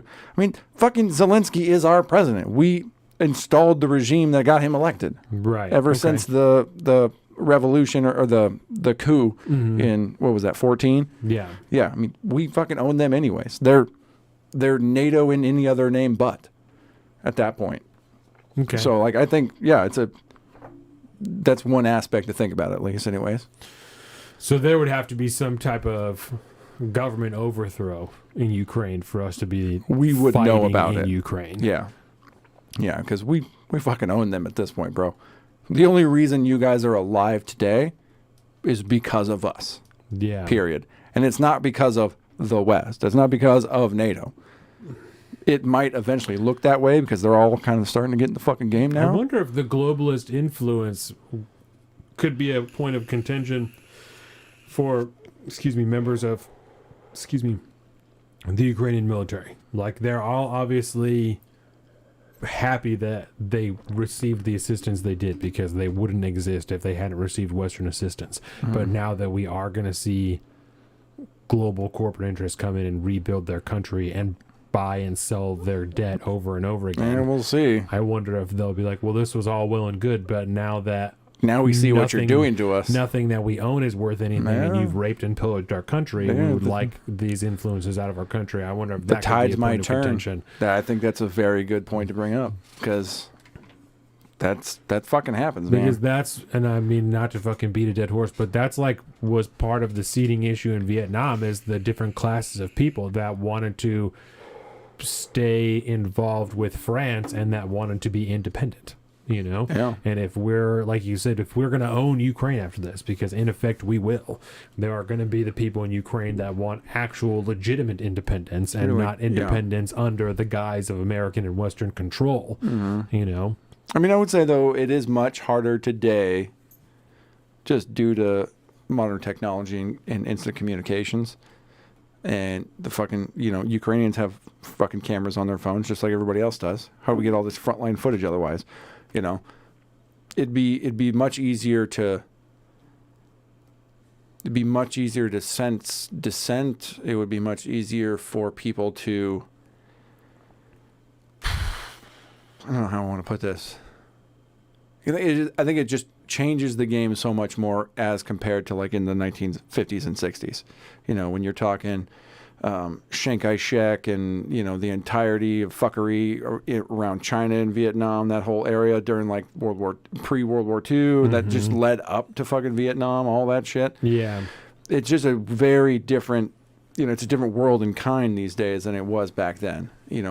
If there was a bunch of fuckery going on, if there was a bunch of dissent going on, there would be protests in the streets, not just, and then it would be on fucking Twitter. It would be on fucking WhatsApp. It'd be shared all around the world. And, the government would, at that point, would have to respond at that point. They couldn't just jackboot down, because then America's going to come in and fucking regime change again. right. It's a different world and kind than it was back then. So as many similarities as you can draw, the outcomes aren't going to be the same, So I don't know. It's a big fucking question mark all around. Yeah, And yeah, I don't know, man.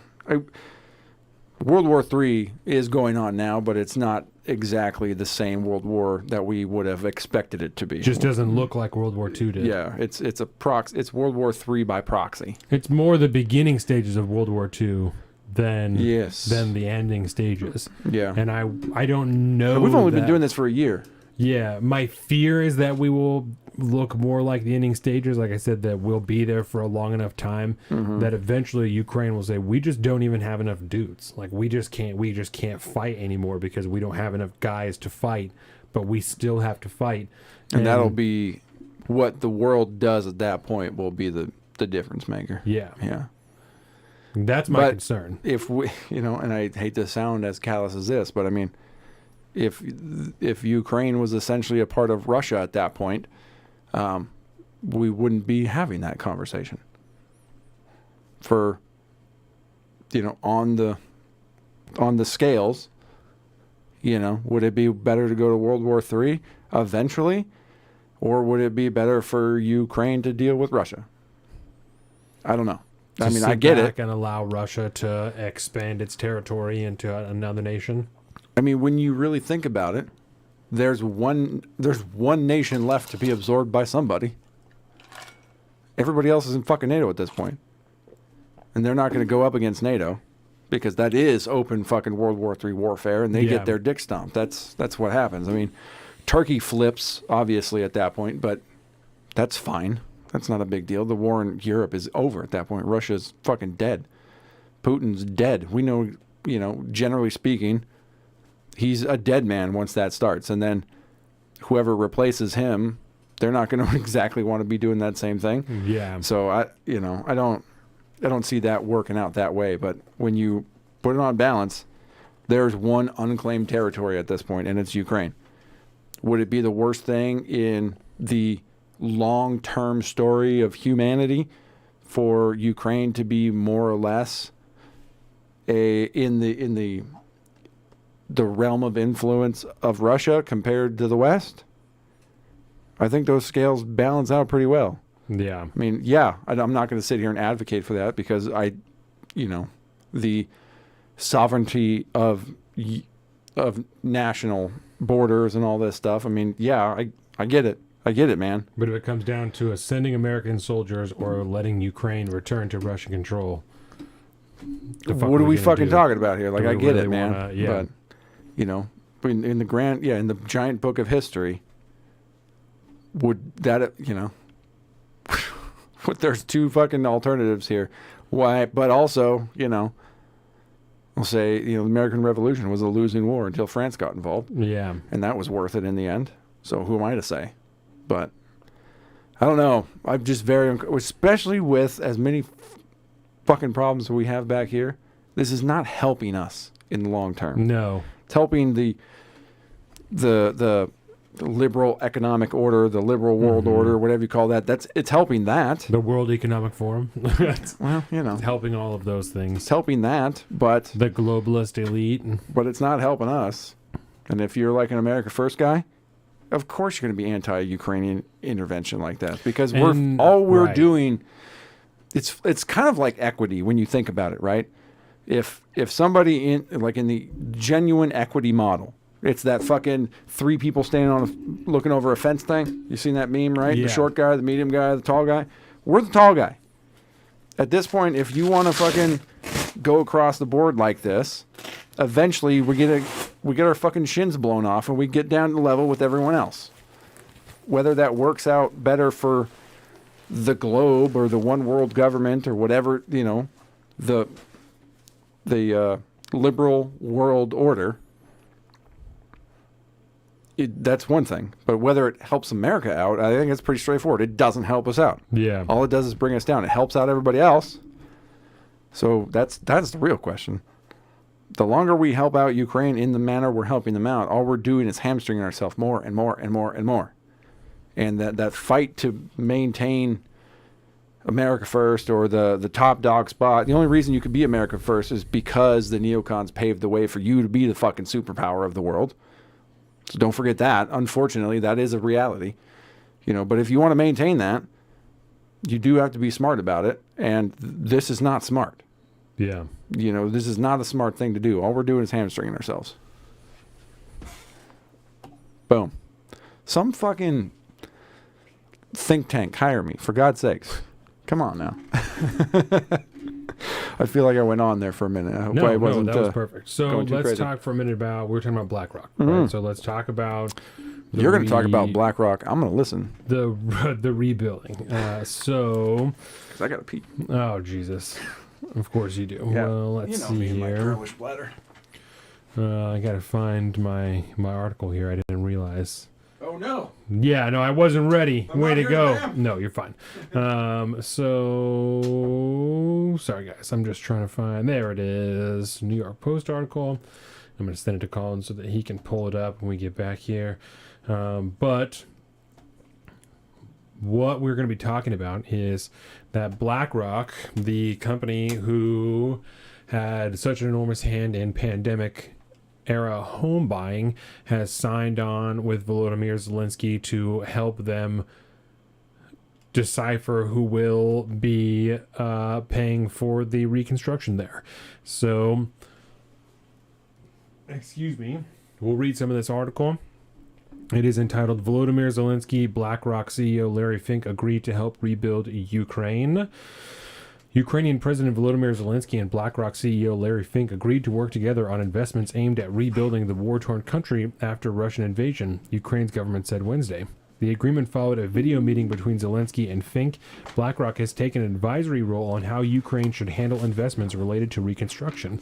Volodymyr Zelensky and Larry Fink agreed to focus in the near term to coordinating the efforts of all potential investors and participants in the reconstruction of our country, channeling investment into the most relevant and impactful sectors of the Ukrainian economy, the Ukrainian government said on its website. During the conversation, it was emphasized that certain BlackRock leaders plan to visit Ukraine in the new year. The Post has reached out to BlackRock for comment. The firm is the world's largest asset manager at $10 trillion in holdings. Zelensky has confirmed that Ukraine will participate in the World Economic Forum in Davos next month. Right now. Right now. So what that means is not only is Zelensky working with BlackRock, he's also going to the World Economic Forum so that he can pitch to other people there to help invest in the rebuild in Ukraine. Yes. Presumably, people BlackRock has told him to meet with. Yeah. Yeah, 100%, I think. Last month, BlackRock announced that it agreed to a memorandum of understanding with Ukraine's Ministry of Economy. The November 10th agreement included plans for establishing a roadmap for the investment framework's implementation, including identifying design choices for the envisioned setup, structure, mandate, and governance. Of course, you need your governance factor. BlackRock will also, quote, provide advisory support for designing an investment framework with the goal of creating opportunities for both public and private investors to participate in the future reconstruction and recovery of the Ukrainian economy. Ukraine's economic toll remains unclear after Russian President Vladimir Putin sent in his forces in February. Estimates from the World Bank and European Commission said the cost of rebuilding could approach $349 billion, according to Financial Times. Jeez. The agreement between BlackRock and Ukraine emerged days after Zelensky traveled to Washington for a meeting with President Biden. The Ukrainian president also delivered a speech to Congress during further collaboration and support for the country's war effort. Congress approved an additional $45 billion in aid for Ukraine last week. Yes. So what this means is that BlackRock will be having, again, a hand in deciding who will and will not be investing in Ukraine's rebuilding. Now, is BlackRock essentially the same thing as Halliburton, or is Halliburton more of a actual contractor? I think Halliburton is an actual contractor. So we're a step above at this point. BlackRock is an investment firm that has its hands in contracting. Everything. Yes, in everything, right? So, and I mentioned this earlier, right? BlackRock is the same company that was so prolific in pandemic-era home buying, that was pricing people out of their homes, buying things for cash, straight out, over asking price, right? So they've helped inflate the housing price market, or the housing prices in the market. Yep. They've then taken that money because they made a shitload of money during that time. They are now investing it, right? Also, sorry, I should restart this. They've taken this money along with their other investments in enormous defense companies like Raytheon, right? So they've made money in the beginning of the war investing in Raytheon, who is selling weapons and technology to Ukraine. They're now going to profit from the rebuilding of Ukraine that was destroyed with the weapons that they sold to Ukraine. They're double rat fucking us. Yeah. They're double rat fucking them. All of us at the same time. They're using your tax dollars to make money so they can resell them, just recycle them in Ukraine and put them back in their own pocket. Yeah. It's essentially this. It's a version of the same story that the U.S. government has been doing as well. Like, a lot of the money that goes to Ukraine for military aid, essentially, like, at least half of it goes straight to Raytheon, essentially, and Boeing to build the weapons to send them to, the ones they're going to buy over there. So it all kind of works out in the wash that way. Except, like, I keep trying to bring up, like, parallels between what BlackRock is going to be doing and what Halliburton did. This just seems way worse. It's a similar story, but it's at an exponentially larger field. I mean, it's everything involved, not just the actual rebuilding. From beginning to end. Yeah. It's not just connections. It's farm to table, bro. Yes. Farm to table. Yeah. It's farm to table double rat fuck. That's precisely what this is. At least all the companies that'll be going over there will have high ESG scores. Yeah. That's nice. You get a lot of good governance factor for that one, or social factor for that one. Yeah. That's I don't really know what to make of this, because when you think about, like, a war-torn country like that, like, fucking BlackRock's not trying to sign up to rebuild fucking Yemen, or right? In the Yemenese conflict, they're not trying to rebuild Yemen. That sounds really weird right now. It's Yemeni, Yemen. I don't know why that sounds strange. Yemen. But yeah, it's strange that this is the conflict. Maybe because there's so much more dollars at play here, and it's a more westernized nation. But you got to think about the amount of money that is going to be essentially thrown away, or I don't want to say like embezzled, but I mean essentially it'll be legal embezzlement at that point. It says in this article, they're not only helping decide who's going to invest the money, right? They're also going to provide advisory support for designing an investment framework with the goal of creating opportunities for both public and private investors, right? And on top of that, the agreement included plans for establishing a roadmap for the investment framework's implementation, including identifying design choices for the envisioned setup, structure, and mandate, and governance. Yeah. So it's not just the infrastructure. No, it's right? everything. You're talking about the entire way their country is going to function moving forward. So I would bet, I'm putting it down right now, a member of the BlackRock board is going to be serving in the Ukrainian government. I guarantee it. 10 years time. 10 years time, somebody who's serving on the BlackRock board right now will be working in the Ukrainian government. Bet. Yeah. 10 years time. Yeah, for sure. And I will say, probably right off the bat, what this will immediately equate to is all the companies that will get the BlackRock approval to do the work, because BlackRock is going to be the bank, right? That's what's happening. They're going to be They're going to be the one handing out all the money and then telling you what to do with the money. And while we're at that, all you big giant construction companies, we need people to be on your boards. Yeah. Here's who needs to be on your boards, and this is how this is all going to work. Well, and them being over there signals already to everybody domestically and around the globe. Any construction companies or contractors that we are involved with are likely to get these contracts, so it's probably a good time to get in now and start investing so you can make money when they come over here and rebuild all this shit. Yep. Not financial advice, but it seems like a good bet. Everyone around the globe can see it. So any construction companies that Larry Fink or any of these BlackRock motherfuckers are invested in are likely to see a huge uptick when they get given the contract, just like fucking Halliburton. All the contractors there, Halliburton gets contract, Halliburton gets contract, Halliburton gets contract. Isn't that incredible? Imagine they just happen to have the best bid. Isn't that incredible? Yeah. You know, I'm sure they didn't know exactly what it would cost or what their bid should be or anything like that, you know. So here's a question for it. Yep. Considering this is going to happen. Oh yeah, it's happening now. It's already happening. World Economic Forum is this week.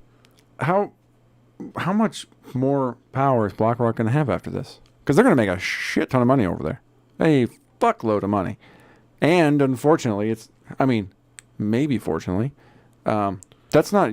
Well, at this point, it might be U.S. dollars, but I think that they'll come back and double down in the markets that are already profiting for them, and they'll probably buy more houses. They'll probably come back and continue to rat fuck us. More businesses, more real estate. Continue to price people out of the market at home as well as around the globe. That we're going to make money turn around around the globe, and start reinvest it domestically to continue to price you out. We got a really nice apartment building for you. So what do you do about this situation? You buy a house. I don't know. Yeah, like fucking Demolition Man, the movie, Sandra Bullock and fucking what's his name? Rocky Stallone. Instead of everything being Taco Bell, everything's BlackRock. That sounds terrible. BlackRock, Amazon. Let's break them up. Break them up. Where's Elizabeth Warren here? Where's Elizabeth Warren at? Oh, come on, man. Break it up. She's probably invested in BlackRock. Of course she is.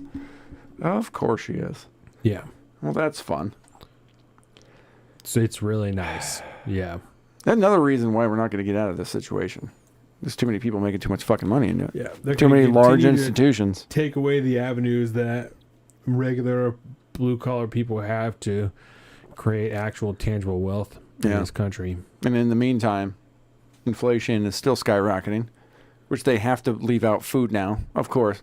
They keep leaving out food and energy, right, in the CPI reports that just keep coming out to talk about inflation. And it's like, oh, yeah, we only went up 0.01 or whatever, 0.03. Well, yeah, because have you been to the grocery store? Yeah. That's what people spend their fucking money on. That's where inflation really kicks everybody's ass. It's in the gas you put in your fucking car to get to work, and it's in the food you have to buy to feed your fucking family. Yeah. That's where it really hurts. All the consumer goods, we can all fucking tighten our belts on that. No fucking problem. But the essential goods that you insist cannot be in the CPI because it's too volatile, that's the shit we have to pay for every goddamn day. Right. And this type of shit, it only gets fucking worse. Right. They talk about like eggs as a good example. They're like, well, it's other factors, the avian flu and the fucking whatever. Like, yeah, if had inflation not been impacting us like this, then we as American people would be able to stomach that cost. It would be fine because shit happens, sicknesses happen. We're like shortage on eggs because they're all fucking dying. There are not enough chickens to make eggs, but instead the cost is inflated already through inflation, and then the supply is limited because of this avian flu thing. So and the also price the goes supplies from what it should be $3 on through the increased price to fucking $7, $8, $9. if you can get them. Yes. Went to fucking Costco the other day. No eggs in the entire fucking store. Really? Not even the big bulk case eggs. Not you can have hard-boiled eggs. Yeah. You could buy hard-boiled eggs. There was one little case of that. At Costco or at Winco, they're not selling the big cases anymore. You can only buy a dozen or 18 at a time. They're not doing because we fucking eat so many eggs. I would just buy 5 dozen eggs at a time because we're crushing. Americans eat a lot of fucking eggs. Yes, because it's an excellent source of protein and it's very cheap. And another point to remember on fucking eggs, right? Because it's just a eggs are fire. It's just a point of. It's an anecdotal point in the overall inflation scheme and the general downfall of America economically. What happened to all the chickens during the pandemic? They killed them. They have fucking had to nuke a bunch of them. Right. So Same with we're the pigs, already all way the milk, behind just at that dumping point. it. Yes, we're already fucking way behind because the government's a fucking idiot. Yeah, that's and some then, weird New Deal style shit. Yes. Where they're like, no, we need to cap the price. You need to just be dumping that milk. That's right. That's some weird New Deal shit. Yeah. Yeah, there's people starving. But we got to dump this shit because we're capping the price on this shit. Can't have it too low. Yeah. And then the flu comes around, the avian fucking flu, and it kills a bunch of the new crop of fucking birds. You know, newsflash. It takes time for a chick to grow up and become an adult bird and then start laying fucking eggs. And when you fuck up the whole system, you don't have fucking eggs at Costco. Why? And then when you can find eggs, they're fucking $12 a pack. I would rather, and you guys know how anti-government we are, but I would rather the American people get a retarded deal on milk and eggs and the United States government subsidize the farmers because their costs, because they're not making enough money, than to dump fucking milk out and just kill animals senselessly because they need to keep the cost where they're at. Yeah. Just give me a whole chicken for $1 and give the farmers what they're not making because that will save you money and fucking lives from you just culling thousands and thousands of fucking animals because you need to keep the cost at a certain point. Have you done much looking into like big agro and the USDA's involvement in regulation and all this shit? How it all kind of works with farmers? I've started they're doing a lot of that in this FDR book when they're talking about regulating the prices for farmers and stuff like that. I was say what you're talking about right now is like, well, that's going on now, but it is getting so much worse. Yeah, but yeah, it's like most of the farms we have in America produce like fucking corn and soy. Right. You know, whereas and it's all subsidized by the fucking government. Yeah. They all get fucking paid because of that. And it's all fucked up. But I get what you're saying. Yeah. Eggs, things that other shit that they're making. I would rather those items be cheap as fuck for us and the farmers get subsidized out so they can still make their nut. And then we can have real fucking food to eat. Yeah, then for us to be just culling shit and wasting things. That doesn't make any sense. I would rather dump a gallon of milk out of my house than you dump thousands of gallons out of the farm. Yes. You know what I'm saying? I would rather do that. Be like, I have too much milk right now. I got to dump this fucking gallon because it went bad. Rather than you dumping thousands out before it even gets to the market. Exactly. And if you got me in your house, that milk's never going to go bad. It'll just be gone. Because I still, to this day, can just pound fucking milk, dude. Yeah. If I'm hitting desserts, I love it. I'm going to drink a lot of milk. Like if I'm on a dessert kick, I'm going to always drink milk. Is that a problem in your household, considering what your wife does? It depends on how busy she is. And there's a real kind of a fine line because if she's real busy, especially with cakes, there's a lot of cake scraps. You know, there's a lot of cake scraps that's sitting around in a bag. Then you get cake bowls.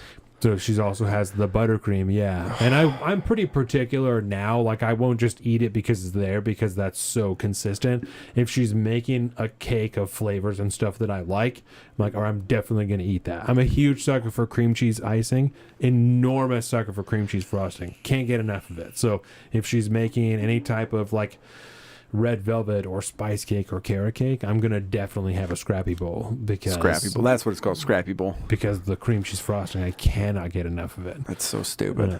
So good. that type of thing. Cookies. If she's making cookies, there's always too many. So I'm always eating cookies. Yep. So that's a thing. If she fucks up a cake. Hot take. I don't like red velvet. I think it's highly overrated. It is overrated because it's chocolate. It's that there isn't a difference. It's only more difficult to make. Yeah. It's just more complicated. There's more steps to it. But it's a chocolate cake. Yeah, there is functionally no difference. It is dyed. It's more complicated. There's different ingredients in there, but the flavor is the same. It just always has cream cheese frosting on it. Always. So which is that's a thing. It is. It's overrated. But fuck a red velvet, bro. It's overrated. I'm not into it. Yeah. Not fucking into it. I'll take the fucking butter or the cream cheese frosting on anything else. I don't care. Just when I was living in Long Island, it was a massive, massive fad. Everything had to be fucking red velvet. People love it. Like I don't want that fucking. I don't want it, man. They don't know. They don't know the truth that it's just chocolate. Exactly. There is no difference. They just think it's how fucking many of those? bougie. I had to fucking hate bake Oh, red I fucking bet. velvet. I want a fucking red velvet cake, man. Oh, fine. I'll make you a fucking red velvet, bitch. Every time Jordan makes one, she's like, I fucking hate making red velvet cake. Dude, I know. yes. I know it. I feel you. I feel you, girl. I feel you. They're always super moist though, which I really appreciate. Like a red velvet cake is always fucking super moist and dense. Well, it's very dense. Yeah. If it's made well, it's moist. If Jordan it's not doesn't- made well, Jordan doesn't make dry cakes. Yeah. So. So you have a inflated perception of quality on baked goods. I'm definitely spoiled because your wife is fucking fire in the oven like that. But I've had had a lot of shitty red velvet in my life. People Mm. think it's awesome, and you're like, that was terrible. It just tasted like fucking bread. I'm at the point now I can parse out a boxed cake pretty easily, eating one. I'm like, that was not a homemade. Like that was a boxed cake or like palate's very refined. Frosting for sure. I'm like, that's not home. That's out of a can, you know. Whether or not something was done correctly, I'm like, this is crumbly, this is dry, like, or this buttercream, like it's split a little bit, like all that shit. Yeah, I'm like, this is not as good. Like this could have. There's I've been trained well. Yeah, there's a taste buds show in the future at that point. I'm dreaming of the day that I get to quit my job and work as a cake assistant part time and then do show part time. That's I can't wait. I'm dreaming for that life. That's where I need to be. Yeah, at that point, it's good that you don't have a day job because you're gonna have to live at the gym. My kids and I are prepared for me. We're ready for me to be a stay-at-home dad. I hear every day, I don't want you to go to work tomorrow. I don't want you to go to work tomorrow. Aww. You know what? I also don't want to go to work tomorrow. Every time they come into work, Dax says, Daddy, are you going to come home with us? I'm like, I fucking wish that I could. It is 11 o'clock. I'll be here for 5.5 more hours. Oh, buddy. Yeah. Nope, heartbreaking. They're ready. We're all ready. We're all ready. Yeah, we're ready for Jordan's cake business to blow the fuck up so I can be like, sorry, Tim and Dan, I am done here. I gotta go. Yeah. I gotta go. I'll see you around, obviously, but I gotta go. See ya. Blue. Yeah, no, I mean, even once she gets the kitchen set up in the downstairs, my hours are going to be way different. I'll be working probably nights and stuff like that for part of the time and whatnot because she's going to need to bake during the day. So, be home days and we're still doing it. I will definitely get 40 hours in, but it's going to happen. It might random hours. Yeah, real chunked up pieces of like. You'll be coming in the morning and I'll be checking out in the morning. Right. I'll be out of here at 11 and then I'll be back about 2 days from now. Yeah. No, I'm ready for that. I'm excited to count hours. So, as a beautiful segue. We're just talking about our fucking lives over here. Well, yeah, that's what we do, baby. To segue, we talked a lot about BlackRock and World Economic Forum, right? World Economic Forum is going on right now. Right now, okay. International stories. I mean, you want to talk about working WEF a little bit? Let's do it. Because I have a video here that is very disturbing. Check the Seahawks score. Oh, yes. Thank you. Again, thank you for reminding me. So this was one of the videos that came out pre this session of the World Economic Forum. First time since COVID at this point that they have done the standardized WEF schedule and have the meeting in January. Something that the Finland, I might have that article pulled up, but a number of active duty troops have been called up to run security in Davos. Yes. This week. Sweden, I think. Sweden, Finland, Sweden, Norway. Who knows? We'll find out. So, anyways, watch this video. Sufficient attention to the frightening scenario of a comprehensive cyber attack, which would bring to a complete halt to the power supply, transportation, hospital services, our society as a whole. The Who made this video? World Economic Forum. This is the kind of this is like the preview to lay the groundwork out for some of the things they're going to talk about during this session of the WEF.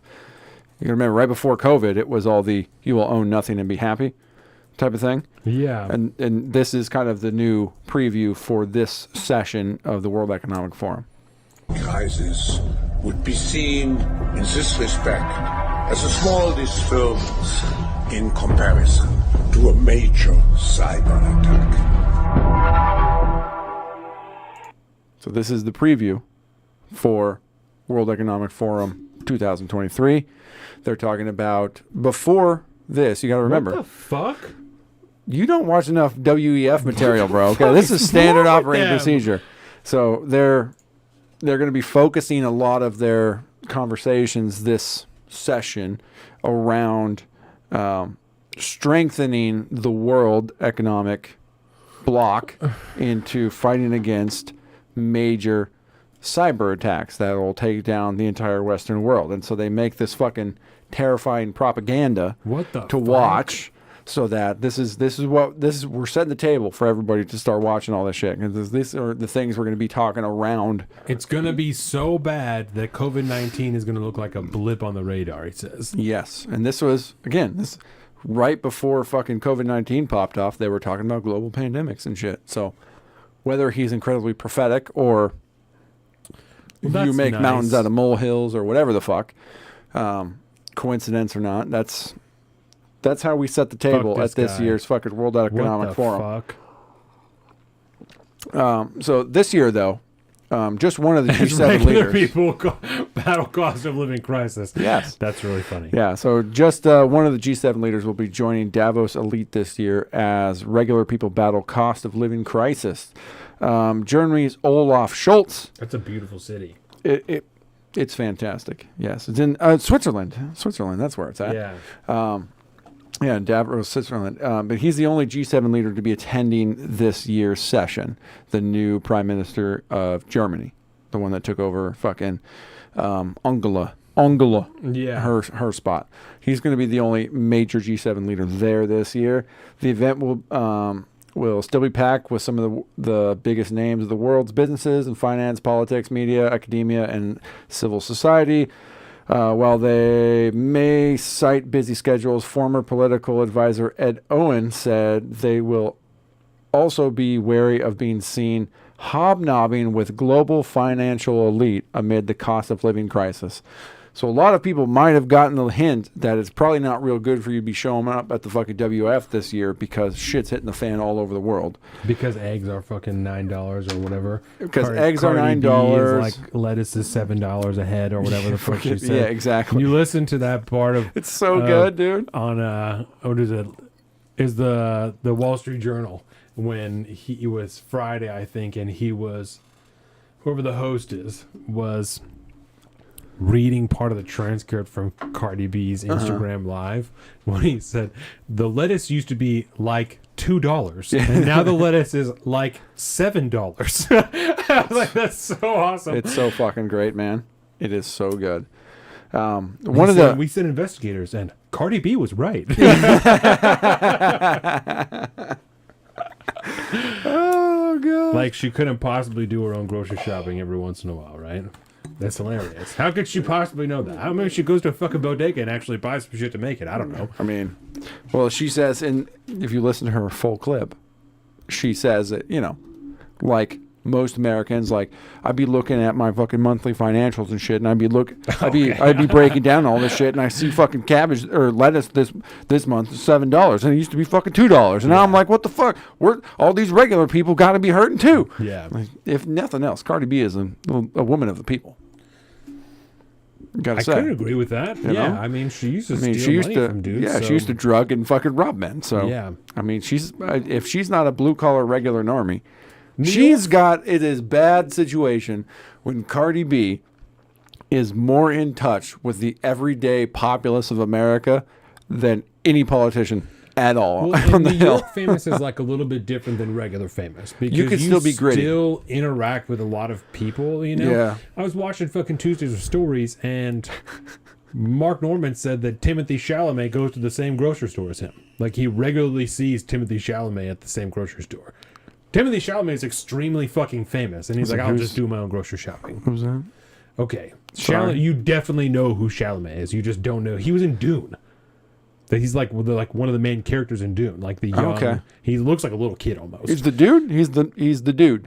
I've never seen Dune, so I don't know what character he plays. Whoa. Okay, do I have 2.5 hours to watch a fucking fantasy movie about another fucking planet? I think it's closer to 3, but Well, do I have 3 hours to watch a fantasy movie on another planet? No, I have 2.5 hours to watch a movie about the World War One.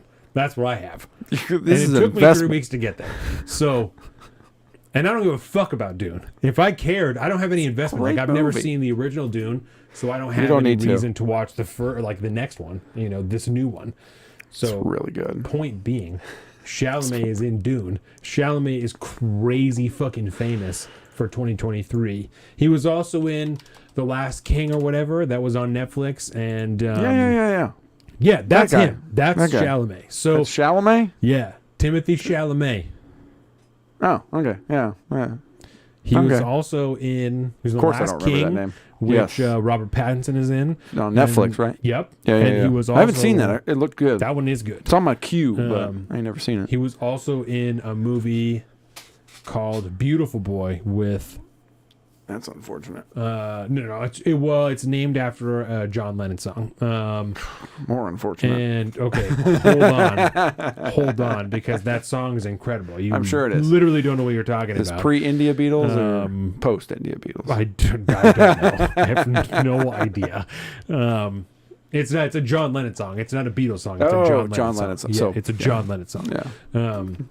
And it's what's Steve Carell is in it. Steve Carell plays his dad, and he's like a writer for the New York shit. Times. And Chalamet gets into drugs and shit like that. And so Okay. Steve Carell is That's cool. You don't have a son, so No, you that don't sounds good. understand. But no, I Sounds watched like that a good movie movie. when Dax was a baby, and I fucking cried my goddamn Oh, dick yeah. off. And I've watched it multiple times and cried my dick off every Yeah. time. Sounds like a good movie. It's a- Steve it's an incredible Carell, movie. that motherfucker, he is not a... What's his... Offerman? What's his first name? No, he's not Nick Offerman. He's not Nick Offerman. No. He is in some dumb, stupid comedic shit. Yes. But the dude can do dramatic roles and play dramatic whatever, acting man. He's is fantastic. incredible. Yeah. Yes. Highly underrated, I Because in think. that movie, he's like learning about drugs, like doesn't know shit about it. He Yeah. fucking tries meth one time so that he can like understand what's going on, and it's crazy. That's a great movie. Fuck, man. It's an That Amazon does sound movie. good. Beautiful It was- Boy? Yeah, it's an Amazon movie. It was like around the time that they got some fire shit. Amazon originals like Manchester by the Sea. You see Manchester Yeah. by the Sea? I haven't. Casey I Affleck? know of it, Bro. but I know a lot about it. It's just I don't want to fucking watch that movie. Bro, the thing about it.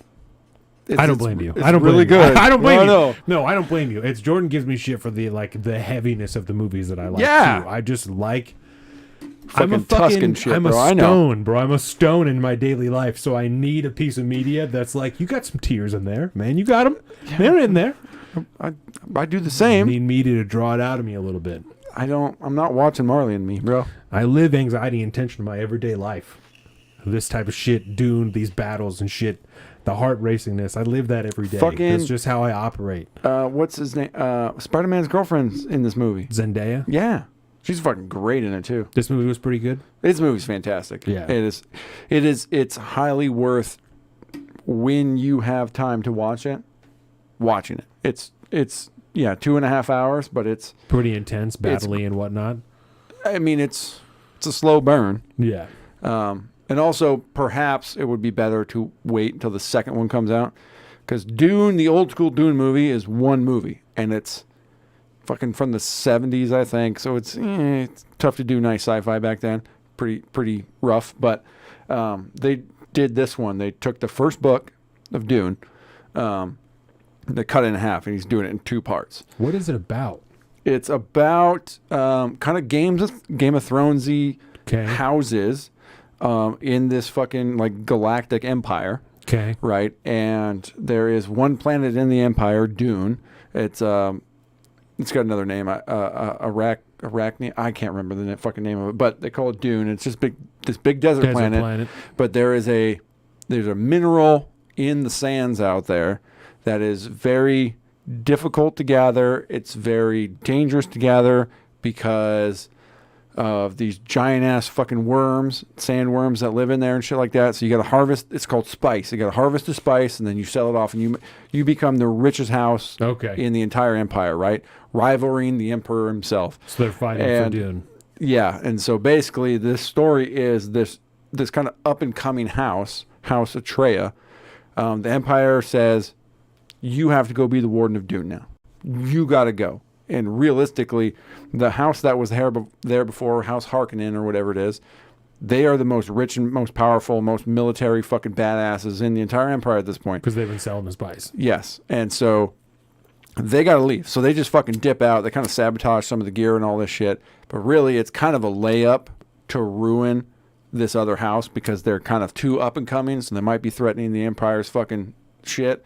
So he wants this new house to go there, invest a bunch of money, starts fucking building all this fucking shit, start selling all this stuff, and then at that point they're the weakest they're ever going to be in the empire, and then House Harkonnen will come in and really fuck their shit up, and then no more House Atreya. Boom. Status restored, problem child taken out. But this kid, he's like this kind of messiah to the people that are native to Dune. They live in the fucking thing. Water is the most valuable thing there because you need water to live. It's the whole fucking big deal. As far as like world building and shit like that, it's fucking phenomenal.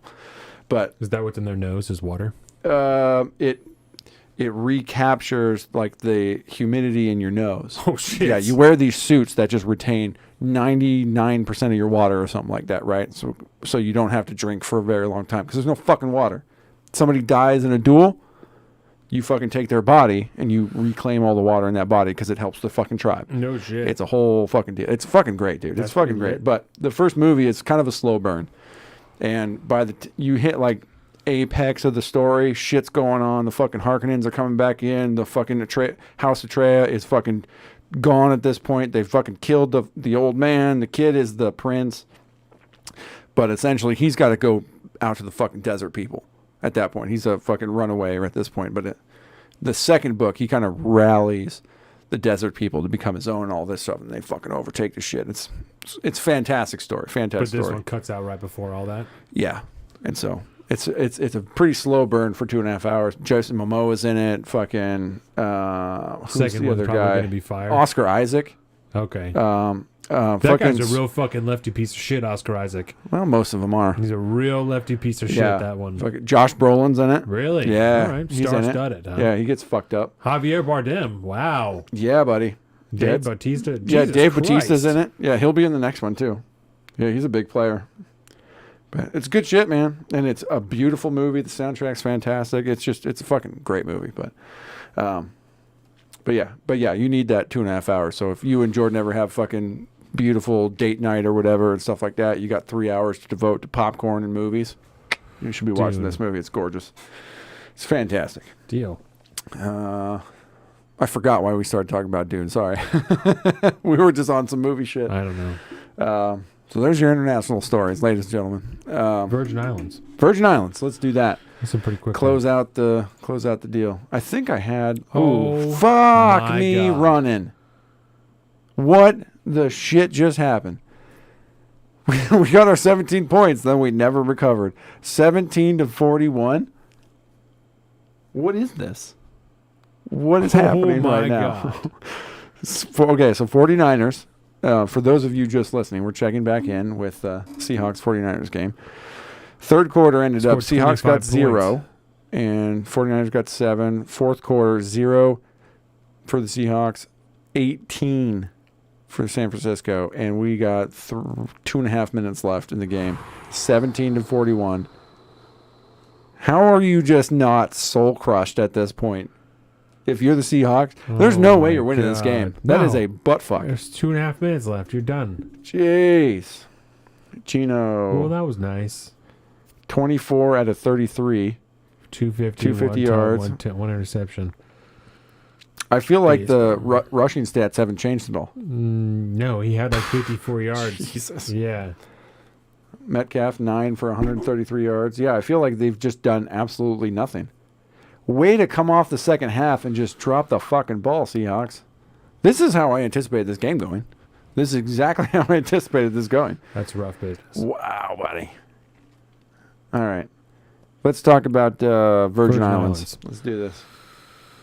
I think I pulled up the U.S. Attorney for the Virgin Islands had opened up had begun to sue J.P. Morgan Chase for knowingly investing or financially involving themselves with Jeffrey Epstein and his human trafficking ring. Yes. Right? A few Along days with later, Deutsche Bank. But the lawsuit was only J.P. Morgan. Yeah. A few days later, or the same day that it was opened up, actually, Joe Biden went to the Virgin Islands on vacation. To relax for the holidays. Yes. A few days later, that U.S. attorney was fired. Just days after she sued J.P. Morgan Chase, accusing the bank of pulling the levers in Jeffrey Epstein's sex crimes and turning a blind eye as he abused minors at his villa. Supposedly for doing it without telling the president. Or the whatever the leader of the Virgin Islands is. That's why. Yeah, because she was fired by the governor of the Virgin Islands, I believe, technically. Yeah. So that's what it is. No, that's right. Can't be that's right. You done pissed US off the Virgin Islands. Can't be the president. Are you done pissed off the World Economic Forum? Yep. Because you're fucking with J.P. Morgan Chase. Yep. Which is they're tied to. I'm sure J.P. Morgan's at fucking WF right now. They're in Davos, 100%. They're kicking in Davos. But yeah, it was the meme is fantastic. This thing went around. It was Epstein's sex trafficking was aided by J.P. Morgan. A U.S. Virgin Island lawsuit says. We see, Alex Jones kind of just getting ready, and then a couple days later, Biden arrives in U.S. Virgin Islands to relax between holidays, and he's Alex Jones is like, come on. And then we have epic fucking demon eyes. Alex Jones freaking out when Virgin Islands Attorney General loses her job days after suing J.P. Morgan Chase in connection with Jeffrey Epstein's probe. And those particular dates, like on that they're a little weird. Don't exactly line up, but I have an article that I'm trying to find here that is from... excuse me. That is from the 27th. So it's from the same day that Joe Biden went there. So... Okay. I think it's more or less it's like post Christmas they go there for New Year's. It's like kind of and he usually goes every year. He just hadn't gone the last few years because of COVID and whatnot. Right. I do believe the governor was very happy to see him back after a number of years. Yes. It was very sycophantic when I read the article. Yeah, 29th. So again, I think we're getting too fucking tied up to Epstein. I think we need to look at Ghislaine. I think she was the headmaster. I think she owned Epstein. I think that makes a lot of sense. I think Ian for that one. So isn't that nice? Fired for opening up an investigation or for suing J.P. Morgan Chase, just didn't tell the governor.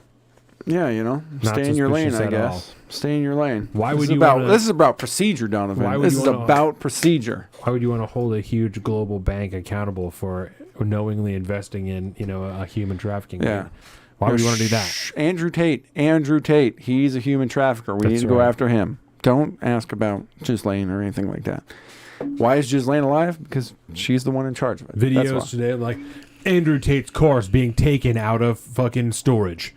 Yeah, probably has a shitload of bills to pay. Wouldn't be surprised. Yeah. Wouldn't be surprised if he has a lot of bills to pay. What's the easiest thing to sell? A fucking Bugatti. Yeah. Yes. Pretty easy to sell. Yeah. I need a quick infusion of liquidity. Right. Sell one of my Bugattis. Is easy. Yeah. Get rid of a Bugatti and I think I'll be okay. Bugatti. The fuck? Bugatti. Yeah. Idiots, dude. Yeah. Do you find that article? You can send it to me? No? I can show it to the people. I have it. Like I said, these are words. You can 29th. Okay. So, yeah, this one's from 29th. Sorry. Totally forgot. That's what I was doing. A little fucking late in the game part 3 action right here, baby. That's what's going on. That's my bad. Yeah, so that one's from the 29th. So. Okay. I think that's the earliest one that I have here. I had one yesterday for it.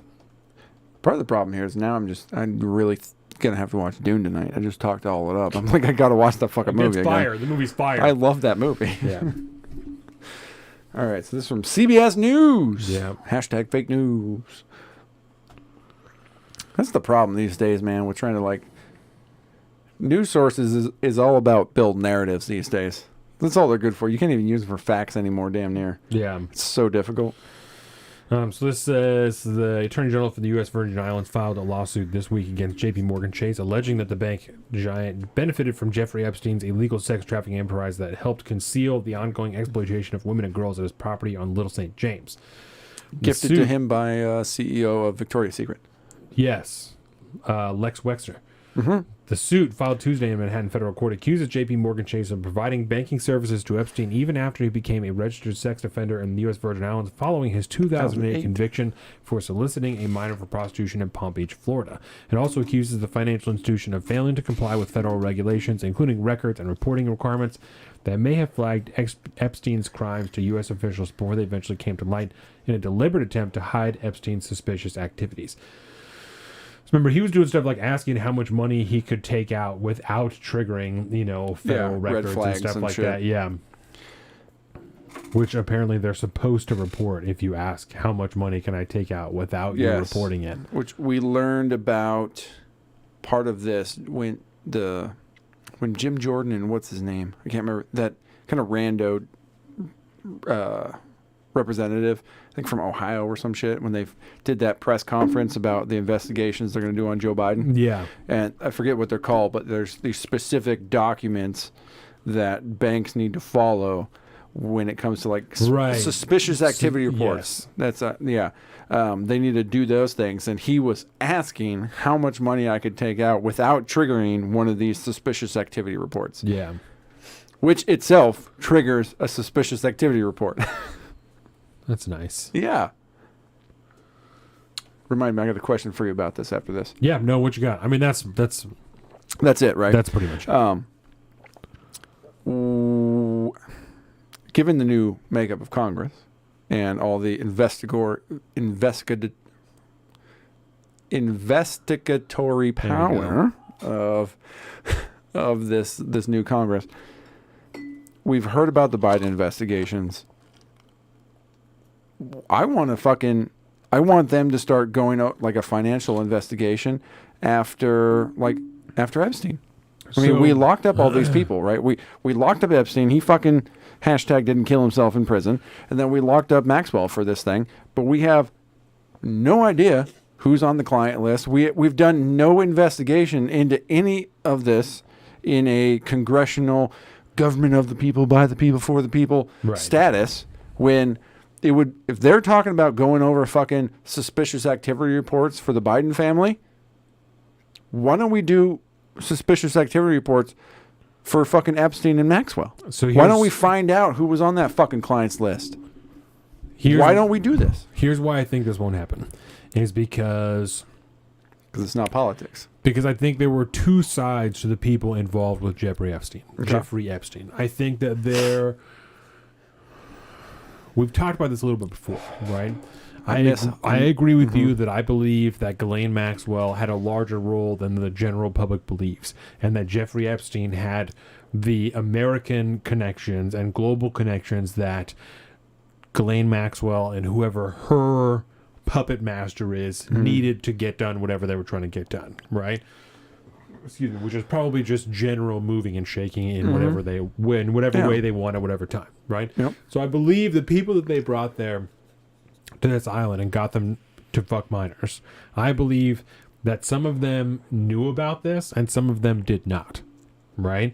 And I believe I'm in the system already, I might as well just some keep of the people playing. have that proclivity. They're like, I'm into it. If you're telling me I can go to Fuck Island and have sex with a minor, I'm interested in that. And some people who meet Jeffrey Epstein and he says, you're a normal guy, I'm a normal guy, why don't you come to Little St. James Island and you kick it? And you get there and there's a girl and he says, yeah, check out all these 19-year-olds. Aren't they hot as fuck? Don't you want to have sex with one of them? And really, and they're you say, 16, absolutely. 17. And then the next day he says, didn't you enjoy that 16-year-old pussy that you had? What do you mean? Yeah. Yeah, okay. And when Gotcha. you go I'm home, I'm following. he says you can either do what I ask you to do, or everyone knows that you came here and you fucked a child, and we'll go up from there. Okay. So I think that there's a ton of people. I'm not, just to be clear, right? I can't fault anybody for finding themselves in that position. If you didn't know you were having sex with a minor, you didn't know that.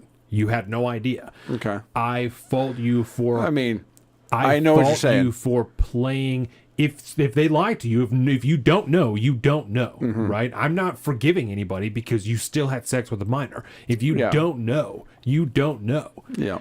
If you continue to play along in a blackmail scheme instead of saying, listen, I fucked up because you lied to me, I'm not going to do this. I fault you for that because you're a piece of shit, because you should be honest, because honesty is the way to go. Even if your career is going to go down the hill, go down to shit, and you're probably going to go to jail. The Matt Gaetz model. You need to be honest. Yeah. That's you should be honest all of the time, especially because you fucked up. Yeah. Right? The Matt Gaetz model. Yeah. I can't fault you for finding yourself in that position because you didn't know. If you went there with the express intent to have sex with a minor, and then you went home and you thought no one was ever going to say anything, and instead Jeffrey Epstein said, also, if you don't do what I ask, I'm going to tell everyone what you came here and did. Yeah. I've already been in jail. Who gives a shit? Right? You're an extra piece of shit because you knew everything that was happening and you're still playing along in it. Either way, I believe there are people in our government, in our leadership structure, that are on both sides of that aisle. That either went there knowingly or went there accidentally. Like didn't go there accidentally, but accidentally involved themselves in this deal, that are now wrapped up in it. And they know that if Jim Jordan, if anybody's allowed to investigate this, they will get found the fuck out. If the little black book that Ghislaine has is released to the public, they'll get found out. They let people, Bill Clinton, whatever, get thrown out there because they're like, that guy's already 80 years old. Who cares? And he's out of the game. If they find out, are they going to send him to prison? Are we going to send Bill Clinton to prison, even if we find out that he had sex with 30 women that were 16 years old at the time? Yeah. Are we going to send him to prison? It's going to take. He's going to die waiting to go to fucking to go to court. Yeah. Because he's old, right? Quote unquote, because he's old. He'll die. He's not going to go to prison. Any of those people that they're willing to give up aren't actually going to go to prison, and that's why they're willing to talk about them. That's why Jeffrey Epstein died. Yeah. Who cares? Who cares? Who cares? Who's he going to tell? We'll send Ghislaine to prison for the rest of her life, and who's she going to tell? No one, because we'll kill her too, and she knows that. We'll kill her, everybody that she knows. It's a big club, and you ain't in it. You are not in it. That's why I think that will never happen, is because there's too many people that are either intentionally or unintentionally involved that are unwilling to acknowledge their involvement in it. Bunch of fucking cowards. Yeah, and even if it isn't people within the government, it's their donors, people that they owe money to, or that gave them money that they're financially involved with, that will all be in prison. Or people that are just too financially tied within the government itself, that if they go to prison, it can't continue to function. Yeah. Fucking the Kochs or the whoever the fucks. I'm not implying anybody. But anybody with of that enough stature. You know what I'm saying? That has enough money that they are actually the government. All the smart people who essentially run the thing. The technocrats. Who we don't know their name because they're smart enough to not let us know their name. The people are so rich that you don't know who they are. Yeah. Those people. Because you got to remember, George Soros is a flunky. Right. Because people know his name. Right. I don't like this at all, bro. That's why I think that won't happen. And it's the same deal with the JFK stuff. We don't even really need to dive into it later, because the gist of it is they're not going to tell you everything because at that time, they still thought they could get away with everything. And we've just progressed too quickly, and they kept a record of fucking everything because they're the government and they're idiots. 2x25. Re-up that 2x25. Yes. So they continue to block stuff because they're like, some of these guys are still alive. And the secrets that we found out about this and the influence that we've gained because of it is still active. And we cannot allow people to understand what this is. I don't like this at all. You're blackmailing the shit out of me right now. Yeah, the JFK thing was was what kicked it off, all this stuff for me, Like, I understand a little bit now, like, why, because it drives me nuts, like, listening to fucking Timcast. Luke is always he always brings everything back to Epstein, right? Yeah. Always. But it fucking makes sense. Yeah. Because if the entirety of all the shit we look at and we talk about, and the governmental this, if it's all essentially controlled by a fucking ring of extorted or willingly involved players like that, which it probably fucking is.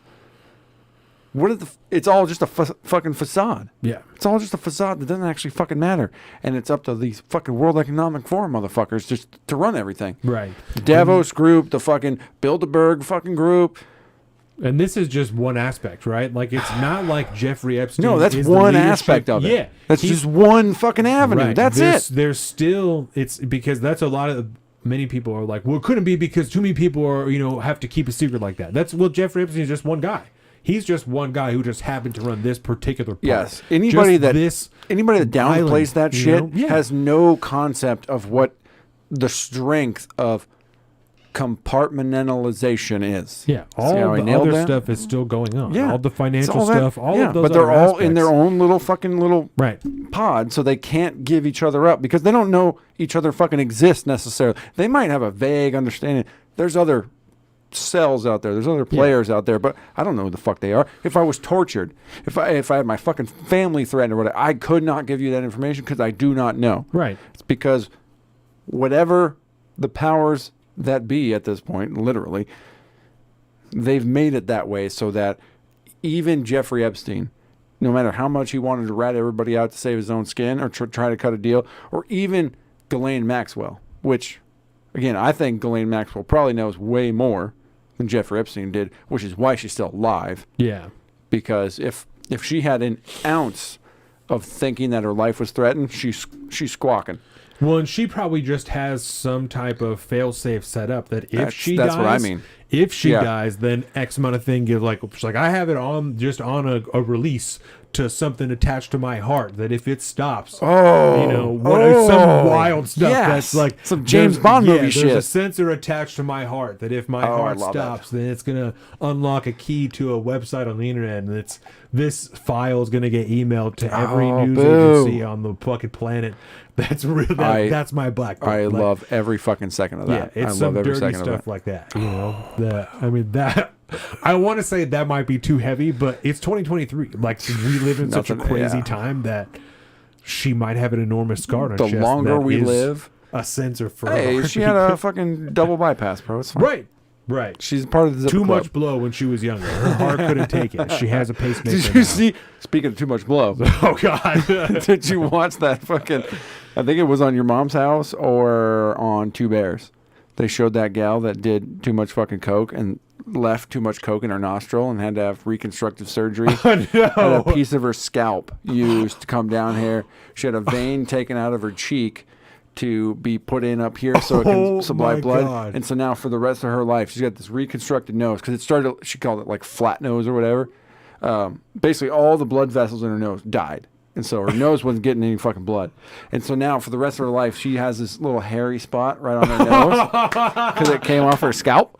And then she's going to have this fucking vein that runs down from her scalp down to her nose to keep the blood pumping and shit. That's what happens when you do too much coke. Yeah, you don't clean your nose out. That's wild. I think that was on the latest Two Bears. Because if it was the latest YMH, you would have seen it. Right. But it must have been on the latest Two Bears. Oh, that's insane. It was fucking wild. That one was special. That's horrible. Fucking basement dweller. I've determined you are a basement dweller. Oh yeah. That's where you're there now. It's bad news. I'm so proud of it. I'm so proud that you're a basement dweller. I can't wait to pick up one of those Garth shirts. It's so good. It's so perfect. Him dragging out that fucking wrapped up carcass. That's too much, bro. Yeah, we need to come up with like a line of merch for this fucking weatherman in Erie. Something. There's some gold there somewhere. We're gonna review the footage. Let's find out. Oh Jesus. This is good. I think we're about ready to wrap this segment up. Yeah, that's my Epstein take. I'm That's there it. for That's it. the final, huh? Oh wow, they got another one in. 23 to 41. 23 to 41. Christ. I don't even need to check the picture to know I didn't win any fucking money. This has been a dry year this year, bro. Mine is. I've put a lot of I bet Check a lot of see money. If I won. No, I don't want to fucking. Even if you did now, I'm not gonna nice? fucking tell you. All right, so I never look. Seahawks 3. This motherfucker. Did I win? No. Oh. It does start with a D though. Is it Dan? Nope. Oh. Who runs the joint? Oh, really? Not runs the joint. Who runs the racket? Yeah. What a bastard. Yeah, I mean, has he won it all this year? I don't know. I hope. I mean, I don't know. You've been doing this shit for fucking. He's been running this racket for decades. If he's been running the numbers for this long, brother he deserves to get paid every now and again. I never know when I win. I know when I win when Barbara tells me or Dennis calls me a motherfucker or something like that. You know? He slaps the money on the table and he says, God. There you go, man. Yep, out here, that's another dinner for me is what that is. That's right. Nice. Is that what bought your burrito the other fucking day? That's why I got barbecue, bro. He came in and I said, I'm buying barbecue tonight. That was excellent. I'm not going to lie. I kind of figured that was the case. That's almost always the case. Because that was the deal, right? Yeah. And then the whole family wins. Hey, guys, I want some money. We're having fucking barbecue tonight. Yep. And nobody's got to cook. Yep. Hell yeah, baby. All right, with that, give me some socials and we will close out this bitch. Yes. Unless you have anything to add. No. That was perfect. It's this perfect end on a horrific Seahawks wild card loss. So as if we didn't know it was going to happen. Yes. Thank you, everyone, for joining I told us. Dennis this was going to happen. We'll be back in just a few minutes for part 4 of Salt of the Streets, episode 140. I am Donovan. I am at Alpac_Donovan on Instagram, and Salt of the Street on Twitter. Colin is at Big Bird Offie on both those things. You can find us at Salt of the Street on our Instagram, our Facebook, our Patreon, and you can find all of that at saltofthestreets.com. Thank you. We'll be back in just a few minutes. Bye. We're back to Salt of the Streets podcast. Social and political commentary. Life, liberty, and the pursuit of happiness, right? That's always and forever. That's right. Salt of the streets. Another fantastic episode. Everyday Normal Person's podcast.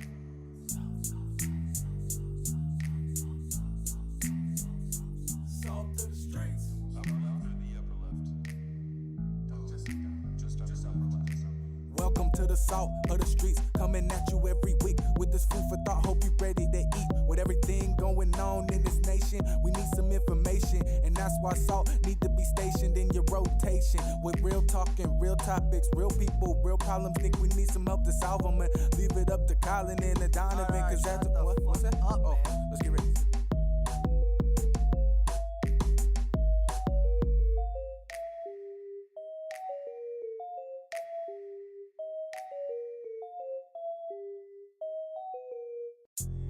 We're back to Salt of the Streets podcast. Social and political commentary. Life, liberty, and the pursuit of happiness, right? That's always and forever. That's right. Salt of the streets. Another fantastic episode. Everyday Normal Person's podcast.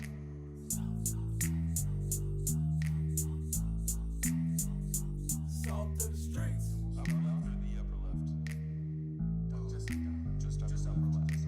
Welcome to the salt of the streets, coming at you every week with this food for Thanks thought. to, Ready to eat. With everything going on in this nation, we need some information, and that's why salt need to be stationed in your rotation. With real talking, real topics, real people, real problems. Think we need some help to solve them, and leave it up to Colin and the Donovan, cause that's what's that? Oh, let's get ready.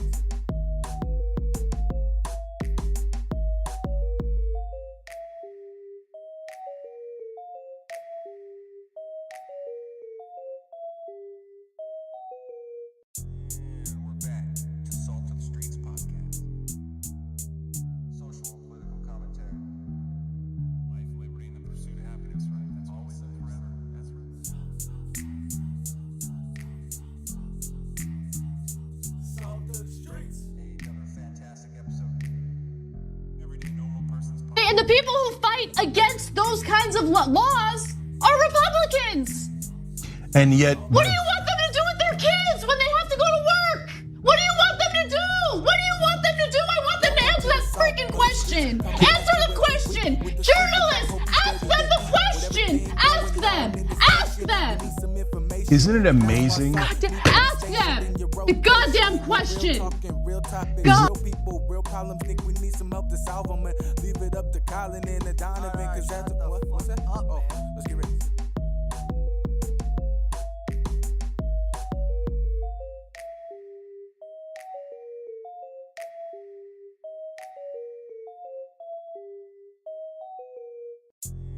We're back Podcast.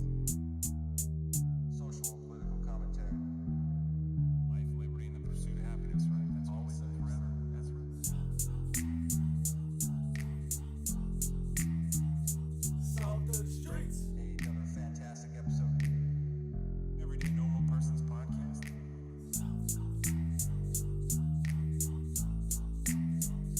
Salt of the streets. Upper left or the upper left? Just upper left. Welcome to the salt of the streets, coming at you every week with this food for thought. Hope you ready to eat. With everything going on in this nation, we need some information, and that's why salt need to be stationed in your rotation. With real talking, real topics, real people, real problems. Think we need some help to solve them, and leave it up to Colin and the Donovan, cause that's what's that? Oh, let's get ready.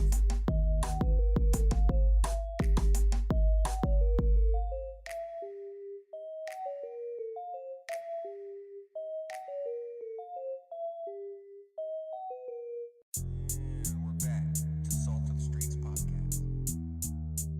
Social and political commentary. Life, liberty, and the pursuit of happiness, right? That's always and forever. Ezra. Salt of the streets. Another fantastic episode. Everyday Normal Person's Podcast.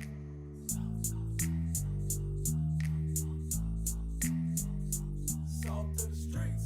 Upper left or the upper left? Just upper left.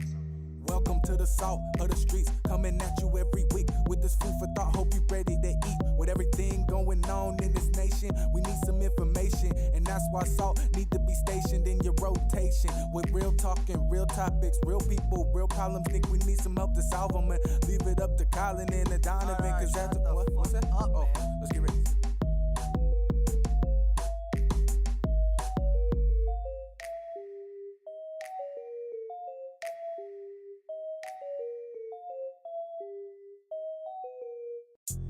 And we're back to Salt of the Streets Podcast. Social and political commentary. Life, liberty, and the pursuit of happiness, right? That's always and forever. Ezra. Salt of the streets. Another fantastic episode. Everyday Normal Person's Podcast.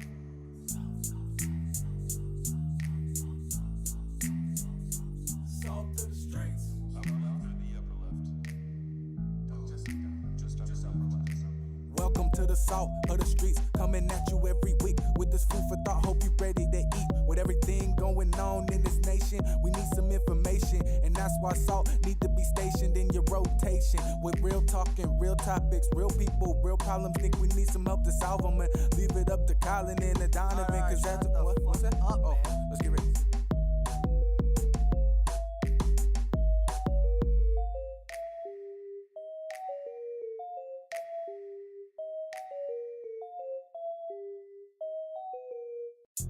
And we're back to Salt of the Streets Podcast.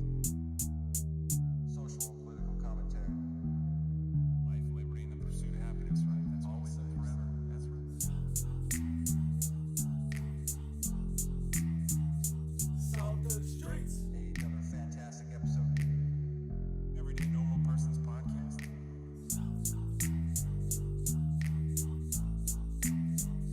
Salt of the streets. Upper left or the upper left? Just upper left.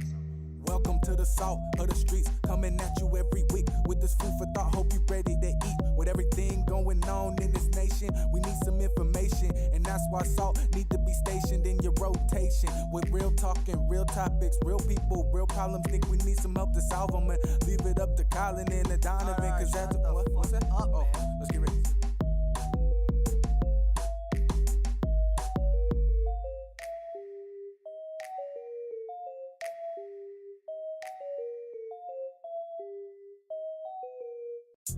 And we're back to Salt of the Streets Podcast. Social and political commentary. Life, liberty, and the pursuit of happiness, right? That's always and forever. Ezra. Action. Thank you for joining us, everybody. Salt of the Streets, What are you, episode dancing? 140. 140. Part 4. My name is Donovan. I'm Colin. We're happy to have you guys here. You've been watching us here, youtube.com, Salt of the Streets. We also have our Instagram, our Facebook, and our Patreon, all at Salt of the Streets. Go there, subscribe, help us make more, better content just like this. You can also find us at our personal social media. I am at Salt of the Street on Twitter and at alpaca_Donovan on Instagram. And Colin is a Big Bird Offie on both those things. You can find all of this at saltofthestreets.com. Our final sponsor for this week is Location Skate Shop in downtown Birmingham. If you need anything skateboard related, also gear, anything, go there, get some stuff. It's an incredible spot. Question for you. Yes. You need to be it is grab bag time, so we're going to get in some wild shit. I have previewed you some of the topics we're going to be hitting, so you have a general idea of what's coming. But for the most part, as per the usual, it's always, you don't know. I'm along for the ride. Exactly. But before we get into that, I'm going to be very, very vague about this, and I want you to be very vague about it because of the sensitive nature of what this is. Okay. When, if at all, before it's completed, do you plan on talking about what we talked about yesterday afternoon? Oh. You know what I mean? Yeah, I hadn't thought about it. Okay. So I'm not sure. So just look forward to that. We got a lot of stuff in the works. Yes. Some of it's stuff for that can be discussed in the media, and some of it is long-term things that we want to get together and prepare it a little more before we start laying it out. So, see, that was fun. Very vague, but But we got a lot of stuff in the works. Yes. One of them is a live show that we're talking about. Like I said, I've been thinking about that a lot lately, and I think because the last time we talked about it, we did one semi-live show. Fucking as soon as COVID popped literally off. the day that everything shut down in our county, we had a live show scheduled, and we had to cancel it, or else who knows what. Well, we probably could have done it, but everyone here is so fucking scared because we live in Washington State that I don't know that we would have been able to pull it off. I mean, we started walking down in downtown Kingston. There was fucking nobody out. It was weird. It was weird. A Friday evening. We did the show at the venue. Yeah, but we live streamed. But the venue was closed. Yeah, we live streamed it instead. Anyway, we've been talking about it a lot since then. The show has changed an immense amount since then, so it would have to be like an enormously different structure. Yeah. But I think if we had almost like a presentation style deal, where we made a case for liberty or something, that would kind of be how the structure would be. Introduce the show. This is what we talk about. Yeah. This is why this matters to us, and these are modern examples. And then take questions at the end. Yeah, the equivalent of the difference between just the difference equivalent between a Louder with Crowder and Let Me Ask You This, or not, Change My Mind. Yeah, those are two completely different things, but they kind of marry together. Yeah. So I think the live show would be that. The difference between the show and what we would do for the live show would be similar in nature. Yeah, I think that would be, and that would be really fun because the wider audience I think would be good, and I bet you we can. I get some ideas. I'm pretty sure get a decent venue, and then I think it's worth exploring. Get a collective group of randos that would. I think it's worth exploring and getting some really good clips, especially of us answering questions. I think that's a big thing. That's why comments are so good. Answering questions that people are throwing at us in real time that we have to answer that we can't prepare for. So that's a really positive thing. So I like it. I like it a lot. I think that's worth exploring. Good. Check it out. Everyone fly out to Washington. It'll be awesome. I'm just kidding. Don't do that. It's not. It's terrible. There's local hotels. I'll tell you where you can book. I'm not going to book your ticket, buddy. All right. So first up in the grab bag. All right. What do you got? We had just talked about our epic Seahawks defeat in the first round of the playoffs. Yeah. So this is along the sports line, and this is a conversation on the sports show from FS1. The network FS1? Yeah. Fox Sports 1. Fox Sports 1. That gets very, very uncomfortable. Undisputed. That's Skip and Shannon. That's Skip Bayless. Yes. And Shannon Sharp. Yep. Yeah. And you have not seen this. No. I'm excited. Good to see you, Shannon. I understand you have something you want to share this morning. Good morning. Yes. Morning. There's been a lot of speculation of why I wasn't on air yesterday, and I won't get into speculation or conjecture or innuendo, but I will say this. In watching that game on Monday night, what happened to DeMar Hamlin struck me a little different.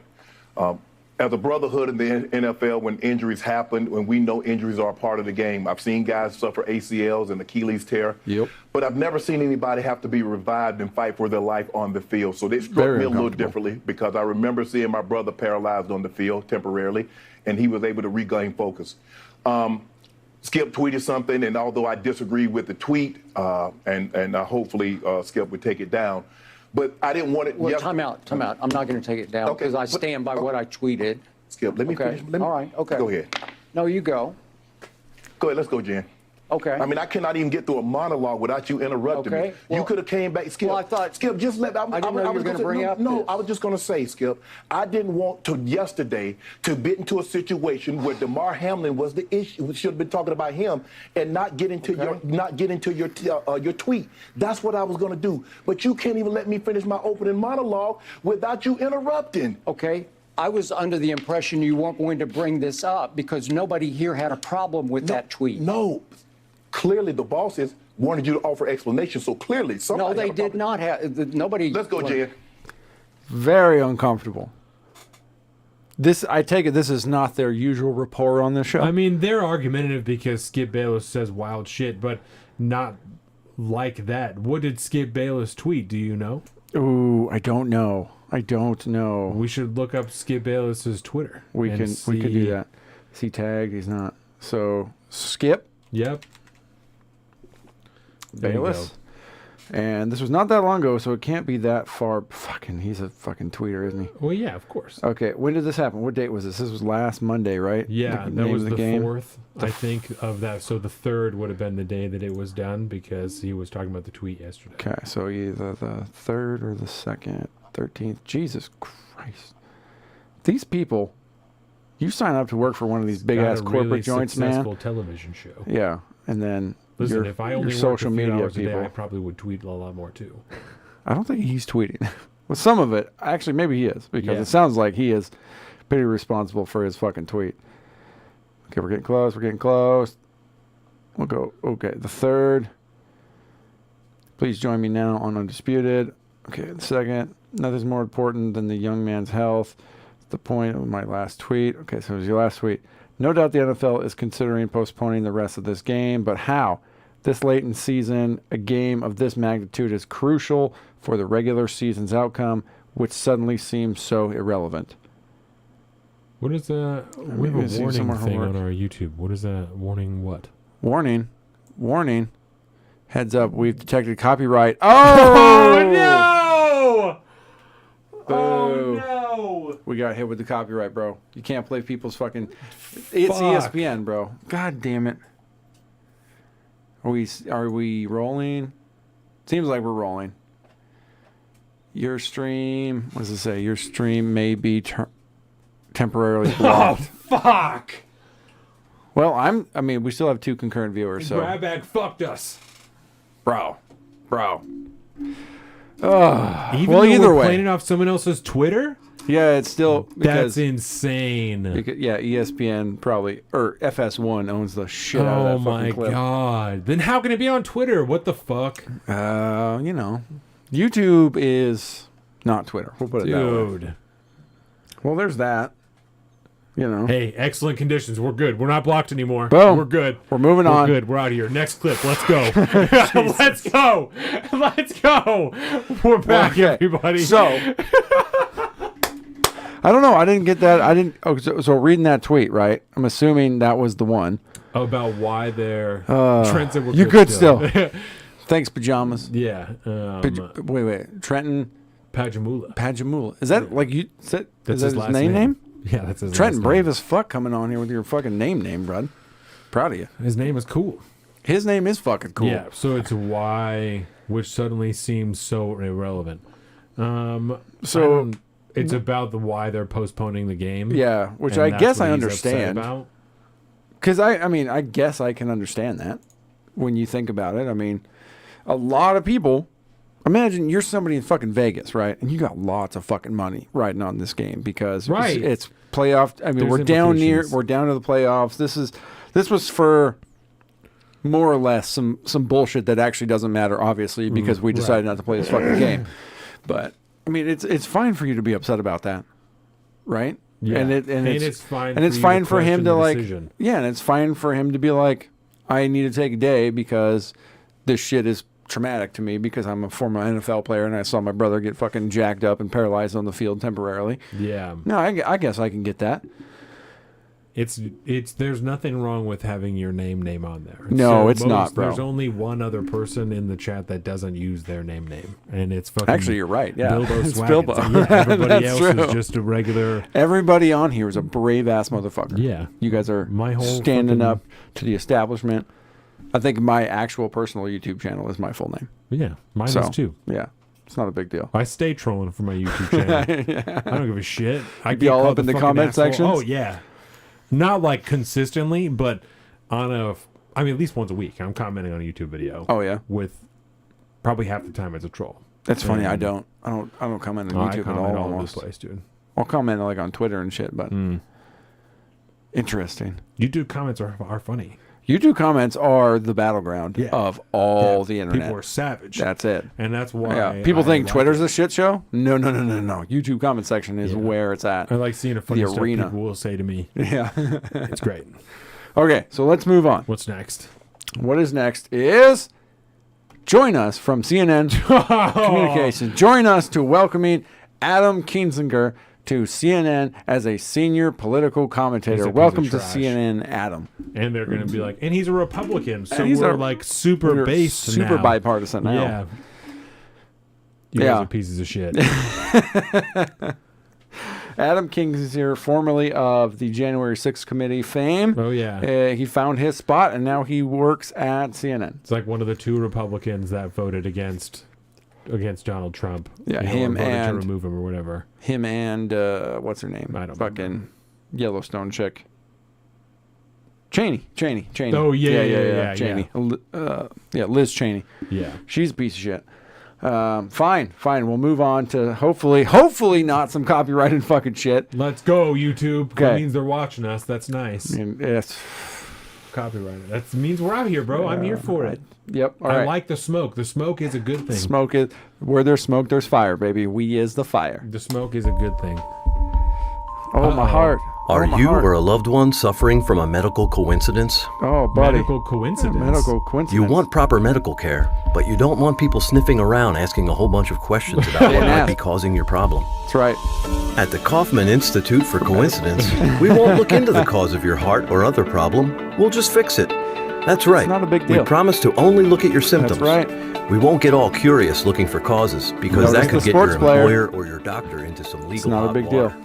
And nobody wants that. Nobody wants that. At Kaufman, we understand that coincidence is now the leading. Excess deaths all around. 1 million excess deaths this year.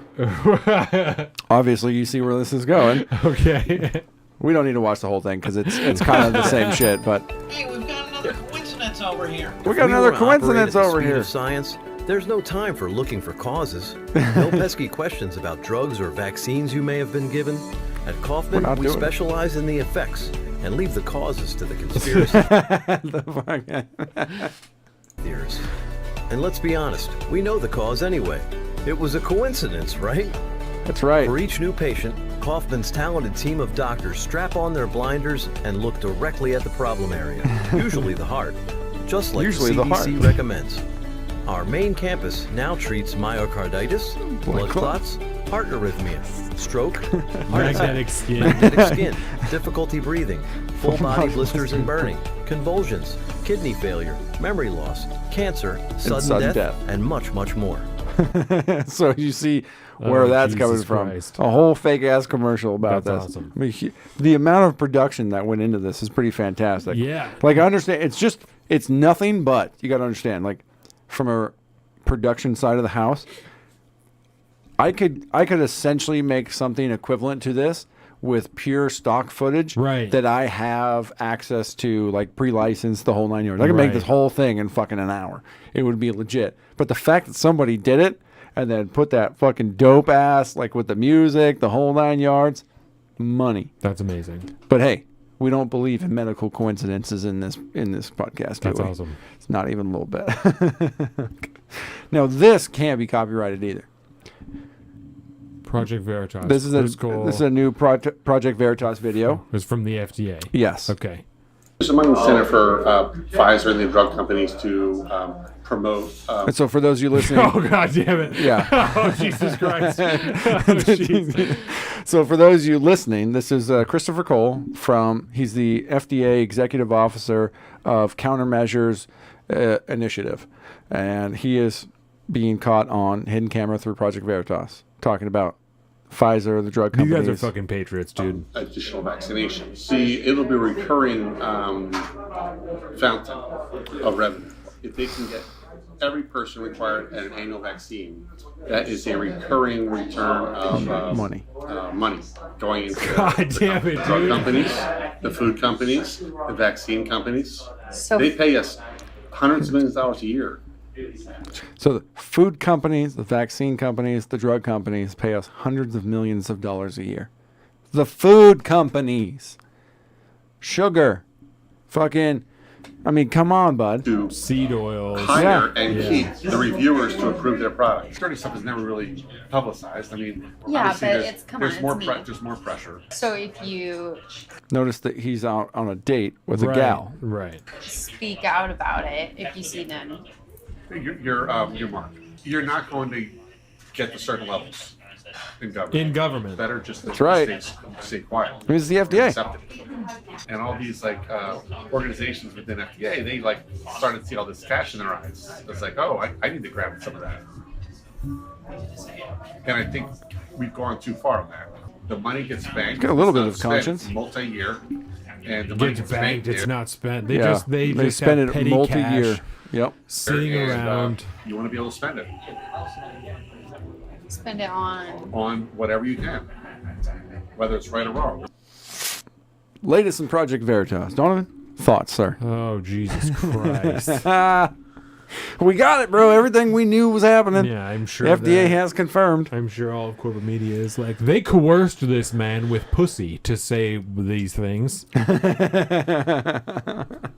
You can't take anything he said seriously. They edited the video wrongly. Yep, selectively edited so Yeah. that you only hear the things that he's saying. Yeah. It's interesting how there is a new study from the University of Boston saying that Lucky Charms are much healthier than eggs or steak. Amen. Yep. Amen, sweetheart. You're doing good work over there. And we shared an article earlier this week that was from Sagar, actually, from Breaking Points, talking about or incentivizing parents to give their children medication to deal with their obesity as opposed to adjusting their diet or getting them exercise. Yeah. Just start with medication first. So Yeah. they honey-dicked him. They absolutely honey-dicked that guy. Keep the Lucky Charms, but also take this pill. Yep. So that's what we're going to do. Keep eating all the refined sugars and carbohydrates. I'm certain that there's no issue with it. None at all. I mean, that's why we put that shit at the bottom of the food It pyramid. makes me horrifically sad we have personal experience with this in our job because of we make medical wraps, right? So we make vests and stuff like that for children, for adults that are made out of neoprene, and we will occasionally make vests for children that are obscenely obese, Scary 6-year-olds sometimes, that weigh 150 pounds and 9-year-olds that weigh 200 pounds and 13-year-olds that weigh 250 pounds and that's so that much, type man. of shit is not. Let me preface with this, right? Because I fucking came a calling for body shaming one time. It's a whole deal, right? I'll body shame the shit out of anybody, including myself. I've had issues with my weight my whole life, right? So my issue is not shame on you for being obese, right? My issue is shame on you as a parent for allowing your child to become obese. You control their diet. You control their physical activity. You control the way that you teach them and the methods that they learn and the nutrition that they understand. There is no reason for your child to be obese outside of some type of medical condition, right? Mhm. Obesity is not a medical condition. That doesn't count. No, obesity There is a slur these days. There- If that you saw the doesn't- memo. It doesn't count, right? This type of shit is really, really disturbing to see that. I have a kid he's going to be 4 next week. He weighs 45 pounds, right? He's even large he's just a big kid, right? He's He is a tall. big He's kid. that's just, but I wouldn't say he's chubby at all. No, not at all. That's not what I'm he's saying. What I'm saying is he's a tall kid. We've also made vests for children who are 4 years old that they weigh 100 pounds. You know what I'm saying? They weigh double what my son weighs. I had one of those this week. That type of stuff isn't normal. Yeah. And there's, like I said, a difference between a medical abnormality and parents who have allowed their child to become unhealthy and sick. And that's precisely what that is. That shit is super duper dark. And to see our government incentivizing drug use for children's obesity as opposed to an adjustment in nutrition and exercise is just kind of further cements like, well, I'm definitely not sending my kid to a government institution because this is how they think that they should deal with their health. Yeah. Well, it's like what is it? Ian on IRL talks about this a lot. He used to bring up this when Michelle Obama had that first initial kind of, it was like the Get Out and Play initiative or something like that. Yeah. And then it changed partway through it to, instead of get out and exercise, it was like change your diet. And somehow it was like, I forget exactly what it was, but there was a definitional change in the entire program that just meant don't exercise. It was like eat better. Yeah. And it was, or it was eat whole foods, and then it was just like, no, fuck it, just eat whatever you want and then get outside and play. I can't remember exactly which way it went, but it was very telling. And I think there is also there's a problem here, especially with childhood obesity, right? When you look at a lot of lower income families, right? People in poverty, they generally are very, very obese people, right? Yep. They can be, right? The obesity is higher. It's at its highest rates in the lowest income rungs, right? We have the poorest, fattest people ever in history, which is not something that has ever happened in human history whatsoever. Yes. Used to be you were rich, so you'd be fat because that means you can eat a lot. And actually fatness at one point in history was like a sign of attractiveness because you had so much wealth and you could do all this stuff, right? Very, very different these days. But when you look at the food that is subsidized by the government, it was, you're incentivized to purchase through government-funded food programs and shit like that. Yeah, through food stamps and whatnot. Like it's not like the wholest of foods, if you will. You still can, I believe. I don't know. I've never been subject to that system and stuff like that. The way that food stamps works is that you, at least in this state, I'm sure it varies a little bit state to state, but you can purchase food that is not already cooked. So anything that's not already cooked, including soda and candy and anything like that. Well, like fucking and the rice-a-roni, mac and cheese. That shit's all cheap. Those are going to be the cheapest things. So you're going to get the biggest bang for your buck if you are eating processed foods, because that's just what you're going to get the most of. Yeah. So and if you only have $250 a month, because it's also not generally a ton of money. It's not. Right? If you want to make it last, there are ways to game it to get it to be that way, but it generally is not. And if you're going to make it last and make it count, then you're gonna you're gonna do, and that's how you're gonna get the most out of it. Yeah, contrary to common belief, you're not buying beer and alcohol and shit like that. You literally can't. Exactly. But what you can buy, it comes on a card, right? It comes on a card, an EBT card, and they ring up all of your groceries. And if you have alcohol and shit like that, then you swipe your EBT card, and it takes everything that it will cover, and all the stuff it doesn't cover is left over, and you have to pay cash for it. That is how it works. I have seen it happen. I've done it that way, not in my adult life, but in my child life. That is how it works. Yep. It's impossible. Don't let anyone lie to you. You cannot buy alcohol with your EBT card. That's right. It doesn't work that way. Healthy food costs more, and it's too easy to obtain cheap processed food. 100%. Amen. That is absolutely the case. And the only reason Especially it right is now. is because one of the reasons it is because there is a government-funded incentive for it to be cheaper. Yeah. And it should not be that way. They're subsidizing the products that go into the ingredients that go into those products in the form of corn syrup and that type of shit that go into it. Corn syrup, soy. Yeah. That's why it's all corn and garbage. And that's why it is cheap as it is. Everything is subsidized by the government up until the very end when it is purchased with government cheese. See, this is why they just need to bring back government cheese. I've known people who have actually gotten government cheese. Eaten actual government cheese. Yeah, which is basically Velveeta. Yeah. Velveeta is government cheese, It's just not. Repackaged. It's the rebranded, add a fucking 25% markup to it, and then, well, probably 125% markup. Yeah. But it's not good, bro. The state of childhood obesity per the CDC. Yeah. Prevalence of child obesity in the United States. Childhood obesity is a serious problem in the United States, putting children and adolescents at risk of poor health. Obesity prevalence among children and adolescents is still too high. For children and adolescents age 2 to 19-year-olds, 2017 to 2020. So that's not even factoring in pandemic fucking weight, which was a huge deal. It's like the COVID-15 for adults was like enormous. Massive. The prevalence of How obesity many people was, do you know that got fat during COVID? Yeah, I don't mean you. I mean everybody. Yeah, it was a hashtag a fuck ton. Yeah, a lot. Including myself. The prevalence of obesity was 19.7% and affected about 14.7 million children and adolescents. 19%? That's 20%, Just a fifth bro. of children. Shelf life too? The biggest part of the equation. Oh, fuck yeah. Yeah. Definitely.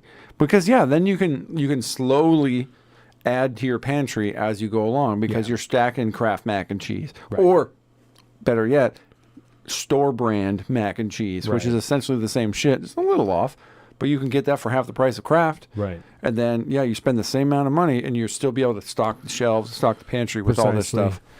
That's rough. Obesity prevalence was 12.7 among 2 to 5-year-olds, 20.7% among 6 to 11-year-olds, 22.2 among 12 to 19-year-olds. Children obesity There is isn't among a most reason common. for that. There isn't a reason a kid 2 to 5 years old should be 12% of them should be obese. You 2 literally to control 5. everything they eat. Yeah. You give them everything that they eat. There isn't a single thing that Dax consumes that we do not okay first. So let me I don't want to push back. I just want to add complication. Yes. Because I hear this a lot, right? Yep. The only thing my kid will eat is pizza and chicken nuggets.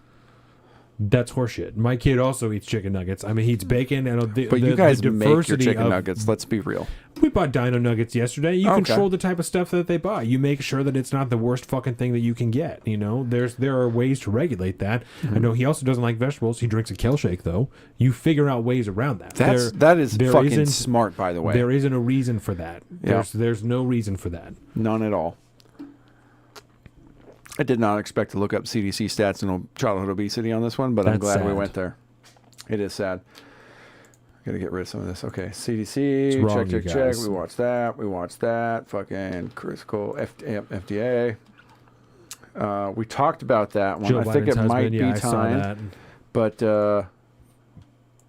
yeah, we'll do that one next, and then we'll have some more Ramen fun on noodles the are way cheap, out. salty carbs, and a main staple.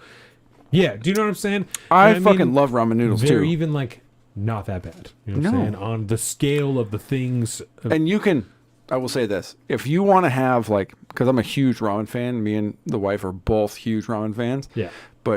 And there's one solid fucking ramen place in Silverdale, and we go there when we can and stuff like that. But it's expensive to go out and do all that stuff, and to try to make good solid ramen at the house is difficult. Yeah. So there are fucking life hacks you can do to top ramen to make it taste legit, right? So for example, let's just say it honestly doesn't matter. Sorry, I'm about to sneeze. It's good. I'm gonna power through it because I'm not gonna sneeze, but my nose is tickling. You could buy just whatever flavor of top ramen you want. Let's say beef is the best one because that's the closest you can get to making like a regular ass good ramen. Fuck, it's killing me. It's like right there. I lived on ramen for a portion of my life, They used my to young call adult it life. the Oriental flavor, and now it's like soy sauce flavor. I think it's again Yes. in a blue package. That one's fire. That's the best way to go. Yeah. But generally speaking, beef and chicken are the two most prevalent you can Prolific. find anywhere. Yeah, definitely. And you can buy them for cheap. That Costco pack, like $12 Yes. for legit 100 packs Yeah. of fucking top ramen. We got bougie. We bought some like Japanese brand instant ramen last time we went to Costco, and it is stupid good. Really? Yes. So anyways, you make your ramen right, especially let's go top ramen style. Yeah. So in the pot, usually you put water. Yep. Right? and then you add the noodles, you boil, and then you add the flavor package, right? Yeah. So to instantly plus up your ramen to have way better things, you can do it very, very cheaply for a few extra ingredients. So you buy, go to like the Asian aisle or something like that, or if you got a little bit more fucking floofy grocery store somewhere, you can find this a lot. Buy dried seaweed. Okay. Generally speaking, not like the sheets, not like the sushi sheets. Yeah, those will work in a The pinch, snack but they're sheets. you can do whatever you want. But like generally, if you can find whole ass dried seaweed, that's perfect. Throw one of those into the water that you need for your noodles, and then buy a thing of miso paste. Okay, because that's the staple of most ramens, and then a little bit of extra soy sauce. And then you add a fucking seaweed flake or sheet or whatever it is. You throw that shit into your water. Yeah. Throw the miso sauce, mix it up in there, and then add a little bit of that fucking. What were we just talking about? Shit. The miso sauce, the thing, and then. Hang on, I'll get there. Oh, actually, what's really good? You ever had the bonito flakes? You ever seen those? No. Shaved dried tuna. No. Oh, well, Asian aisle, you can find that shit. Okay. You can find it in Safeway.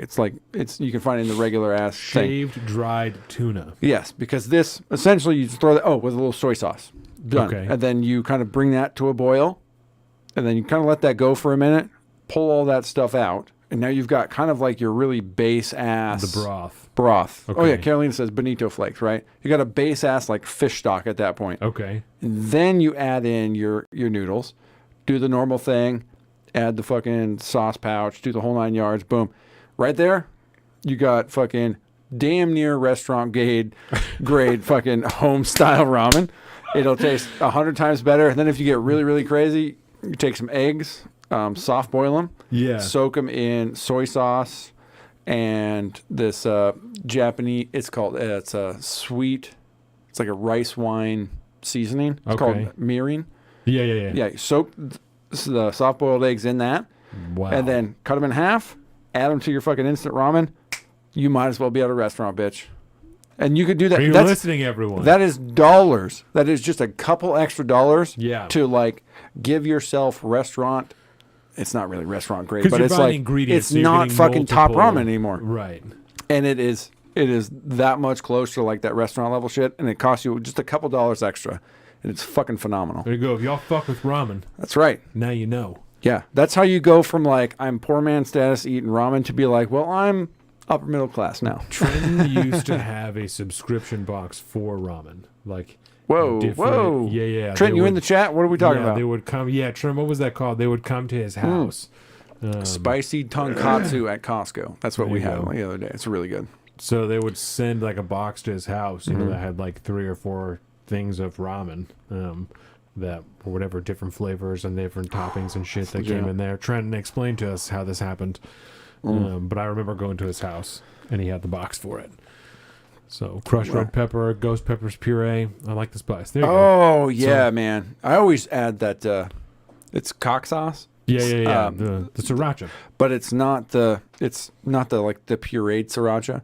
It's the garlic chili sauce, like in like the chunkier in the tube. Yeah, instead of the squeeze bottle. But that shit's fire, man. My Ramen Hero. Yeah, go to the website. Let's see it. My Ramen Hero. We're Let's doing see it. This is what the grab bag's actually all He about. remembers. My Ramen. Ramen starts with an R.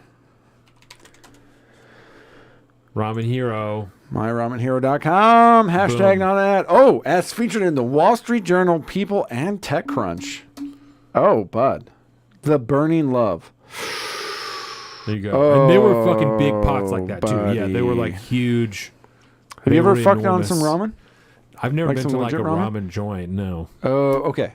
Okay, so proposal time. Okay. Next work meeting we have after work on Okay. Friday, I'm going to take you to the ramen spot in Silverdale. Okay. And I'm going to order you some legit ass fucking real life ramen made by a Korean who loves ramen. He is fucking awesome. He used to be the sushi chef at I'm a that big sushi meat spot. guy, you know. Yeah. We'll get you some tonkatsu ramen, which is like that braised pork over Yeah. there. It's in all of them. The Crying Samurai. What is this? Click on it. Look at that merch, bro. Let's do the Crying Samurai. I wouldn't burn your face off with some. Oh, buddy. Yeah, see all that right there? That's just slow braised pork. Yeah. It's melt in your mouth fucking pork. It is stupid good. That broth right there, that looks like a soy sauce based broth. It's not real cloudy, so I don't think there's a lot of miso in it. Oh, come on. There we go. Oh, my God. Look at that, man. So there you go. I can't be doing food right now. This My is a ramen problem. hero. Yeah, we got a whole nother thing to record after this. She says, you better take me there. Yeah. I want to eat some sushi too, Carolina.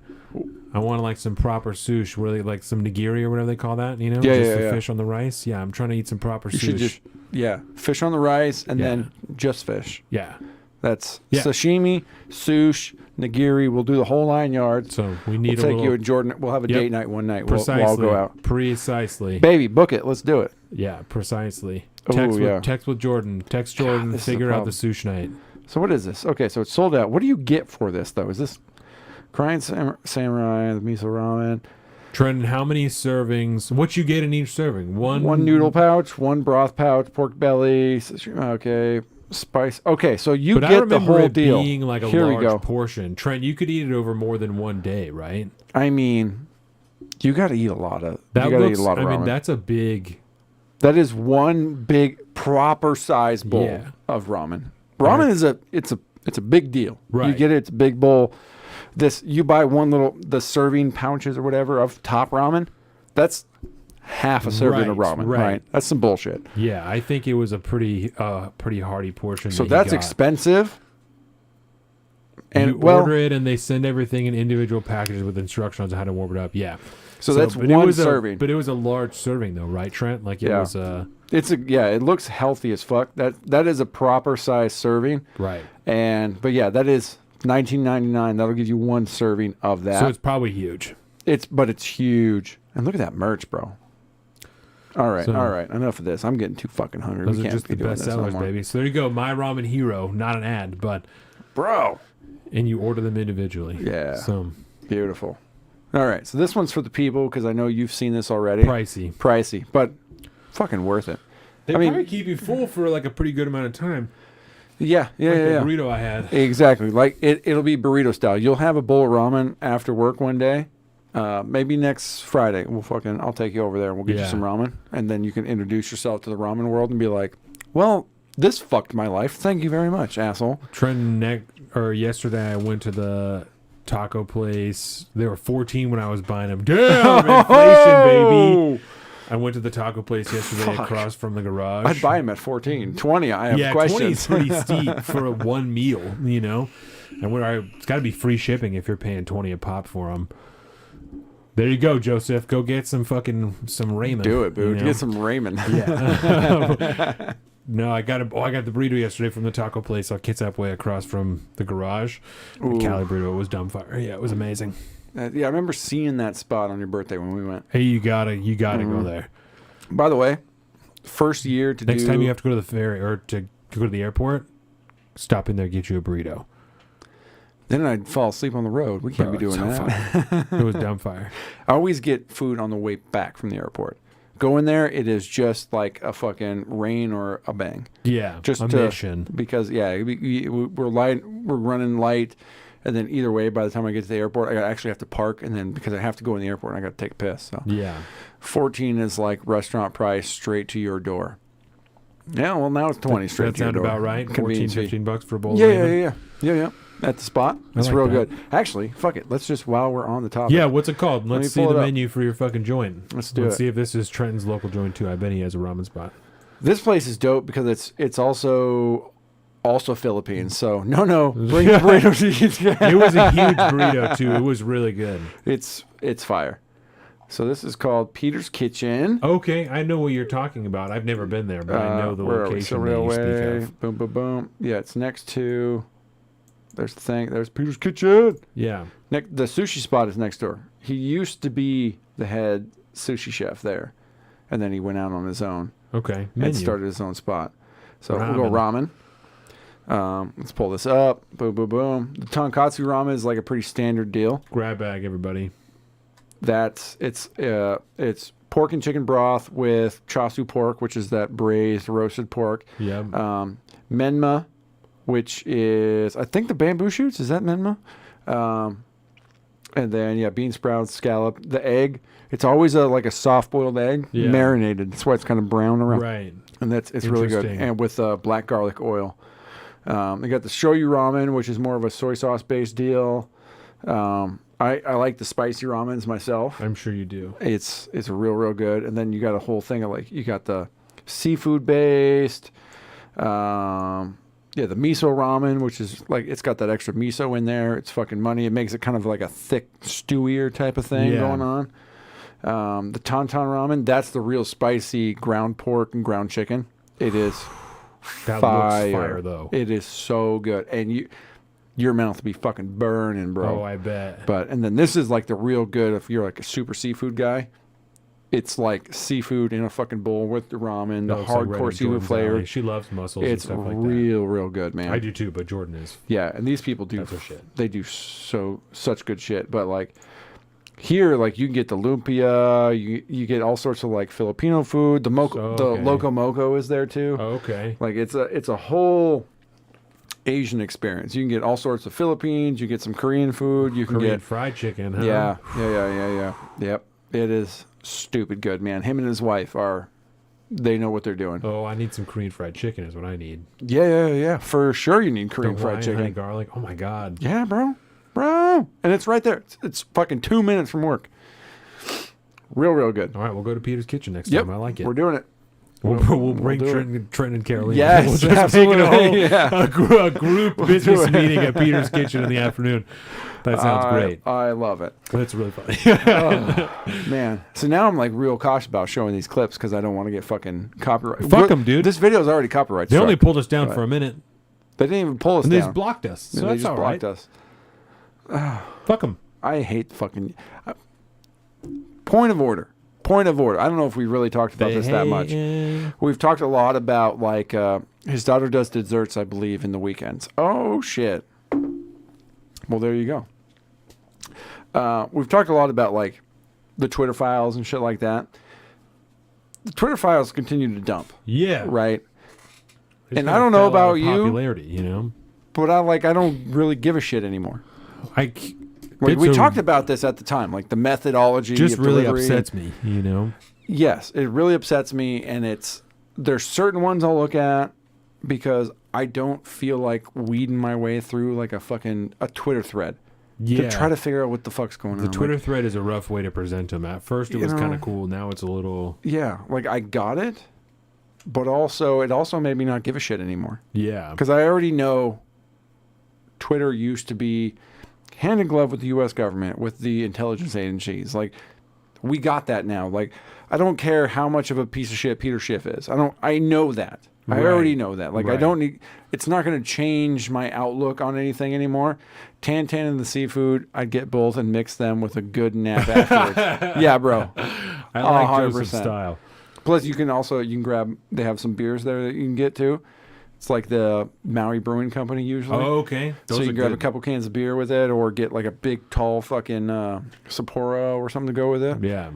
You got to have one of those rice-based beers when you're having that ramen. Nice Japanese beer. Yeah, fuck yeah. Really, really good.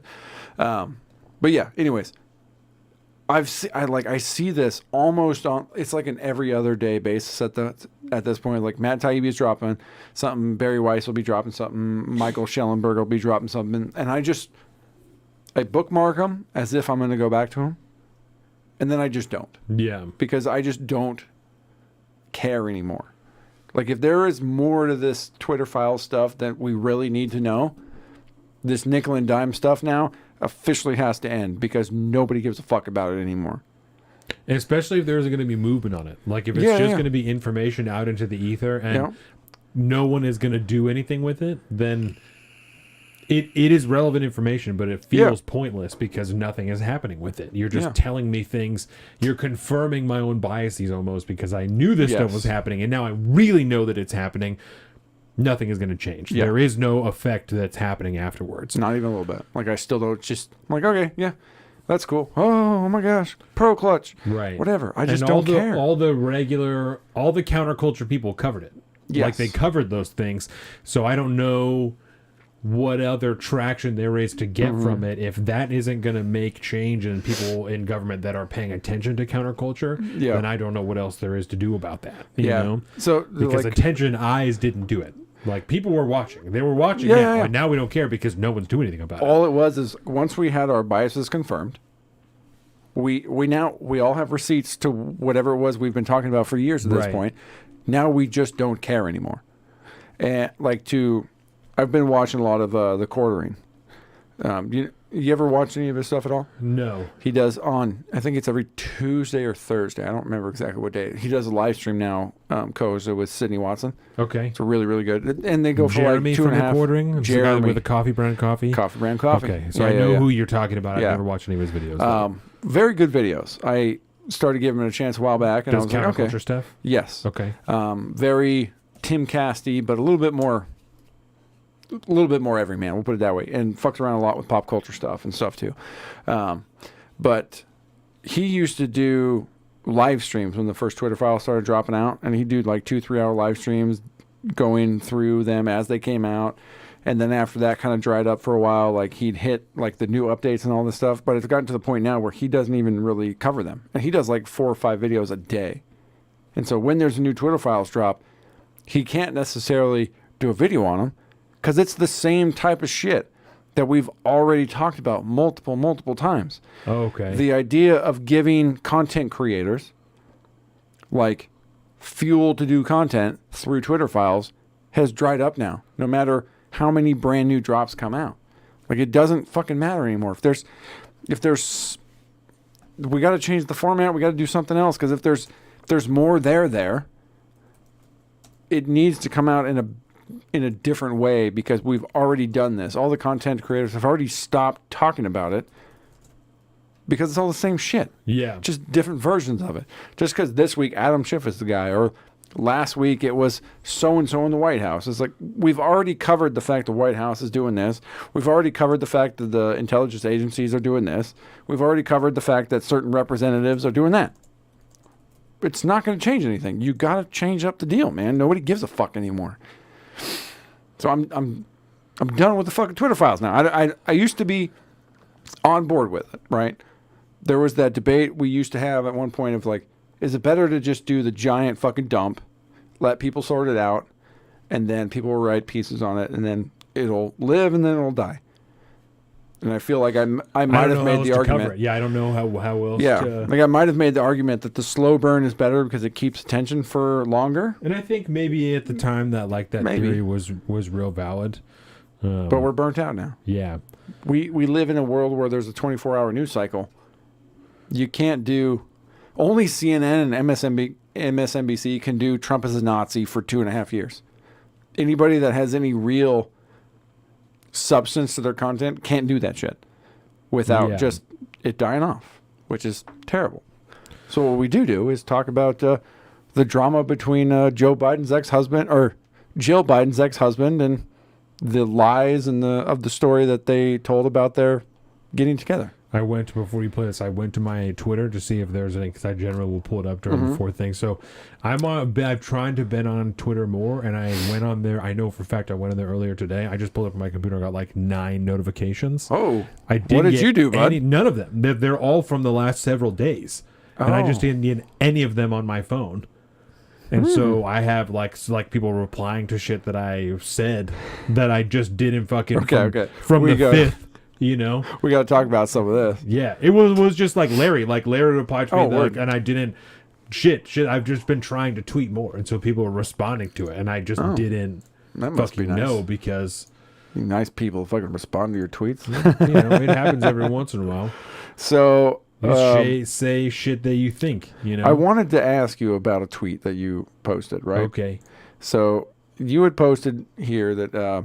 If you're going to troll or shitpost, never assume it will be unnoticed. It will go unnoticed. If you aren't ready for the smoke, don't troll. What the fuck was that about? Oh, okay. So Madison Cawthorn Yes. Right? Yeah. Wheelchair? Yes. Yeah. He posted... Wheelchair Junior, sorry. Yeah. He posted a video of him at a gun range, and he was like running a drill. He drew from a holster on his chest. He didn't show the draw because he said in one of the comments that it wasn't a good draw, but then he like shot these targets, and somebody... I was going to say, running? No. It was stationary, but someone replied to him that was like, you just want to...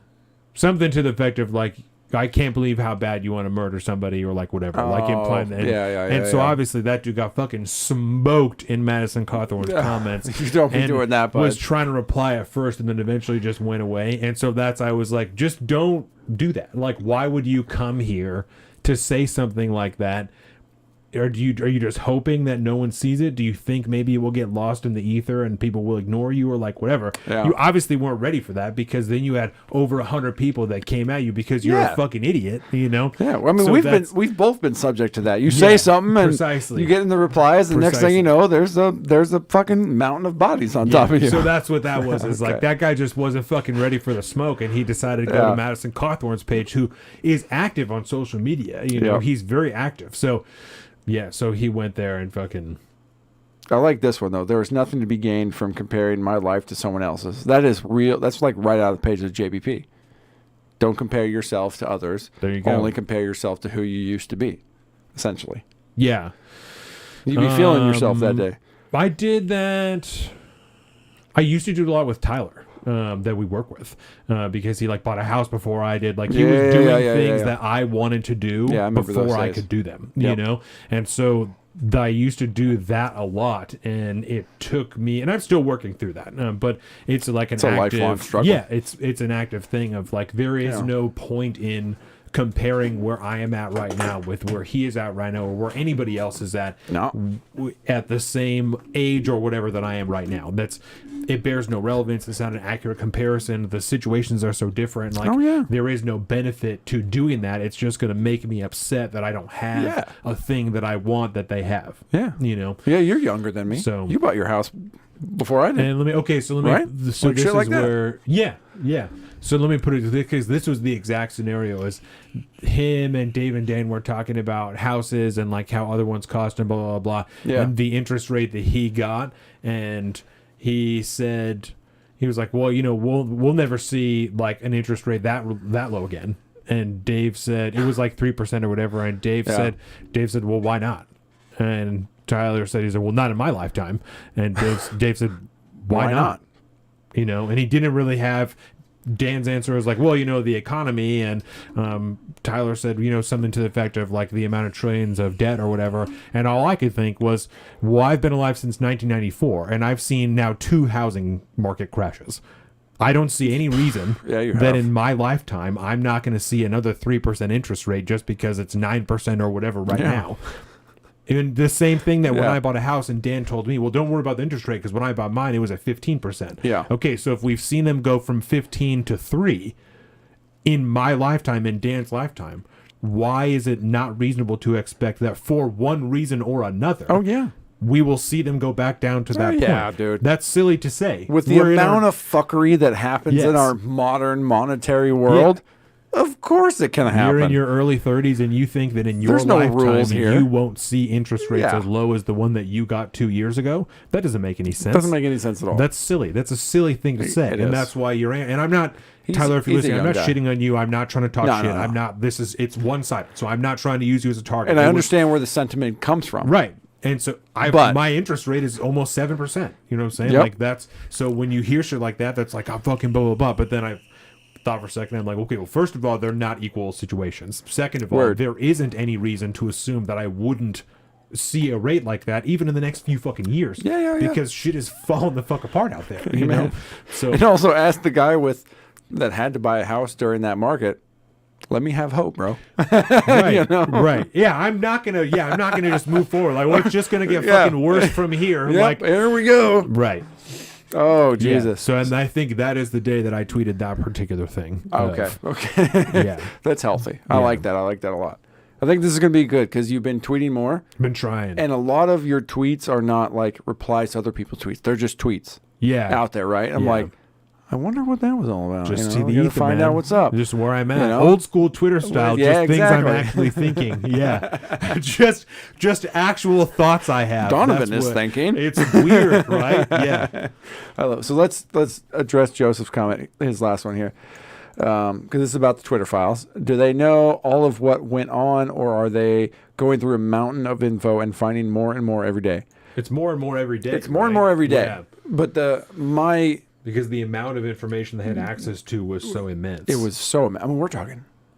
How long was Twitter around? Yeah. You know, at this point, how much data was there to go through? A metric fuck ton. But my concern at this point isn't necessarily with what went on. It's as the Twitter drops continue to come via Twitter again, which I think we should probably change up the format a little bit.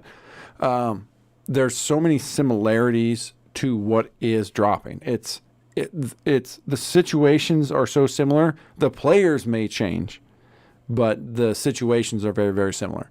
It's always just impropriety. It's the same story. It's someone on a governmental level interfering or coercing a private company to stamp down on free speech. Yep. Generally speaking, across the board. For one reason or another, yeah. For one reason or another. And we might have answers to certain people getting banned or certain stories being suppressed and all this, but at the end of the day, the answer is still the same. The answer is the government stepped in and tamped down on your free speech. Yeah. Period. In one way or the other. And that's really what it comes down to. Yes, they are going through mountains of data and then finding, hey, look at what fucking Peter Schiff was doing. We'll write a story on how Peter Schiff came down.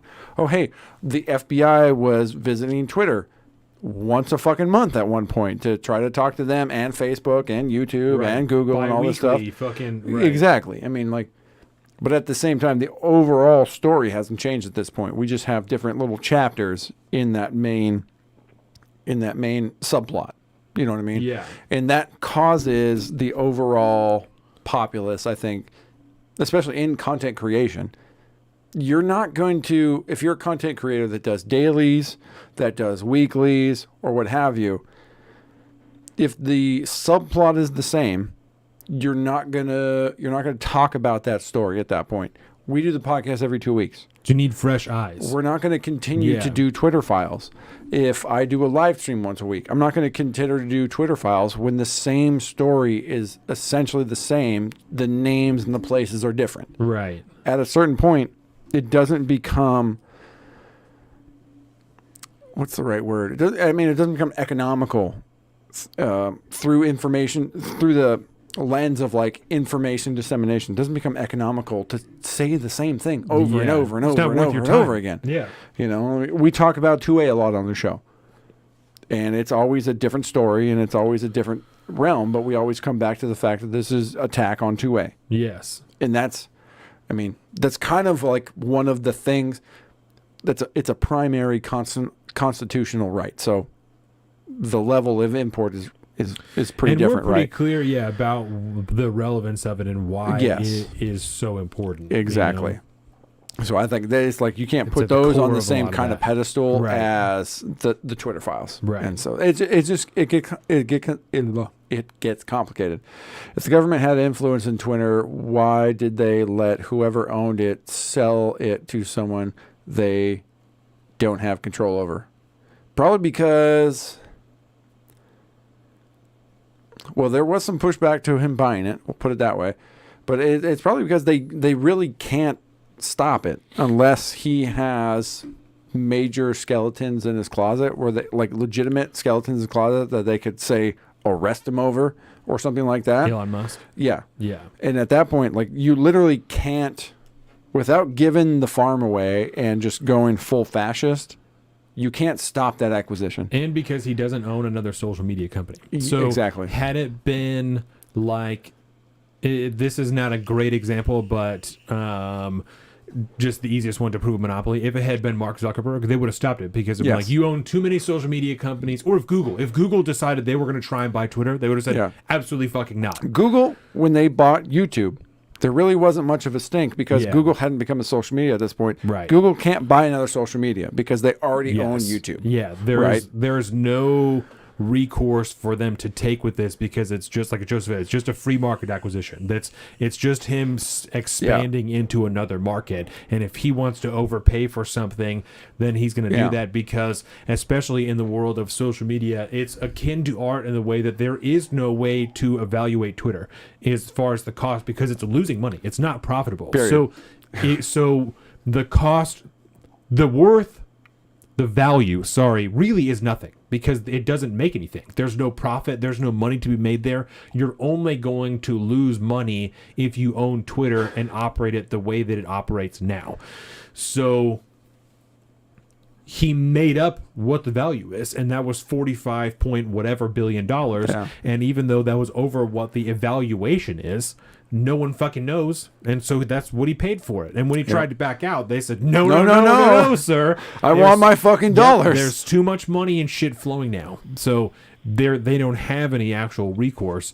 And I think the way this Twitter, the point Colin is making about the coverage of the Twitter files answers the other half of that question because they know no one's going to fucking do anything. They're not going to pass any laws about it because they're the one that's doing it. Yeah. They're not going to actually restrict this company because they're the one that's taking advantage of it. Yep. They want it to continue to work this way. They want that portal to still be there. And if Elon Musk is going to fuck them out of it, then he's going to fuck them out of it. But they're going to find somebody else, Mark Zuckerberg, who's going to let them They got keep 4 doing other it. social medias. To They keep have going a on. portal already with Facebook. They don't need Twitter, especially if Elon Musk is the one running it. You know what I would really so Twitter files I would be reinvested in is, say, if there was any kind of communication that gave away what happened between the government and Amazon Web Services to take down what was that social media? Parler. Like that would be another thing, right? Yeah. But that's the hard thing about this is like Twitter is only one platform. Right. It's only one platform. We got taken off YouTube for a minute because of copyright bullshit, right? Bastards. If you don't think, I've said this multiple times already in the podcast, but like if it's happening on Twitter, this is the most valuable thing about the Twitter files, is that if it's happening at Twitter, it's happening on all other platforms. And if I could get a YouTube files, if I can get a fucking Google files, if I can get an Amazon files, Facebook files, that would be something more because it shows, it shows the receipts for the government to be involved in all social media platforms and controlling all speech online, which but it, like I said, it takes a layman to not assume that if it's happening on Twitter, that's the only place it's happening, which is just insane. If nothing else, the existence of the portal through Facebook shows you that this is happening there as well. And if it's happening that there was as well, that was already real. If it's happening there as well, it's almost definitely happening on Instagram because Facebook owns Instagram, right? Even if it's all just through a meta portal, that it's all being filed through the same thing. It's being done through all of the different meta properties, which also includes not Snapchat, but fucking WhatsApp, right? So all the fucking Tate, bro. all the Andrew Tate be messages having that- conversations on fucking WhatsApp. all the messages that you think are encrypted really have access. I mean, I don't fucking, maybe they really are encrypted, but I don't trust fucking Meta and Facebook as far as I can throw them. So yeah, they might be encrypted, but they'll still hand them over. Yeah. Whereas Signal's not going to. And if the government wants to go through the work to decrypt those messages, then so be it. Yeah, I mean, it took them a long time to crack Apple. Yeah. Apple wouldn't give away iMessage for a very long time, and they still don't in a lot of circumstances. So that's a plus. Yeah. Okay, so I have one more tweet that we need to dissect from you. Let's see it. Your dog is not a baby, and you are annoying. And I don't remember why, because it wasn't Larry's wife, because their dogs No, are of great. course not. But and this, I'm telling you right now, Carolina's gonna be highly offended by this. Okay. There's a girl that I went to high school This with. is why you need to tweet these in the reply so we have context to go back to. This one is referring to an Instagram person. Oh, nice. And see it on Instagram, bitch about it on Twitter. I like it. I like it. She just always posts about her dog like a baby, First It's this a thing, man. First this with my dog, and first this, and then talking about someone to come and watch them and was comparing the price of like it's $35 a day to send my dog to this fucking you Like know, daycare doggy thing? daycare, Yeah. or I could pay someone who works at home. I could buy them a plane ticket to come and stay at my house for X amount of time, and that's I Yeah. just was like, your dog isn't a baby. No one fucking cares about this shit that you're doing. Just figure out what to do with your dog. Just fucking do it. I don't care. You don't need to post about it on your fucking Instagram. Yep. You don't. Who gives a fuck? I get it, but I also get it. You bought a dog. You bought a dog. Yeah. Lots of people have dogs. Lots of people have it dogs. the fuck out. And if you didn't think about, oh, I love to travel and I really want a dog. Oh shit, now I want to travel. What do I do with my dog? Then you're an asshole. Because you just invested in something that's going to be Exactly. alive for 10 plus years, and you're a fucking Yes. dickhead because you didn't think about that you like to have an active lifestyle and you like to travel buddy. around the fucking globe, but you just bought a goddamn dog. That is exactly my point in this whole deal, right? If you have a dog because you bought a fucking dog and it's a geriatric dog, like my dogs, Yes. that I can't take on an active lifestyle anymore. Chloe ain't be hiking She's with not me. moving, She's no. not doing that. No, little blind dog who's around here somewhere. He's not going He's anywhere. not going nowhere. Like I can't bring him out and about. This is what I knowingly or unknowingly signed up for. Right. I also have a very young cat. Right. But also a cat. Hey. Oh, that one gotcha. Hey. Yes, exactly. The blind dog and the geriatric, she likes to sleep wherever she's sleeping. And then when blind dog accidentally like gets in her bubble, she goes, "Oh, what are you doing? Yeah. What are you doing in my house?" Okay. Okay. So I found a better story for us to end on. Okay. Because I think we're winding down. Okay. Yep. So we should do one last one. And I don't know if you've been privy to this story. If you look at this meme, do you have any idea what this means? I know who the girl on the right is. But you don't know who the girl on the left is. No. Okay. This is going to be good. Okay. So let me just back this up for a minute. Let me pull this over because I want to come back to that. And I will find the other one that goes with it. This is, I mean, it's dumb, but it is definitely... Married cop All fired patrol for officer allowing Juan- an entire police department to run several high-speed... Oh, Okay, what so the fuck? don't pay attention to this, Oh, right? shit, okay. So I'm not going Oh, to show shit. this one because it's just, we don't need to do this, right? So the deal is here. There is in this small town police department, Okay. this gal on the force, she's been fired along with 4 other fellow, you know what, I'll let this play and then I'll just turn the sound off because we don't need to hear that shit. 4 other officers have all been disbanded. And one mystery guy. Exactly. They've all been discharged from this police department because they've all had inappropriate sexual conduct with this gal. Primarily being like the actual like the problematic point of this while on active duty, like while on the clock, while they're on the clock, right? And she has the 2 of them, whatever combination of the husband? 2 of them, Oh, okay.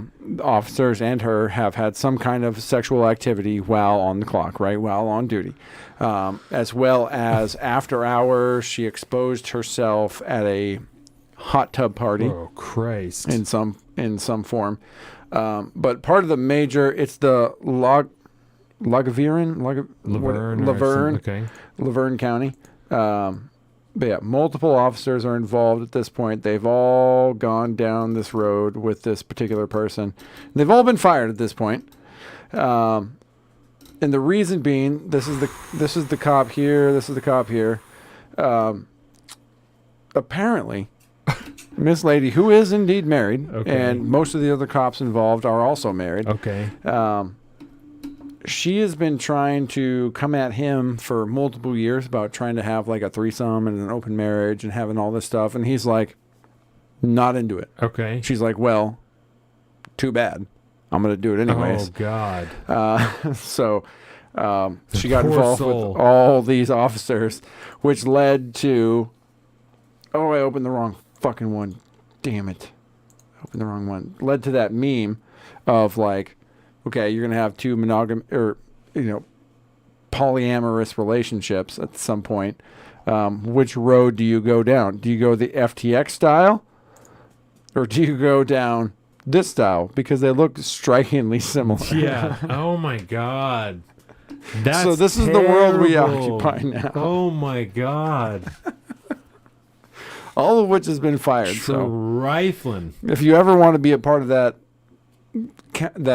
community's police department, they have openings. Oh. I mean, let's be several high-speed trains. Yes, that's wild. That's wild. Yeah, it's got to be a small town for that to be something that's going to happen. I mean, I've seen a lot of very hot cops lately doing things like, well, if you're speeding, I'm going to pull you over. If you're going to fucking get in front of me when I'm speeding, I'm going to pull you over. A lot of real hot cops. I'm a shallow person. She's not one of them. Right. So, at least if you go the FTX way, who, if you guys don't know, the person on the right is one of Sam Bankman-Fried's ex-girlfriends that used to be at the Bahama. Also ran part of FTX. Yeah, that's right. She fucked a bunch of dudes too. Is that what her deal is? Oh yeah, they used to all just. It was like just fucking. Like it was worse than like God. the worst MTV fucking house party show. You know what I mean? Gross. Yeah. So pick your poison. What are we doing? That's nice. That's nice. Yeah. So like I said, we'll end it on a fucking high note. How about that? That's rough. That is rough business. She has small town 3 at best, bud. All that is rough. Yeah, neither of those girls. She can wear one goggle when she goes swimming. Put it that way. So like I said, I'll do hot or not all day. But that's 2 knots? All day. That's 2 knots. That's 2 knots. Yeah, the girl on the left is cuter than the girl on the right, but they're still both not, Oh, okay. Okay, gotcha. I see where you line up now. You're going to take a left turn. I'm said that she's cuter than the other one. If I had to pick one or the other that's more the road only goes 2 ways. It goes left or right. I'm not saying I'm taking either of the roads. I'm saying I'm going to hit that pole and hope I die in the meantime. Oh, God. All right. Take us home, baby. Let's do it. Yeah, that's it. We're done here. This was an excellent first episode back. Thank you very much, everybody. Sold on the Street. Several high-speed trains. 140 several high-speed trains. Remember, of course, just embrace your freedom. That's why we're all here. Yeah. And your freedom is going to be found at the hand of turning left or right. Yeah, I don't know. I can't even know a way to get us. There is no how does this do liberty and freedom? There's none of that in episode. No, part thank 4. you everyone. That's it. And Mr. B said that we need to end these videos quickly. So thank you everybody. We're out here, Sold on the Streets on everything, on Instagram, on Facebook, on Patreon. Go there, subscribe, make better content. Those are our socials right there. SoldOnTheStreets.com. Episode 140. We'll be back in 2 weeks. Bye.